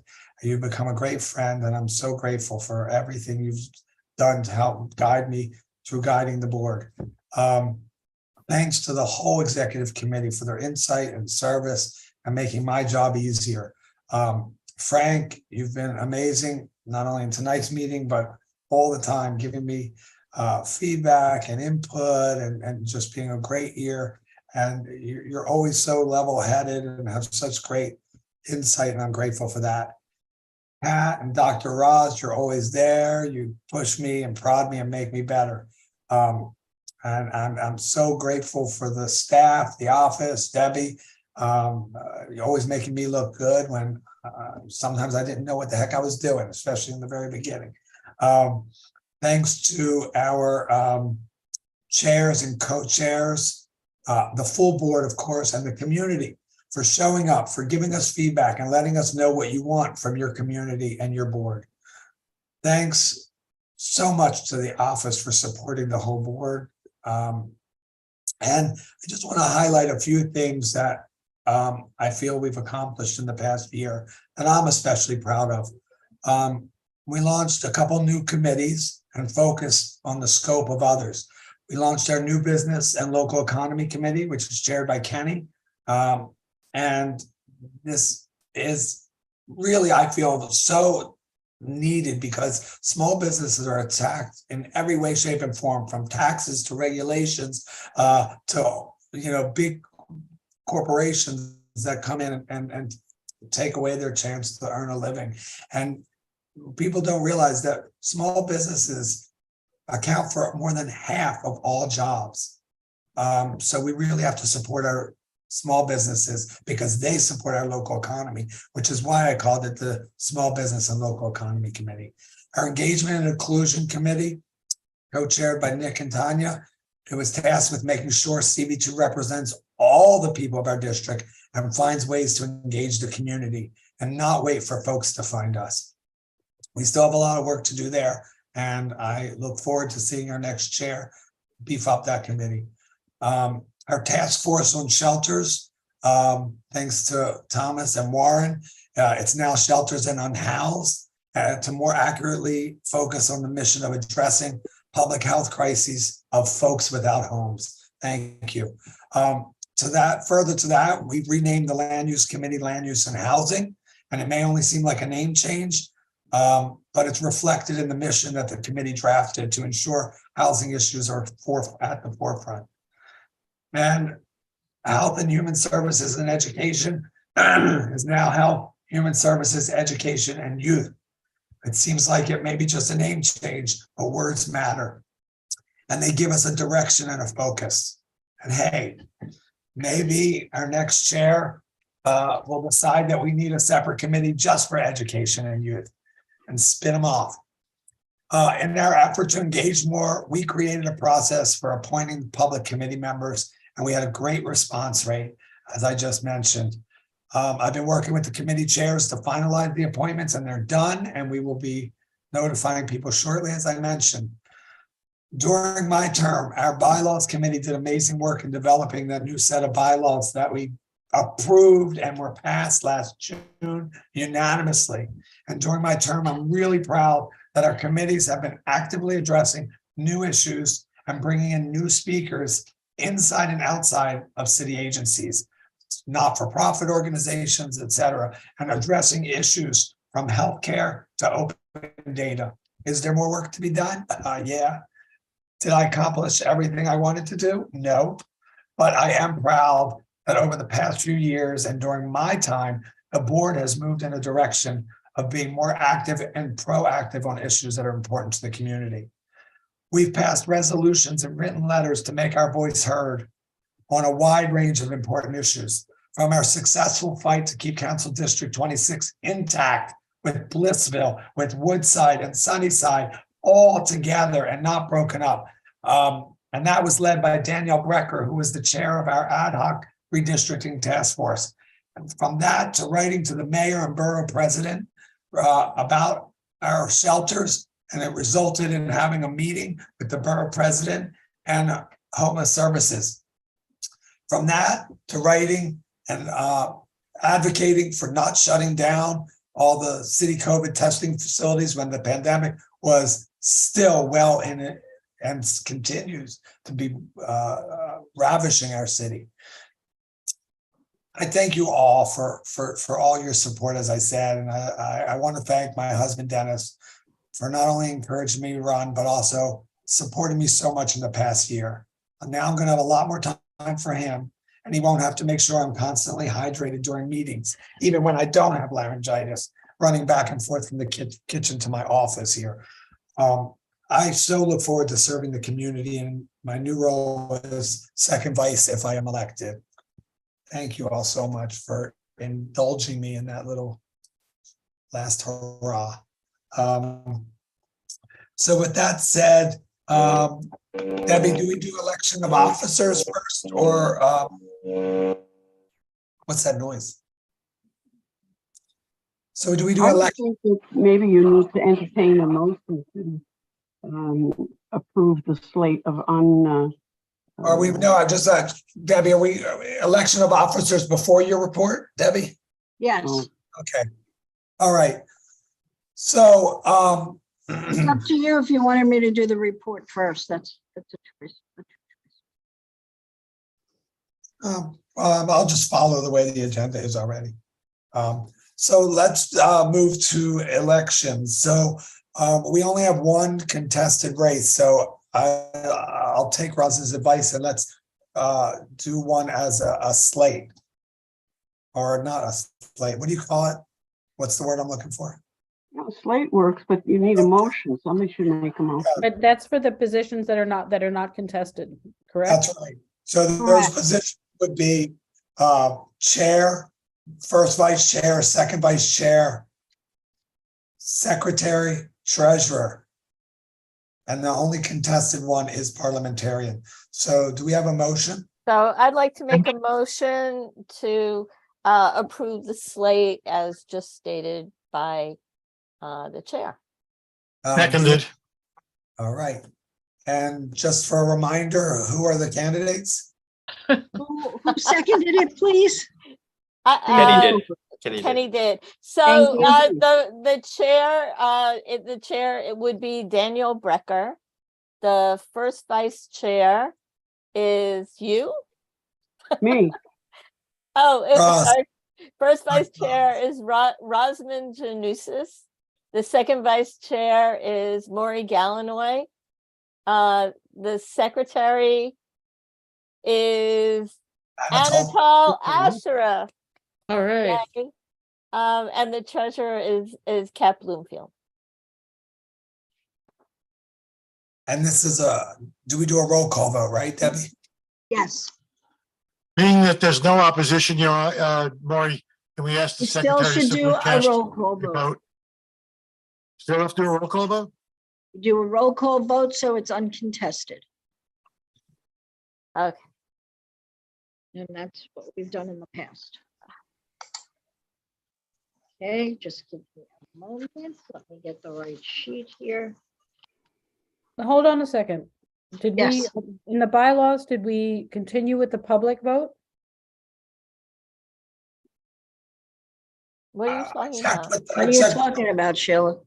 No, I know what you mean, but we know it says secret ballot, but we're actually not allowed to do that because it has to be Because public. we have the open meeting law and we're on virtual.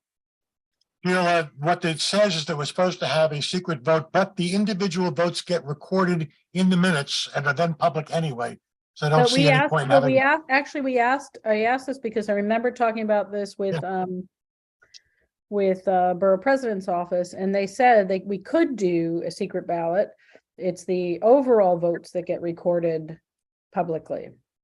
Daniel, I saw you Not shaking your according head. to your bylaws.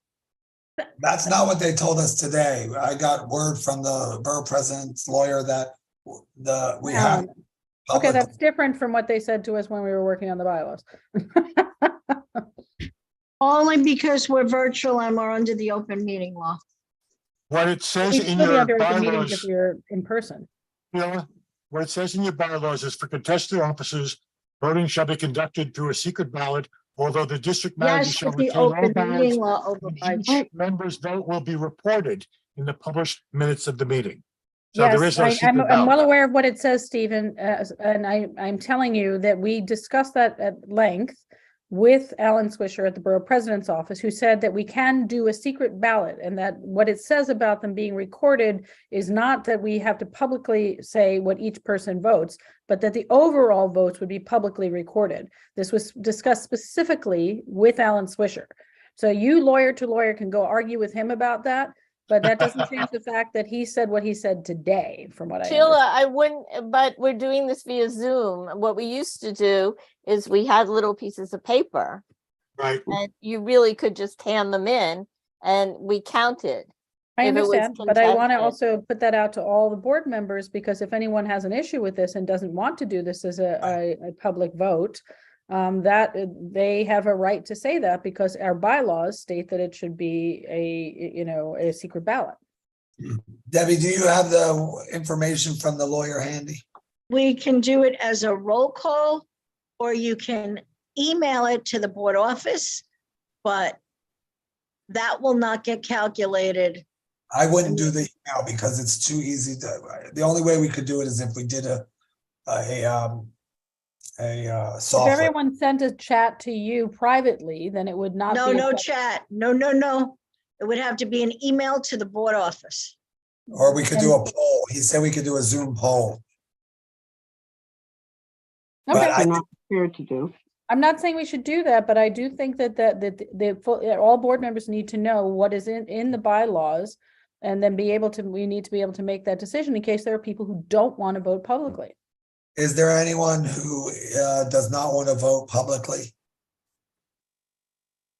Nobody will hold it Well, against you. this is for the slate, but the second one is a contested position.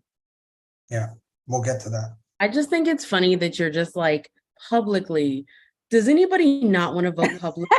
Good point. I just Yeah, thought that that was is also funny. pressure too, Kat. I agree. So I would say that we should figure out a way to do a secret ballot for the position that is contested so that people don't feel put on the spot. Kat, I completely agree with you to your point. Well, I want to make a proposal that the one that's contested is a new position. It's not a position we've ever had before. So I would make a proposal maybe just to table that for December and table that for November and just vote in December and we'll figure it out. I mean, January. January. Oh, January, I'm sorry. Yes, I'm thinking it's still November. So yeah, that we vote in January because it's a position we never had The before. Borough President Office said that you can email it to the board office, that I will take each email and tally them. And that's how you will get the result. So you want to do that for the contested position and then you can count them and we'll all email you. I think Well, that makes. that would be total more sense. private. All I right, mean, I want to make a we would- motion. I'll I want to second make it. a motion. Wait, there's to, a motion already, right? No, we're voting on. Wait, before you vote, I just want to say one thing, just one thing. According to the lawyer for the Borough President's Office, roll call vote is an option, even though the bylaws provide for a secret ballot. When the bylaws and open meetings law requirements conflict, the OML supersedes the bylaws. But they don't conflict. That is what he made clear to us when we met. The secret ballot is not in conflict with them being made public or with open meetings. Well, no, but also, All secret ballots are foilable. well, and They also, can be foilable, but that they don't have to be done in public. If we need to do a roll call, fine. Like, can we be done? It's 11 o'clock. That one's Baby, and I'm done. in bed. Well, why don't we just vote on the slate and then we'll take care of the next position. Great. all right, let's do that Fine. first. That's the motion on the floor anyway. Right, we'll thank do you, the Roz. Let's do it. I believe the motion on the floor was by acclamation, which can be done without a roll call vote. It's Article 9, Section 2 of your bylaws. It says for uncontested position, it can be done by acclamation. Since there is no opposition to any of these candidates, and there can be no opposition to any of these candidates, again, I ask that the secretary simply cast a vote of acclamation for the uncontested seats. That's why we wrote it that way, Stephen. Yeah, I know. Okay, so then let's, I mean, I think Kevin, you were the one that was insisting that it be a roll call, but if that. Wait, I just so we all know, according to the community board handbook put out by the mayor's office, Section 9-91, the election of community board officers may not be conducted by secret ballot. Such elections may be conducted using signed paper ballots by roll call or by any other means by which each board member's vote is recorded and may be made public. It Well, won't be, that's if we just the email roll call. Deborah, it's not technically secret, though it's not public to the people here. exactly. We That's the know that equivalent it's of writing- quote unquote not secrets, but yet we can, with confidence, send an email to Deborah voting for whomever we want to without being put on the spot. Wait, I'm And sorry, I'm did just we saying, vote for for the somebody with the slate, last name of Gary? Torres, Yeah, my vote doesn't count anyway by the time you get to me. Did we vote for the slate or are we done voting for the slate? Wait, stop a minute, you guys. Are we done voting for the slate? I Roz? think we're done. No, Roz, we're approve done. it. Yeah. Roz, approve it. We're done. I approve that, yeah, if that was Great. my job to approve it. Okay, next item. That's wrong. It was contested once before by doing it that way, but you guys want to do it, that's fine with me. Okay, I will send an email. great. Okay, so the next motion is to take up the job of parliamentarian and to conduct an email to the office. That method, to use that. I You don't want want to make a thinking that as a motion, motion. Roz? What? I'm Are you making that as making a motion. Can we vote on if we want to allow for the email or if we just want to have a vote right now? The motion is Well, to make it into email, so if you don't want it, you have to say no. Yeah, and make a new motion. Could It was, I that was request, one of the options that What is the vote? lawyer What is gave the us. motion on the table, please? The motion is to conduct the election by emails sent to the office for Stephen Cooper and Kello Thomas for the job of parliamentarians. I second. Does anybody oppose that motion? Who Could we have opposes through email? can we have discussion? Can we have, dis- Oppose. How quick do you have to send an email? Like, what's the time frame of this? Like, do Yeah, folks like- send right after this, or how does that work? Like, how does this email stuff work? Call to order. Christine Hunter has her hand up. thank you. I wanted to discuss this because I think there was something in the minutes about, candidates making a 2-minute statement or something, and I certainly No, don't. they have to do that at the November meeting.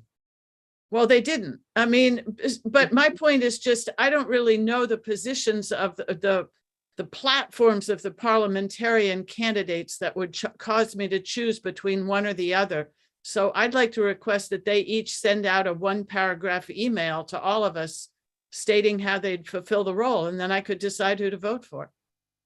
Do you want to propose that as an amendment to my motion, in which I will Okay. gladly accept? I propose think an it's a good amendment. idea. I propose an amendment that each of the 2 parliamentarian candidates send a 1-paragraph description to the entire board of how they propose to fulfill the role. I And guess then you mean to the office, which will disseminate it to Thank the you. members, The right? office, yeah. Well, to the office, okay, to the office, which would disseminate to the full. And that should be done by, say, within 1 week, and then the vote should be within the week after that. I have a friendly amendment. Go. What do you think? What do you? Anyone who's emailing the office has to use the email address that is official with the office already for that person. I mean, their official, the one that is on record. Yes, That's right. I accept that friendly amendment. Maury, I have a little bit of a problem. I don't mind having a paragraph. I don't mind pulling off the vote till October. Your bylaws say, however, it has to happen tonight. So if it has to happen tonight, I guess it could happen by email tonight. But if you want the candidates to send in something to the office that then gets distributed to, I assume, the members who are still here and form the quorum, not everybody. That's not going to happen tonight because they're not going to get it tonight, which means you'll violate your bylaws. Now, Unless- maybe I'm being picky, but the office of parliamentarian is supposed to be picky. So do what you want. Well, let me ask you Oh, this. I have this one other possible thing is. Hey, to hang just on, have the Ross. two Hang on, candidates Ross. to make You're a out of order. statement. You're out of order. So, sorry, I had to mute you. I don't know, maybe people can't hear me. But one of the things I wanted to point out is that I believe, and correct me if I'm wrong, that the board, which is in quorum, can vote to suspend temporarily for the vote something that's in our bylaws. Is that correct or not correct? I did not see that in the bylaws. Maybe I maybe think that's Sheila Robert's remembers that part. No, isn't that Robert's rules that you can? Right, but we're not suspending Robert's rules. We're suspending the bylaws. Right, but can't you agree to do that as a vote? Sheila, is there anything in the bylaws that say can be suspended, overlooked, or I abridged? know there's stuff there about special circumstances, including elections by special circumstance. I don't remember the exact language, but I mean, I don't see why the board could not. I mean, if we didn't have a quorum, we couldn't vote, and that would make it not tonight. You know what? I'm gonna make an executive decision. I There's guess if a bunch of us hang up, Just kidding. There is no reason for us to not have this vote tonight. I will ask both parliamentarian candidates if they are ready and prepared to talk for 2 minutes to each give a reason, and then we take a vote. Or then people can email. Or email. Is that acceptable, or do we have to kill the other motion? that's fine. I'm fine with that as well. But that was Roz's motion, so she would have to accept it. So can we, oh, sorry, Roz, I muted you. Doing babble on the mute keys. I think that's compatible with the spirit of my motion is, and it means that we would actually do a roll call vote for this, I guess. Is that what, or we send in an email by midnight? I think we should do a roll call. I disagree. I also Maybe- disagree. Maybe the people who want to do an email can say email. And then everybody else can just do the roll call. I mean, All right, well then, you know what? Why don't we just say that by 1 a.m. tomorrow, no, by midnight tomorrow, you all can take an email break for 5 seconds and have to email the office by midnight tonight, who you pick. Tonight? Yeah, Tonight. midnight tonight. We're all sitting here anyway. Pick up your phone and send an email. Exactly. Yeah, you have till 11:59 and 59 seconds. I'm good. For those of us who are willing to just vote on a roll call vote, can we just vote that way? No, I don't think that makes sense. I think we should be consistent and just do it one way. I'm not sending an email. I showed up to the meeting to make a vote tonight. Well, then I think this violates, everything that you just read from the mayor. Then I'm gonna respectfully abstain from voting you personally. can't abstain from voting. Then I'll have to take an emergency and leave the meeting.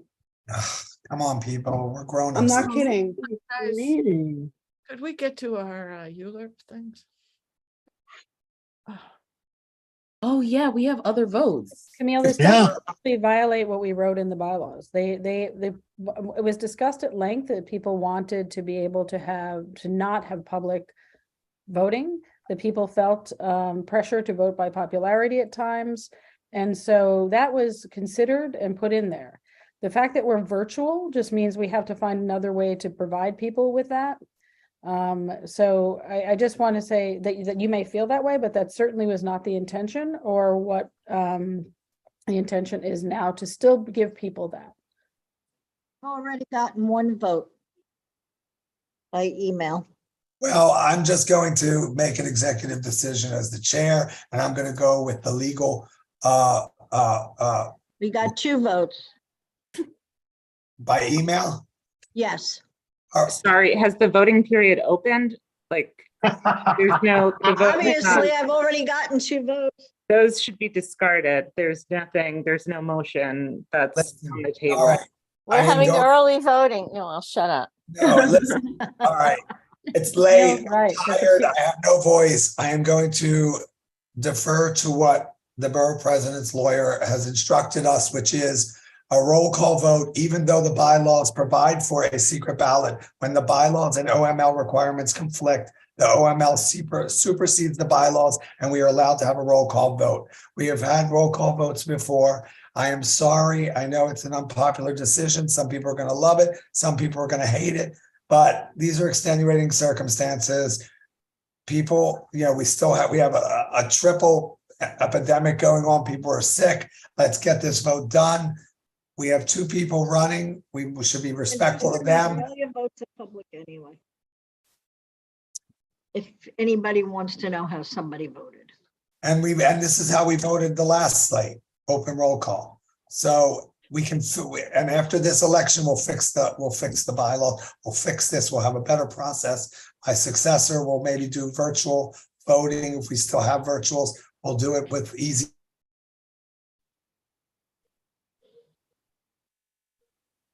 Oh, dear. The lawyer. Wait, did Maury, did you? Maury, mute you froze. Are you here? I'm here. We couldn't hear you for a minute.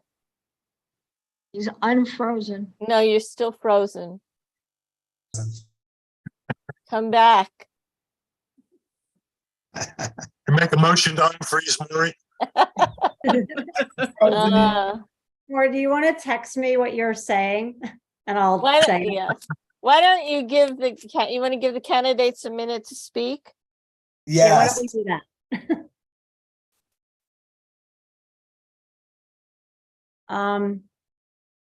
In alphabetical order. Let's do it that way. Roz, go ahead. Stephen Cooper, would you That's please make your Ladies first. statement? Somebody put on the timer. All right. What I intend to do as parliamentarian is what the bylaws ask me to do, and that is to enforce the rules of the city, the rules of the community board bylaws, and Robert's Rules of Order with as least disruption as I can manage. I have been doing this for a long time unofficially. I am an attorney and been with you guys for what, 35, 40 years already.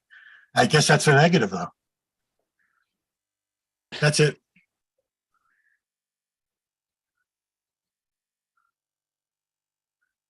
I have the floor. Yeah, How you doing, Go community ahead. board? go How you ahead. doing, community board members? My name is Akella Thomas. I am one of the new community board members, parliamentarian. I have big shoes to fill. I'm going up against a great candidate. I am not a lawyer. I'm inspiring to be a lawyer, and that's why I chose this role. As a parliamentarian, I'm responsible for developing a working knowledge of the bylaws. That is the 15 pages. Mr. Cooper, what? That Mr. Cooper has mentioned. There's heavy content in there. The bylaws task force has put something together that is going to develop a culture for us. We're still figuring that out now. And I would like to work with anyone, especially Mr. Cooper and the rest of you, to be able to make that happen. It was passed in June. We can figure something out. The other thing is that the city charter, specifically chapter 70, section 2800 and section 2801. That's how we are granted power from the city. Something I need to be well versed in, and I know the candidate who's running against me has read it himself. The other thing is Robert Rules of Order. This is how we will be conducting a meeting. It's very tough to be able to follow what those rules are, but we can figure it out. I believe in this board. The other thing is the rules. Another responsibility that I have is the rules on questions referring to the Robert's Rule of Order could be challenged by any board member. And also, if it's challenged by me, it can be overruled by the board by majority vote. For instance, during last month's meeting, we had to challenge the quorum for having someone who's late or someone who's coming in after we've established quorum. These are questions I want to tackle. We're tackling, there's something else we have to tackle tonight. These are many of the aspects that the parliamentarian that I want to take on. The other thing, approval of the minutes. If you're not here and you're trying to approve the minutes, that's something I need to tackle. There's something that we all gonna tackle. Also, I can vote, I can debate, make motions, but if I make a motion, all questions goes to the chair. And about procedure and will be directed and sorry about that, not directed, and as well as challenged by, and it can be challenged by any board member. It's overruled by majority vote. Also in the bylaws, our bylaws, I'm going to be performing additional tasks for the new chairperson. So that's something that I'm will be looking forward to. You're also voting for someone who's going to be joining the executive committee. This person that cannot vote, but there's someone else who's going to be managing not only the executive committee, but also the full board. So thank you for your time. I have big shoes to fill, and the candidate that I'm running against is amazing, and I'm trying to be like him one day. Enjoy the rest of your night. Thank you. Thank you. Thank you. So are we ready to begin the roll call vote? I am.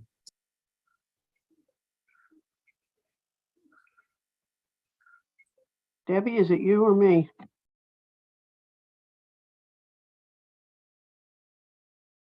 Yes, we can do it together. I didn't hear you. I said we could do it together if you want. I'm happy to do it. I've got the roll call here. Yeah, okay. Why don't you It'll you need read checks and names? balances, yes. Yep, perfect. Okay. And Carol Applebay is not here. Anatol Asarov. Kelly, as long as you work with Steve, you got my vote. Steve, okay. John Bahira. Go Thomas. Carisha Baton. Akello Thomas. Nick Berkowitz is absent. Sandra Begishka is absent. She left. Kat Bloomfield. Akello Thomas. Danielle Brecker. Stephen Cooper. Janice Sabone is absent. Tanya Chavis. Akello Thomas. Osmond Chowdhury is absent. Stephen Cooper. Stephen Cooper. Yes, I think I've Your made. vote. Yes, I think I'll vote for myself. Kelly Craig. Stephen Cooper. Warren Davis is absent. Lisa Della. Stephen Cooper. Sally Frank. Stephen Cooper. Maury Gallinoy. Can I vote for both? No. Stephen Cooper. That's hard. William Garrett is absent. Samnith Gamir is absent. Dr. Roz. I'm going to vote for Stephen Cooper. Emil Gray. Stephen Cooper. Kenny Greenberg. While I appreciate Akello's statement, I'm voting for Stephen. Ben Gutman is absent. Christine Hunter. Stephen Cooper. Jewel Chowdhury is absent. Badrun Khan is absent. Chamang Lama. Thomas. Thank you. Sheila Lewandowski. With objection to having to vote publicly, I will vote for Akello Thomas. Benjamin Lucas. He's excused.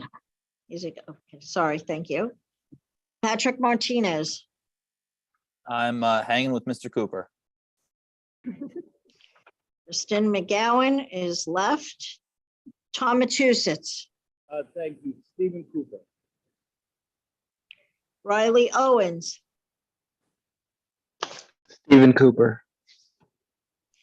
Clara Oza. Stephen Cooper. Elliot Park is absent. Carla Perez is absent. Stephen Raga.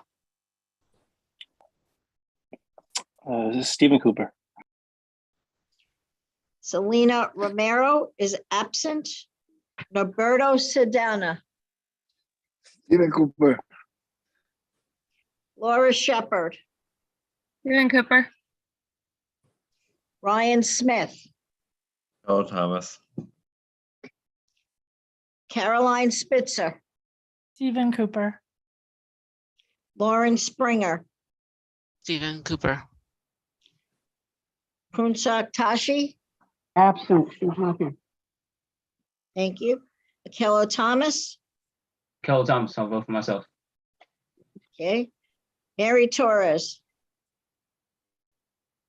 I'm also voting under protest, but I'm going to vote for Stephen Cooper, even though at this point at the letter T, I don't even know if my vote really counts. And I would suggest maybe we start from Z and go to A on a few votes so that I can feel like my vote matters. Thank you.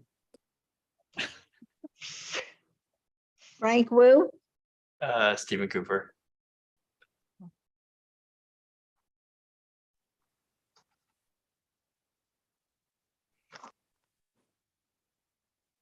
Stephen Cooper. I have 22 for Stephen Cooper and 8 for Akello Thomas. Does that agree with your numbers?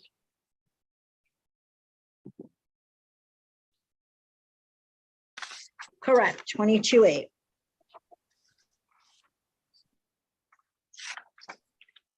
Okay, so the election has been completed. Stephen Cooper is our next parliamentarian. Thank you both for running. Mr. Thomas, I am so appreciative that just coming on the board recently, that you took it upon yourself to get involved and run for one of the executive committee spots. And I think it's great. And we look forward to seeing you involved in more elections in the future. And I hope some of our other new members will consider it going forward. We need participation, not just in speaking at the meetings, but getting involved, running for office. It would be wonderful if all the offices were contested. So thank you. I appreciate it. It's what we do when we're part of the community.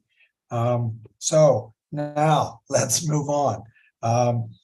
District Manager's Report. I will be quick at this hour, but I want to congratulate everybody. The office always looks forward to working with everyone in their positions. I just want to make a little note that the board, all of your jobs are not easy, and your jobs are to debate, deliberate, and vote.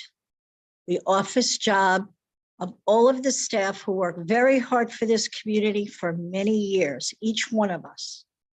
I don't do it alone. I have a terrific staff, and the respect for the office needs to be there. We keep the books and records of the city of New York. You are the first line of government.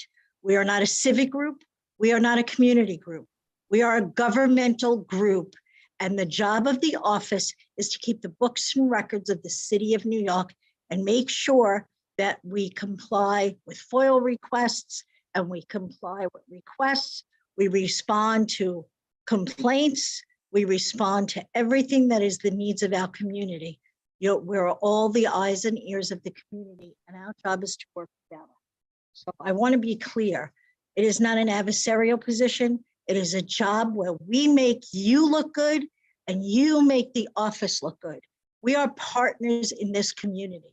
And I am saying this first. I want to thank everybody for your kind wishes and your support during this very difficult time for me personally. But you've all made it very difficult for the staff in the office if I'm not there.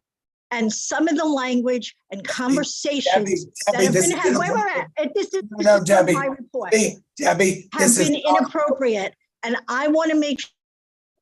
This is inappropriate. The chair is calling this out of order. I'm sorry, Debbie, this is inappropriate. This is the community board, and you are part of the board office staff.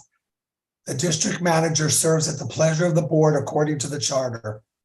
This is not the pleasure of the chair. No, at the pleasure of the board and the chair. Okay, so with that, I just want to make. Can you unmute? We can't hear you, Debbie. Unmute. Can you? Unmute me since you took back since you made yourself the host. Again, inappropriate behavior. However, Hart Playground, just to report, Parks has advised that the roof on the comfort stations at Hart Playground will be replaced. Work will be projected to start December 19th and last approximately 2 months. During this time, the comfort station will be closed to the public. So I'm letting everybody know that that work is going to begin on December 19th and will continue throughout 2 of the winter months. So we are probably going to get some complaints because from the day laborers and the workers and the people in the park and the children. But that is the reason, because they have to repair the roof on that comfort station. I want to thank Marianne and Lisa. They really worked very hard on the budget. And there were lots of problems and that needed to be corrected. and submitted. So I thank everybody for working really hard on that. And the community board is holding a coat and sock drive, just so everybody knows. We haven't gotten anything yet. There's supposed to be new items only. Anyone can drop off a brand new item between 9 and 5, and the Engagement and Inclusion Committee will let us know where they are going to be delivered to. And that is my report. I want to wish everybody a happy Hanukkah, Merry Christmas, Happy Kwanzaa, and a healthy, happy, joyous New Year. Thank you, Debbie. City planning report. Hi everyone, I just have a couple of updates, starting with 5802 Northern Boulevard, which is the auto showroom application that is in ULURP. It was voted on at the City Planning Commission yesterday. It was approved by the City Planning Commission, so it will now be going into the City Council ULURP clock. And if you look on City Council's website, you can find any time for public hearings if you want to provide more comments. Additionally, the next application I expect to certify is 6110 Queens Boulevard. And this is a land use application for Planet Fitness to be able to occupy more space in an existing building. And so there's no proposed development. It's just kind of a quirk in the zoning resolution through the health and fitness text amendment that passed last year that will allow gyms to occupy space as of right, but there's like a 10,000 square foot that they want to go past.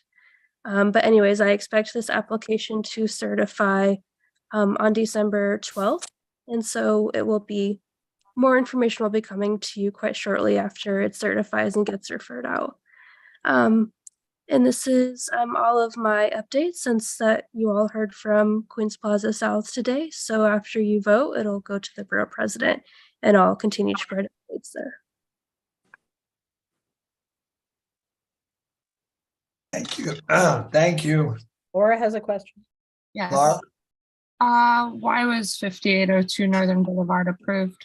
Was there any reason given? The City Planning Commission doesn't typically provide a discussion at their votes. They just vote yay or nay. So I don't have I don't really have anything to provide on that front specifically. I mean, given that this went against the board's wishes, because this was a spot rezoning and we don't wish to see further auto developments on the Northern Boulevard corridor, would it be possible to request a neighborhood study at this time so that this never happens again? I mean, I can certainly take in that information and bring it back to our office. The City Planning Commission did receive your recommendation, and that's something that I shared with them through the ULURP process and the series of meetings that I go back to them to update them on the application. It's like the way that like studies often happen is just by the community making noise and continuing to ask for studies in certain areas. So that's why I recommend that you keep asking. It's really something you should bring up to your city council person, because also how studies come about is they can come from a lot of different directions. Us within the department, we attend these meetings and we hear about certain areas that have become sensitive in the community, and so we'll kind of put forth and request a study. But it also needs support from the mayor's office and the city council person. And so that's why I also recommend that you get involved in some of the other parts of ULURP and just keep bothering your city council people, because at the end of the day, like DCP, it's more of a kind of we have a bureaucratic duty to process these applications. And so that's kind of Teal, can I interrupt you for a second? Is that meeting online? Is that recorded, that city council meeting? Yes, it's on YouTube. You can look at the Department of City Planning's YouTube page. So Laura, you can look on, and see what happened, because there's always discussion. Thank you. Yeah. I think, No, ULURP's not over. Yeah. Yeah, Laura, I think, this has happened before. The community board has taken a position, our position can be followed or not followed. It's now for city council. If in fact this is the position that you and other members of the board share, that you want to stop this kind of stuff going on Northern Boulevard or in certain corridors, we have to make our move through the council, showing up at these hearings. That's really what it is. Then at least your voice is certainly heard, and perhaps next time, or maybe even this time, it won't happen. Thank you. Of course. And Lisa, you have your hand up. Did you have anything to add? Okay. Yeah, all I really wanted, absolutely. If, we had, we voted on that matter. And the way, to express that vote is to show up, at the hearings. And, I know it's hard for everybody to, to take the time during the day to go to a hearing, whether, be the borough president or the city council, but, that's the way to just keep this activated. And, feel free to kind of come to land use, Laura, if you want to talk about this stuff more. And So, we don't usually do these kind of like ad hoc, like, it usually comes through land use as a, as a board, and then a vote by the board if we want to pursue a, study. So that's all I wanted to say. Anyway, we should move on. We need to move on. So we're going to move to our committee votes and going through. We don't need, as I said in previous meetings, we don't need to have reports from every committee because we have our minutes and all that. So we can just zip through the committees that don't have votes, and they can just, mention one or two quick things because we really all want to get to bed, I think. So I want to change the order of these votes, and I want to say I'd like to table the ULURP vote. There were a lot of good ideas that came out tonight. If we're going to vote, we really want to vote on a cohesive set of recommendations. So I would invite, You're referring to 2310 Queens Plaza South? Yeah, yes, I am. 23, yeah, the ULURP application for 2310. So we don't need to submit our vote until January the 8th. Our meeting on January 5th is a meeting we could vote at. I know there are a lot of ideas and people have really good ideas around this project. So I invite you to come to our land use meeting where we can pull together the recommendation and vote on it at the January meeting. I agree with that, Lisa, because I also think that we should have ourselves fully coherent for the vote and not have to go through other votes first before we get to that. And I don't want it to be rushed through, so I agree. Okay. I second the motion. So I'm motioning to table, but I can just table, right, Steve? Yeah. No, you actually have to have a second. I second your motion to table. It's not subject to argument, only to vote. That's right. Thank you. Okay. See, that's Can why I you're the just ask a parliamentarian. question? Are you, No do you discussion, want motion us to at table. land use? Yeah, Yes. yeah, come to land use. Yeah, When we- is land use in December? The land use is the, let me see, it is the 21st. Okay, because I will not be able to do land use in December because I will be out of town. All right, so- well, somebody else can come. Well, yeah. Yeah, okay. All I right, just no. wanted to, I didn't know if you had moved it since it was getting so close to Christmas. No, we didn't move Okay. it. Mm, Okay, Penny, I Oh. can go. I'll be here. okay, Okay, great. Thank you, Okay. Brad. Okay. All right. So, Okay. on the BSA application, we had some stipulations from the land use meeting. They Excuse me, chose Lisa, do not we to have abide to- by do we those. have to vote on that? The We motion was do, made yes, we have to vote on that. on the table. All those in No, we don't vote on the tabling No. mode. Oh. No, Actually, you do. You do. no, not to table, Steve. A motion to table is simply a motion unless people agree. And you There's no discussion, seconded, but and there then is a there's vote. no oh, I'm sorry. It's my confusion. Now that we have a parliamentarian. If there's Yeah. any objection to it, it might speed things up. Is Does there any anybody object to objection? tabling? No objection. So let it Hunter, go. your hand is up. Are you objecting? Hmm? Christine Christine? Hunter's hand No, is up. no, I don't object.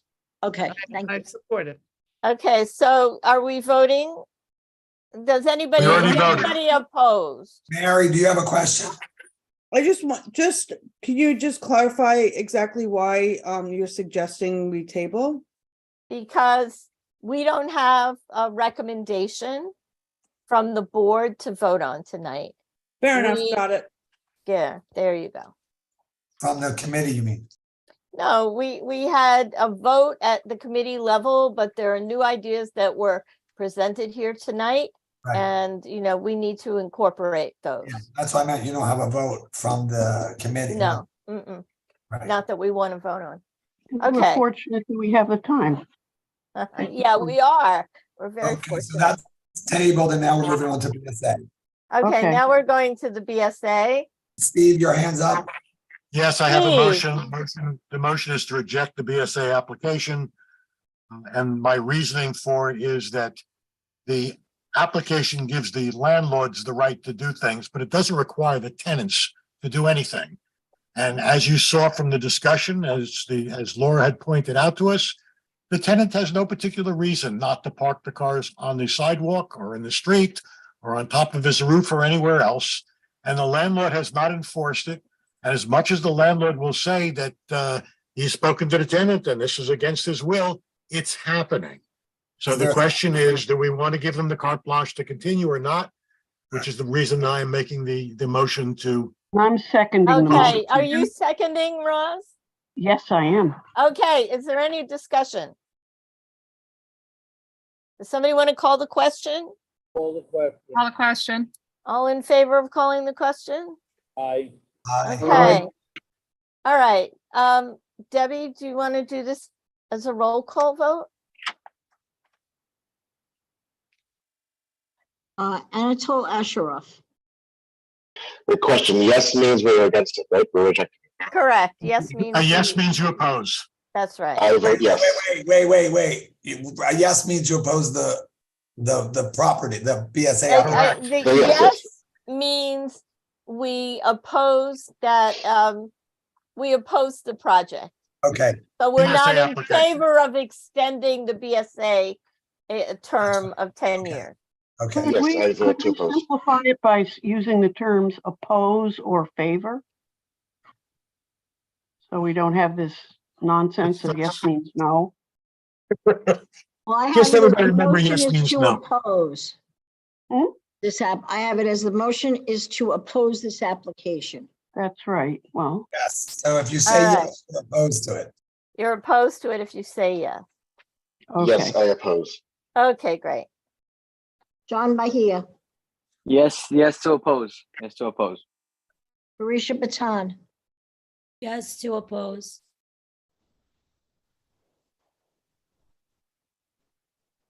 Sorry, did you hear me? Bloomfield. Okay. Yes, to Cap- oppose. Okay, thank you. Daniel Brucker, Yes. Tanya Shavers, Yes. Oscar Trowger is absent. Steve Cooper, Yes. Kelly Craig. Yes. Thank you.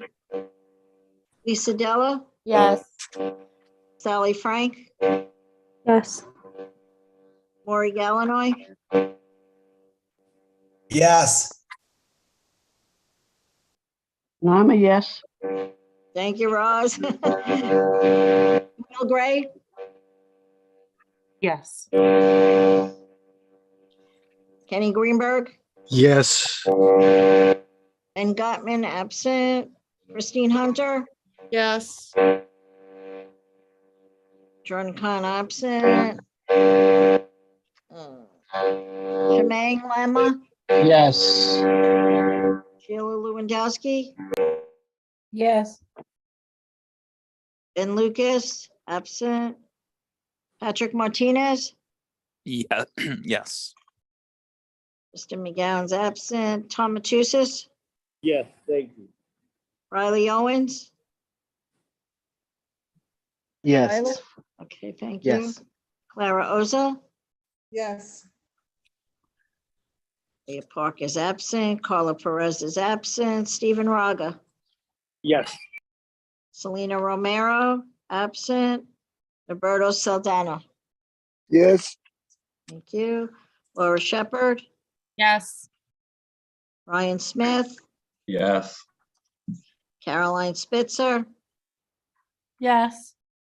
Lauren Springer, Yes. Jack Tashi is absent, Akello Thomas. Yes. Thank you, Ignillo. Mary Torres, Yes. Frank Wu, Yes. unanimously passes. Yay. Thank you. Okay, Yeah, I don't have anything else to add. See, you thought that was gonna be hard. We also had a presentation about the Long Island, expansion of the Long Island City Partnership. And I think we should have them come to the full board, Maureen. I agree. We definitely have to have them come. Okay, good. Absolutely. Steve, did you have something? You meant the bid because the partnership. Oh, I'm sorry. I did mean the bid. I'm Yeah, I tired. just want to make Mary. sure, just because of the minutes. No, I appreciate it. Expansion of the bid, yeah. Thank Sorry, you I know very it's much. late, but. It is Mary, how are late. you- How are you so lucid, Mary? How are you so lucid so I late? know. I was up at 5 o'clock this morning, but anyway, let's go. Steve, you have your hand up? Or is that leftover? Okay, all right. Leftovers, Harry. So we're gonna move on to Transportation Committee. I hand it over to Sheila Lewandowski. Okay, I'll be quick. I'm gonna start with the presentation we had tonight, which we all shared. I attended a meeting with Maureen's, a couple of others from the community board with EDC. We brought up many of the same issues today. Concerns about equity, the expense, view, emissions, and then transportation. They came to Transportation Committee in June, and we strongly recommended, we did not have a quorum, I believe, to vote, but we strongly recommended they come here, and I am and really disappointed that they took so long. That's what I have to say about that. Anyone like to? Thomas or anyone? Sheila, I'm curious. I mean, on one hand, obviously, having a stop in that area is important. Perhaps even two stops in that area is important. What is the community view? Have we been able to gauge the community's attitude towards the second spot? We've had a number of people here tonight who spoke in From what I opposition. heard. Is that but I assume you've spoken to the community and. We have, gotten there's to- a petition that went around with a lot of signatures in opposition to it as well. For a number of reasons, and that park is overcrowded. And well used and well loved. So overall, the feeling we're getting is that that the feeling from the community I'm getting, for the most part, is they don't want the expansion there. So. Or did someone say something? I see multiple hands up, but let me. I just, one question. They had said during their presentation that if we don't want that spot, we want them to remove it completely, that they would consider that too. Is that what the attitude is of the community, or do they just want to make sure it's Well, I located? think in a one of the better things lot? I'm going to say this because even Teal from City Planning said this, is sometimes it's our job when something is a fait accompli to make a statement. And I could think about a number of things that have done that, and we have done that, where we take a position that says it's not acceptable. In some ways it's probably going to go ahead anyway, but that it's our opportunity to kind of provide the council or the state people or whoever some ammunition to fight for other things for the community. So Would you like a vote from the board? I'm sorry?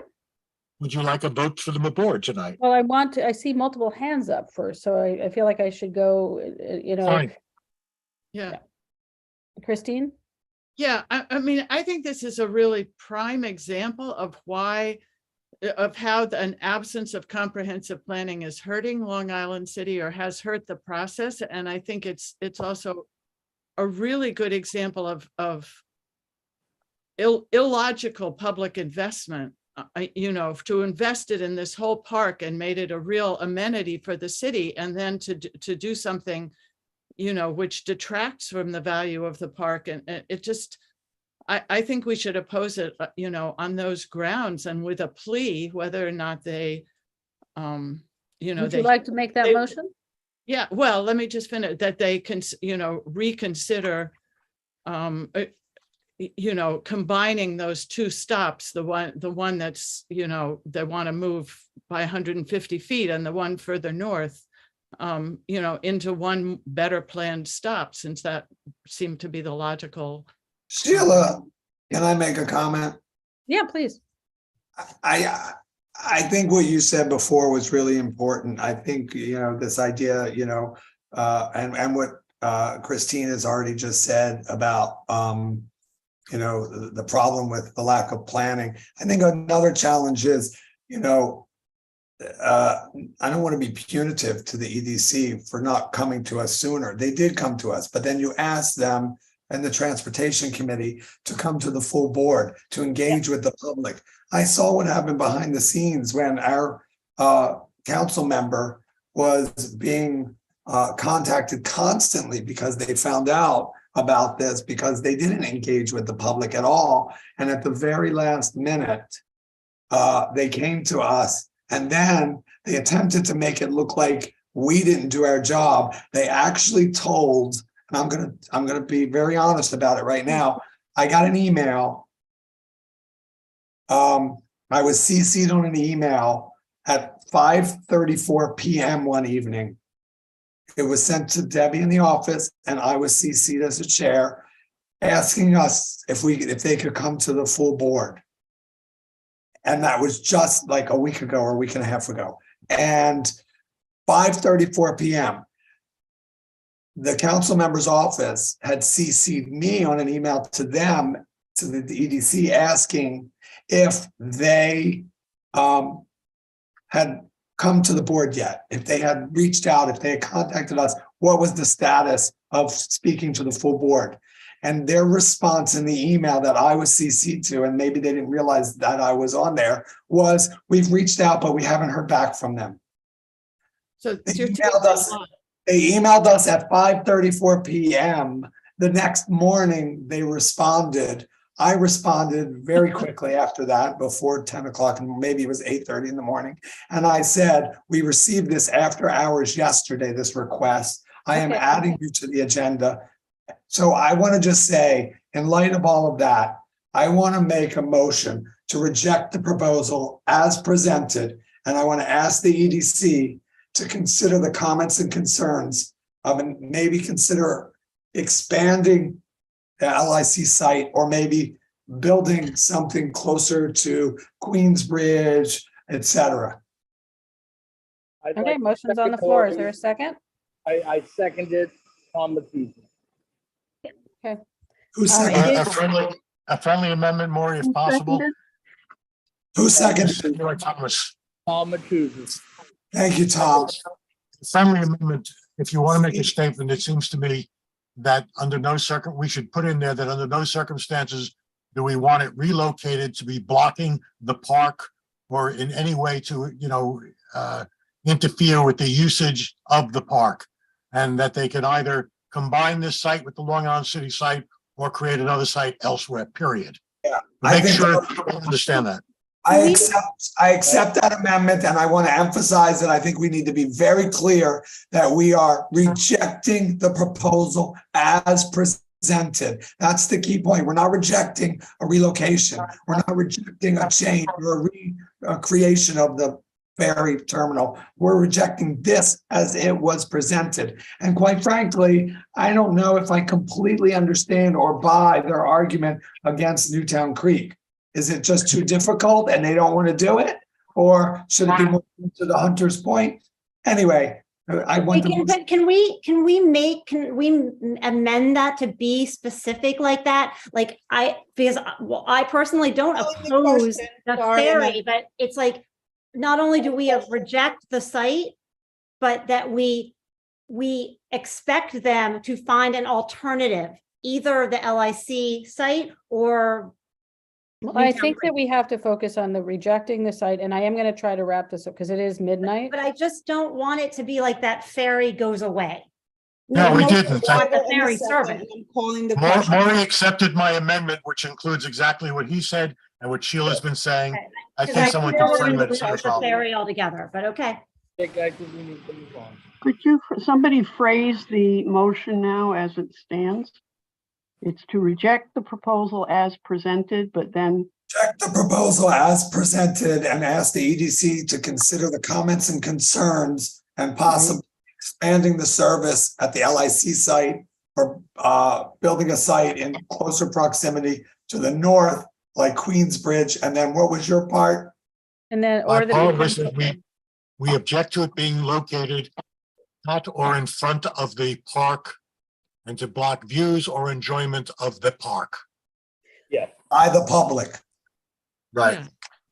Okay, that's the amendment on the floor. Carisha, do you, well, there's a whole bunch of hands up, but right now with the amendment, with the motion on the floor, with the friendly amendment accepted, the first thing I want to take is any potential amendments to the motion so we can make a vote on that motion. So like, I don't know if the hands up are for friendly amendments or if they're for discussion. Carisha, I think you had a friendly amendment in the chat. Would you like to? Oh, no. Okay. Well, and Sally Frank posted and, this is, we have to do this today. This is due this week. So this is not one that we can put off. Carisha, can you just share? Because I want to make sure that it's actually officially in the dialogue and in the recording. Yeah, I was just, if it's appropriate, I just was very, I would just like to state that they should be more transparent and timely in their outreach to us. And if that's fitting to put in the amendment, because that's going to also affect when they do take our amendments into consideration, they're going to have to reach out to us in enough time to make sure that Steve, Maury, is that acceptable? Is that acceptable? I accept it. I just Or don't want to water appropriate? it down. I would accept it. I just don't want to water it down. Okay, so any further discussion? Shall I go with the hands and then Laura? Yeah, I just want to note that this is transit. We definitely don't want to they said, an expansion of the ferry system is not on the table. And I would say that like Queensbridge, East Elmhurst, wherever, connections to the Bronx, really all should be a very simple yes and. But that's really just not on the table here. And to not take this doesn't really make sense to me. I mean, they really, like, the logical case for shifting it over makes sense because you can't pile drive on top of the tunnels. At the June meeting, that point really wasn't controversial to us. I mean, we did say all the other things. We asked a lot about accessibility, about connectivity, that they've acknowledged. And I just, the motion on the table doesn't make sense to me. Thank you, Laura. I appreciate that, but you have, as well as others and myself included, advocated for things that are not always exactly what's in front of you, and people have told you that's not the way it gets done, but we've advocated for them because we believe that they can get done. So I don't want to discourage people from using whatever their vote is to send whatever messages they want to send, whether it's for it, as you're doing, or if it's against it. So Lisa? Yeah, so remember the time constraint is around the comment period for the Army Corps of Engineers. Right. It's not around, so whatever our motion is here goes to the Army Corps of Engineers, but it doesn't preclude our continuing to engage with the EDC on whether or not this gets built here. Right, and if we send a clear message to the Army Corps that the community is not for this particular location, that's important. And we're not saying we're against transit. We're saying we're against a terminal in this particular proposal. this particular proposal. Rather than, Sheila, Well, can I? Christine, you were next. Yep. Yeah, sorry. I would just like to include language because I don't want it to sound totally negative. Just we're nixing, you know, I don't want us to have a reputation as the community board that votes against everything, but that we're concerned about the negative effect on the park, which is a valuable public amenity. You know, that we're in, and really this was brought to our attention by the Parks Conservancy or whatever it's called, the park. Hunters Point Parks Conservancy. I think So that that we see it as being destructive of the park. I So think I actually think that's an important thing to add at the top of the letter is that the community board itself supports increased public transit. I don't think there's anybody here, which Right. includes increased water use and ferry use. However, the motion is to reject this proposal as presented, the way that Maury said, and then Stephen added, and then Carisha added. Is that okay for you, Christine? Because I'll move to. Yeah, and add a because of its negative impact on the park. I think Steve did say that, right? Steve's. He did. We just Yeah. allowed.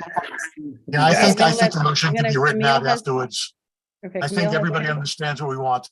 Okay, Camille? I didn't, all right, fine. Not an amendment, just adding my 2 cents. It feels like the EDC is sort of trading off Long Island City for the rest of the city. It doesn't sound like we would be getting any more transportation. These larger boats seem to benefit or have the potential to benefit, you know, further down the East River in Brooklyn and Manhattan. It's not clear to me that this actually serves any need of the community. And I currently find the 2 stops very confusing. And I think there is an opportunity to better harmonize the system. It's very much not designed at all for Long Island City. I think the Brooklyn stops make a lot more sense. The Manhattan stops make more sense, but having 2 stops that are yards apart just makes no sense to me. Just my 2 Okay. cents I wanted to share. Thank you. Thank you. That was important. And I think a lot of people here share that. I have gotten confused too sometimes going down. Danielle? Yeah, I want to basically just say the similar thing that or similar to Christine, that I just want to make sure a friendly amendment I would like to make is that we are very clear that we want the ferry service. Like, we don't want the ferry service to go away. We just don't want this location. Great. Yeah, I actually think I was trying to formulate just what Danielle was saying, that we favor, we could add a 4th part to this, but we favor ferry expansion at the Long Island City, you know, that so basically. How about along the boat route- Western Queens waterfront? What? Yeah. Well, what I'm saying is that I mean, they should build capacity at the existing newer terminal on the north, and then elsewhere to underserved communities. I do think we really think that we are supportive of ferries, and we are concerned that there are communities that don't have access to this. So that's what I would add, that as a component to the. Mary? Can we call the question? I actually think that having The last question. Go ahead. that lower, that while it might seem they're only yards apart, they're actually not they're actually farther apart than you realize. You have about 3 or 4 new high-rise buildings coming up in Hunters Point South in the final phase of the Hunters Point Park South development. You're talking about another 3,000 to 5,000 people moving to a neighborhood. Relying on only one ferry stop at the northern end of the park, I don't think is really realistic. I do think that this location is paramount. I don't believe that it should be where they're proposing, but to say that take this ferry location away, we don't need it, and have all of those people go to the north end of the park is actually prohibitive, and it actually is not really helping the community, in my opinion, and especially people who may have an issue with walking.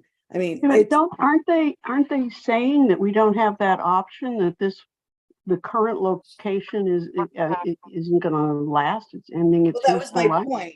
So, then you need to rebuild it further out or something, but to say that we can just deal with the one at the north end of the park, I don't think is the solution either. Well, then we had multiple things we were saying in this motion is to reject the current proposal with the recommendation that they look at, expansions north. It was added to look at potentially Newtown Creek again, if it's not just that. Maury suggested that to look up north, and everybody's right. It sucks to walk that distance, especially from Queensbridge.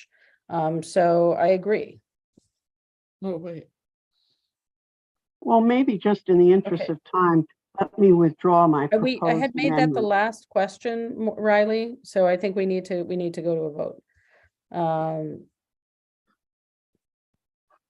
Yeah, but what are we voting on? I'm saying I'm withdrawing my proposed amendment, the last section. So we're voting on my motion with the friendly amendments from Steve and Carisha and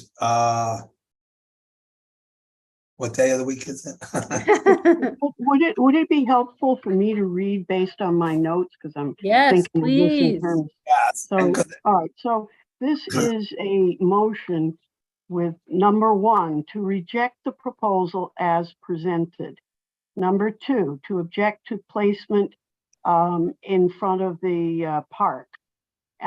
Number 3, to consider community input and be more transparent and engage in timely outreach. That's I it. think that the rejection for it to be in front of the park was too much of a simplification of what was said. It was not rejected to be in front of the park. It was rejected to be in a place in the park that interfered with the, there is a, who said it? I don't remember. who- Public, I think you said public enjoyment. Was that what you said? Well, Steve? okay, in front of park, well, I think we could work out the wording later. okay, You know, let's Sheila, say. you know what we're saying. If we have to Yeah. make a vote, do we, sorry, my camera's off, I'm like eating, I'm sorry. If we have to make a vote, do we even have people here enough for a vote? Unless someone's objecting to the quorum, you have one. How about we just say object to the placement, and we will explain in further wording to be worked Well, out. we said we objected to think the we have to proposal cap- as presented. Point of Yes, information. that's number 1. Wait, point of information. Lisa had a good question. She said, is this a resolution to send to the Army Corps of Engineers or EDC? I'm adding that part. I think it's both. That's what I said. It should be to both because it's part of the public comment. Mhm. So let's, Oh, is it a motion then to make a letter stating this resolution somehow to those people? And to our city council member. Yeah, Okay. I know it's late and we've got a couple more things, so I really want to. I'm looking at everyone, we're all feeling so tired. and I just want to emphasize that this is not against transit. I am all for transit. Me too, I love think that's ferry. very well I just It don't needs want to that- say that clearly in the resolution. Yes, That's what I'm agreed. feeling And like that we right now. support increased ferry service around the entire city. Why don't we just say it? Well, let's make it very clear to the Army Yeah. Corps of Engineers and the EDC that we oppose this location so they can go back to the drawing board and work on it. Okay, can okay, we, so then we'd add that point 4, we favor increased ferry service, and we won't go into detail as to. we just oppose this proposal as presented? Right. And, Right. and location, we encourage them to go back and look at other locations that might be more accessible to a wider population, more underserved communities, you know, including but not limited to expanding potentially up at the north side or Newtown Creek or. It's Sheila. Should we call the question? Yes. Sure. I technically called the question like 20 minutes ago, just. Okay, is this roll call? Mary, you're gonna make me irritable. I think we can do a show of hands. It's not an official vote, is it? No, we don't have an official role in this, right? I mean, it's not a ULURP. If it's not a ULURP, I don't think we have to do a. Well, we could do it by a Roll show of call. hands. Ask the parliamentarian. I don't take it till January. Oh, right. I mean, all those in Okay. favor indicate it. Okay, all those in favor? All right. Of this resolution. Is anybody opposed? Yes. Wait, who's opposed? Sally and Mary, Riley. Wait, how It's many? one page. Use the raise hand function on the. Roz, your hand is Zoom. up too. No, We may- my hand isn't up. I think that if we've got, we need to do a roll call very Yeah, I quickly. think so. Roll call. Okay, so, if we approve this resolution, it's like the previous one. Yes means we reject the proposal as written, right? Correct. Correct. Okay, so, all right. Go let's backwards. talk. Do Mary a favor, go backwards. Yeah, if Yeah. we start at the Yeah. end, Yeah, let's do that. really make sure we're awake. How about that? Let's What? do it. All right, Frank Wu. Frank, you here? I oppose. So yes, I oppose. Yeah, yes is an opposition. Mary Torres, you can lead us. No, So you're a no. I am. Correct. Wait, you're not opposed? I know how I'm voting and I'm voting no. Thank you. Okay, fine. Akello Thomas, Yes. Lauren Springer, Yes. Caroline Spitzer, No. Ryan Smith, No. Laura Shepherd,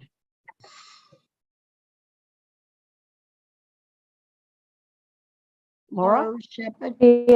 She lost her computer connection, so I assume she's trying to call in. Norberto Saldana? Yes. Okay. Oops. Stephen Rocca? You here, Steve? He's here. Yeah, take your last vote, Steve. No, he's not here? We'll come back. Okay. I'm texting them right now. Okay, Clara Oza, Yes. Riley Owens, No. Thomas Batuzas, You're Tom? muted, Thomas. Thomas? Yes, yes. That was a yes. okay. Patrick Martinez, No. Sheila Lewandowski, Yes. Shamang Lama. Shamang? Are you here? Gonna mark you as coming back. Christine Hunter, Yes. Kenneth Greenberg, Yes. Camille Gray, Yes. and me, I guess I'm a yes. Maury Gallinoy, Yes. Sally Frank, No. Lisa Deller, Yes. Kelly Craig, Yes. Stephen Cooper, Yes. Tanya Chavez. Yes. Was that a yes, Tanya? Yes. Or no? Okay, I'm saying yes. Correct me if I'm wrong. Danielle Brecker, Yes. that was a yes. Yes. Tune up my hearing aids. Kat Bloomfield, Yes. Carisha Patan, Yes. John Baya. Yes, to oppose. Say that again. What is it? Are you a yes or Yes, no? yes, yes. Why, yes, yes. Okay, thank you. And Anatol Ashraf. No. Okay, so we have a couple of people. Wait, Shaman, are you here? Can I vote? Who's that? Sorry, I think I got skipped. Did we go Oh, backwards? okay. Yes. Laura, are you a yes or a no? No. You're a no. Okay. And we also have Raga's back, I think. Stephen Raga and Shamang Lama. Neither one I'm a of you? yes. Oh, okay. Stephen, you're a yes? That was you, Stephen? Yeah, that was Yeah. Steve. Yep. Okay, my thing was covered. So Shamang may have left, I guess. Is that okay? So we have 1, 2, 3, 4, 5, 6, 7, 8 no votes, and that would probably mean 20, and I'll count them. But it's clearly the yes people win. And Okay, so the yes prevails, the motion carries. We will right.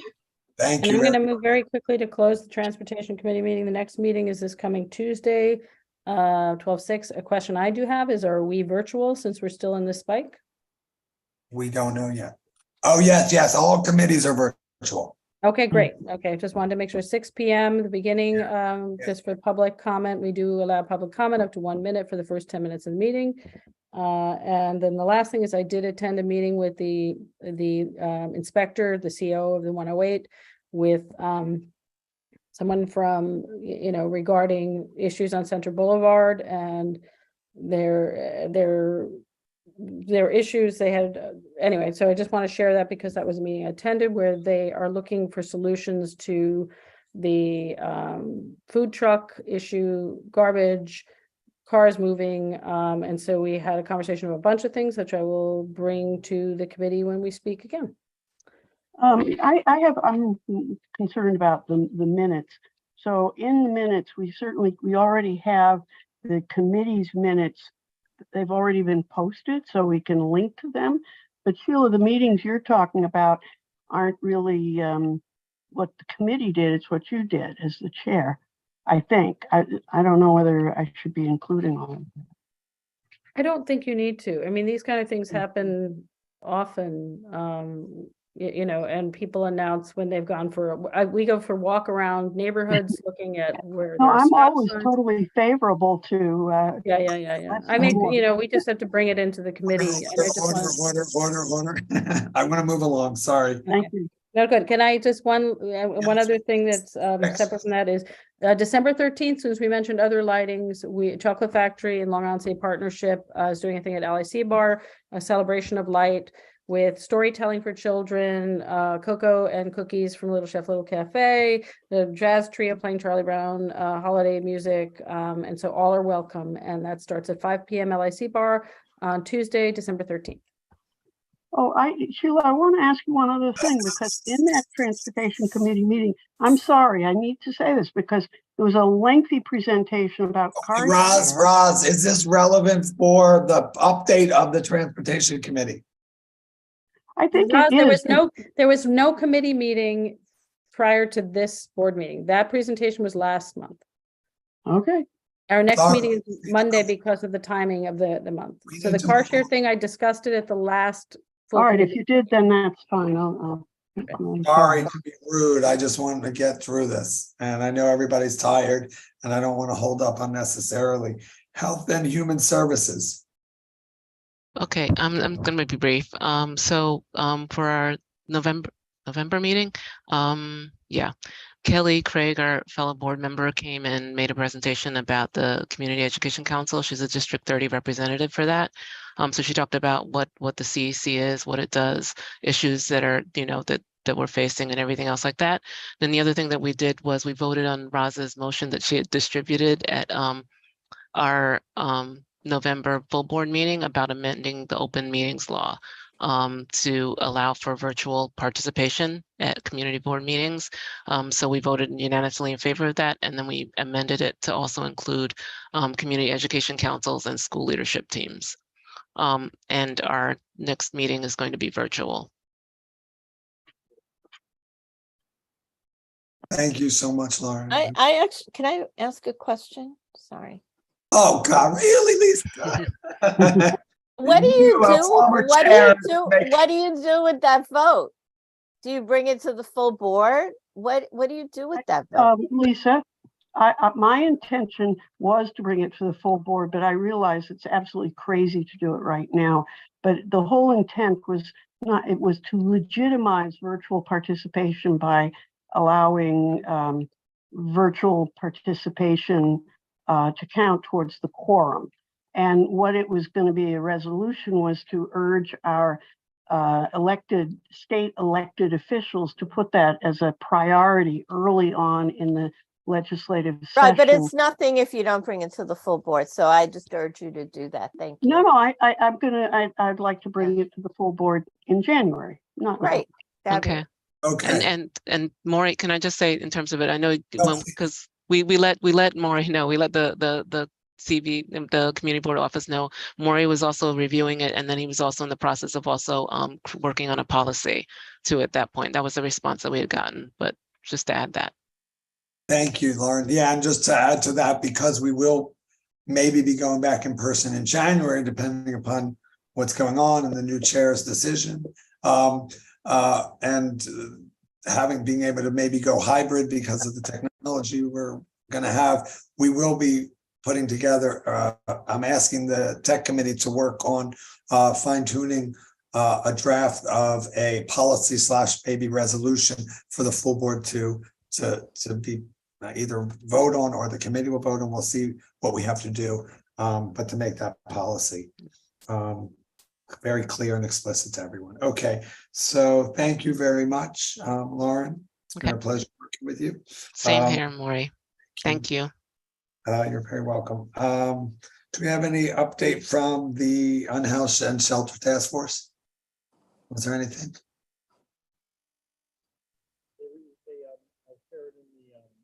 Can't hear you.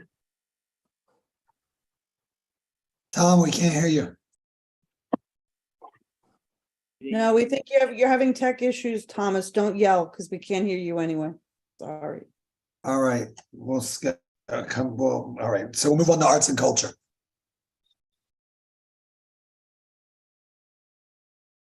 Hi, it's all in the minutes, but I just did want to let everybody know there's a brand new dance studio that opened up in the district, and they offer not only different types of salsa classes, but also educational workshops to talk about the historical and cultural significance of these dance styles, which I thought was really important and unique.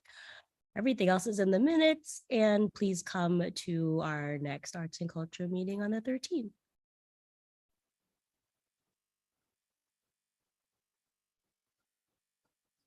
I'm done. Maury, you're on mute. Oh, all right. Thank you, Gracious. Thanks so much. Next up is engagement and inclusion. Do we have an update? Tanya?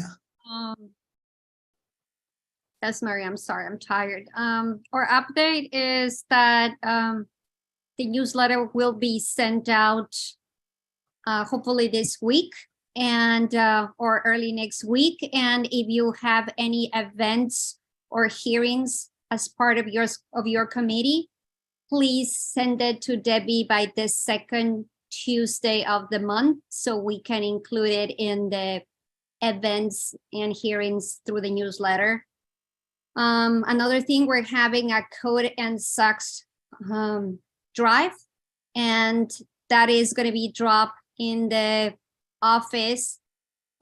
The hours and dates would also be identified in the newsletter. We're all having our last meeting of the year, Wednesday 14. Please join us. Thank you. Thank you so much, Tanya. Thanks for your leadership in this new committee. City services. Nothing new to report. Have a happy holiday, everybody. Be good to everybody else. Thank you, That's it. Steve. Kenny, small business. Our meeting was with land use, so you heard the report there. We combined it, and we will be combining with the tech committee on December 15th. That's it. Thank you, Kenny. Environment. Nothing new environment. We canceled in November because I was sick. With what you guys had in December, we're talking about Hunters Point recycling, which actually using water transit to do stuff. That's great. That's it. Happy holidays, everybody. Thank you, Frank. And last but not least, redistricting task force. Okay, I put it in the chat, so I'll go really quickly. We are aware that there were new maps issued today for New York State Assembly, and we're aware that at least one of the maps that covers our district puts us like with Manhattan again, but we don't think these are the final maps. We are watching the situation, and if we need to, when final maps come out, we will meet, look at them, and write a resolution. Great. Oh, and I think, did I not say tech committee? Did I skip tech committee? I think a few things weren't on the agenda today, but yeah, join us on Thursday the 15th for this big dream that I have for tech and small business in our district, which we can hopefully expand to the city and take over the world and be a shining beacon of freedom and inclusiveness.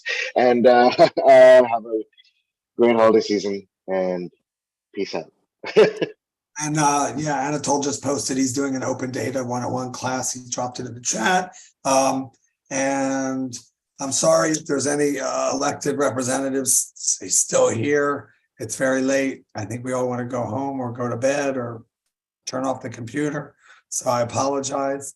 Thank you all. Thank you for making this year a wonderful year for me. I'm grateful that I got to serve the community. Do we have a motion? Oh, and happy holidays. I make a motion to end the second. meeting and to send our chair on his way with lots of good love and health and all that. Yes. Happy holidays. Second. Bye.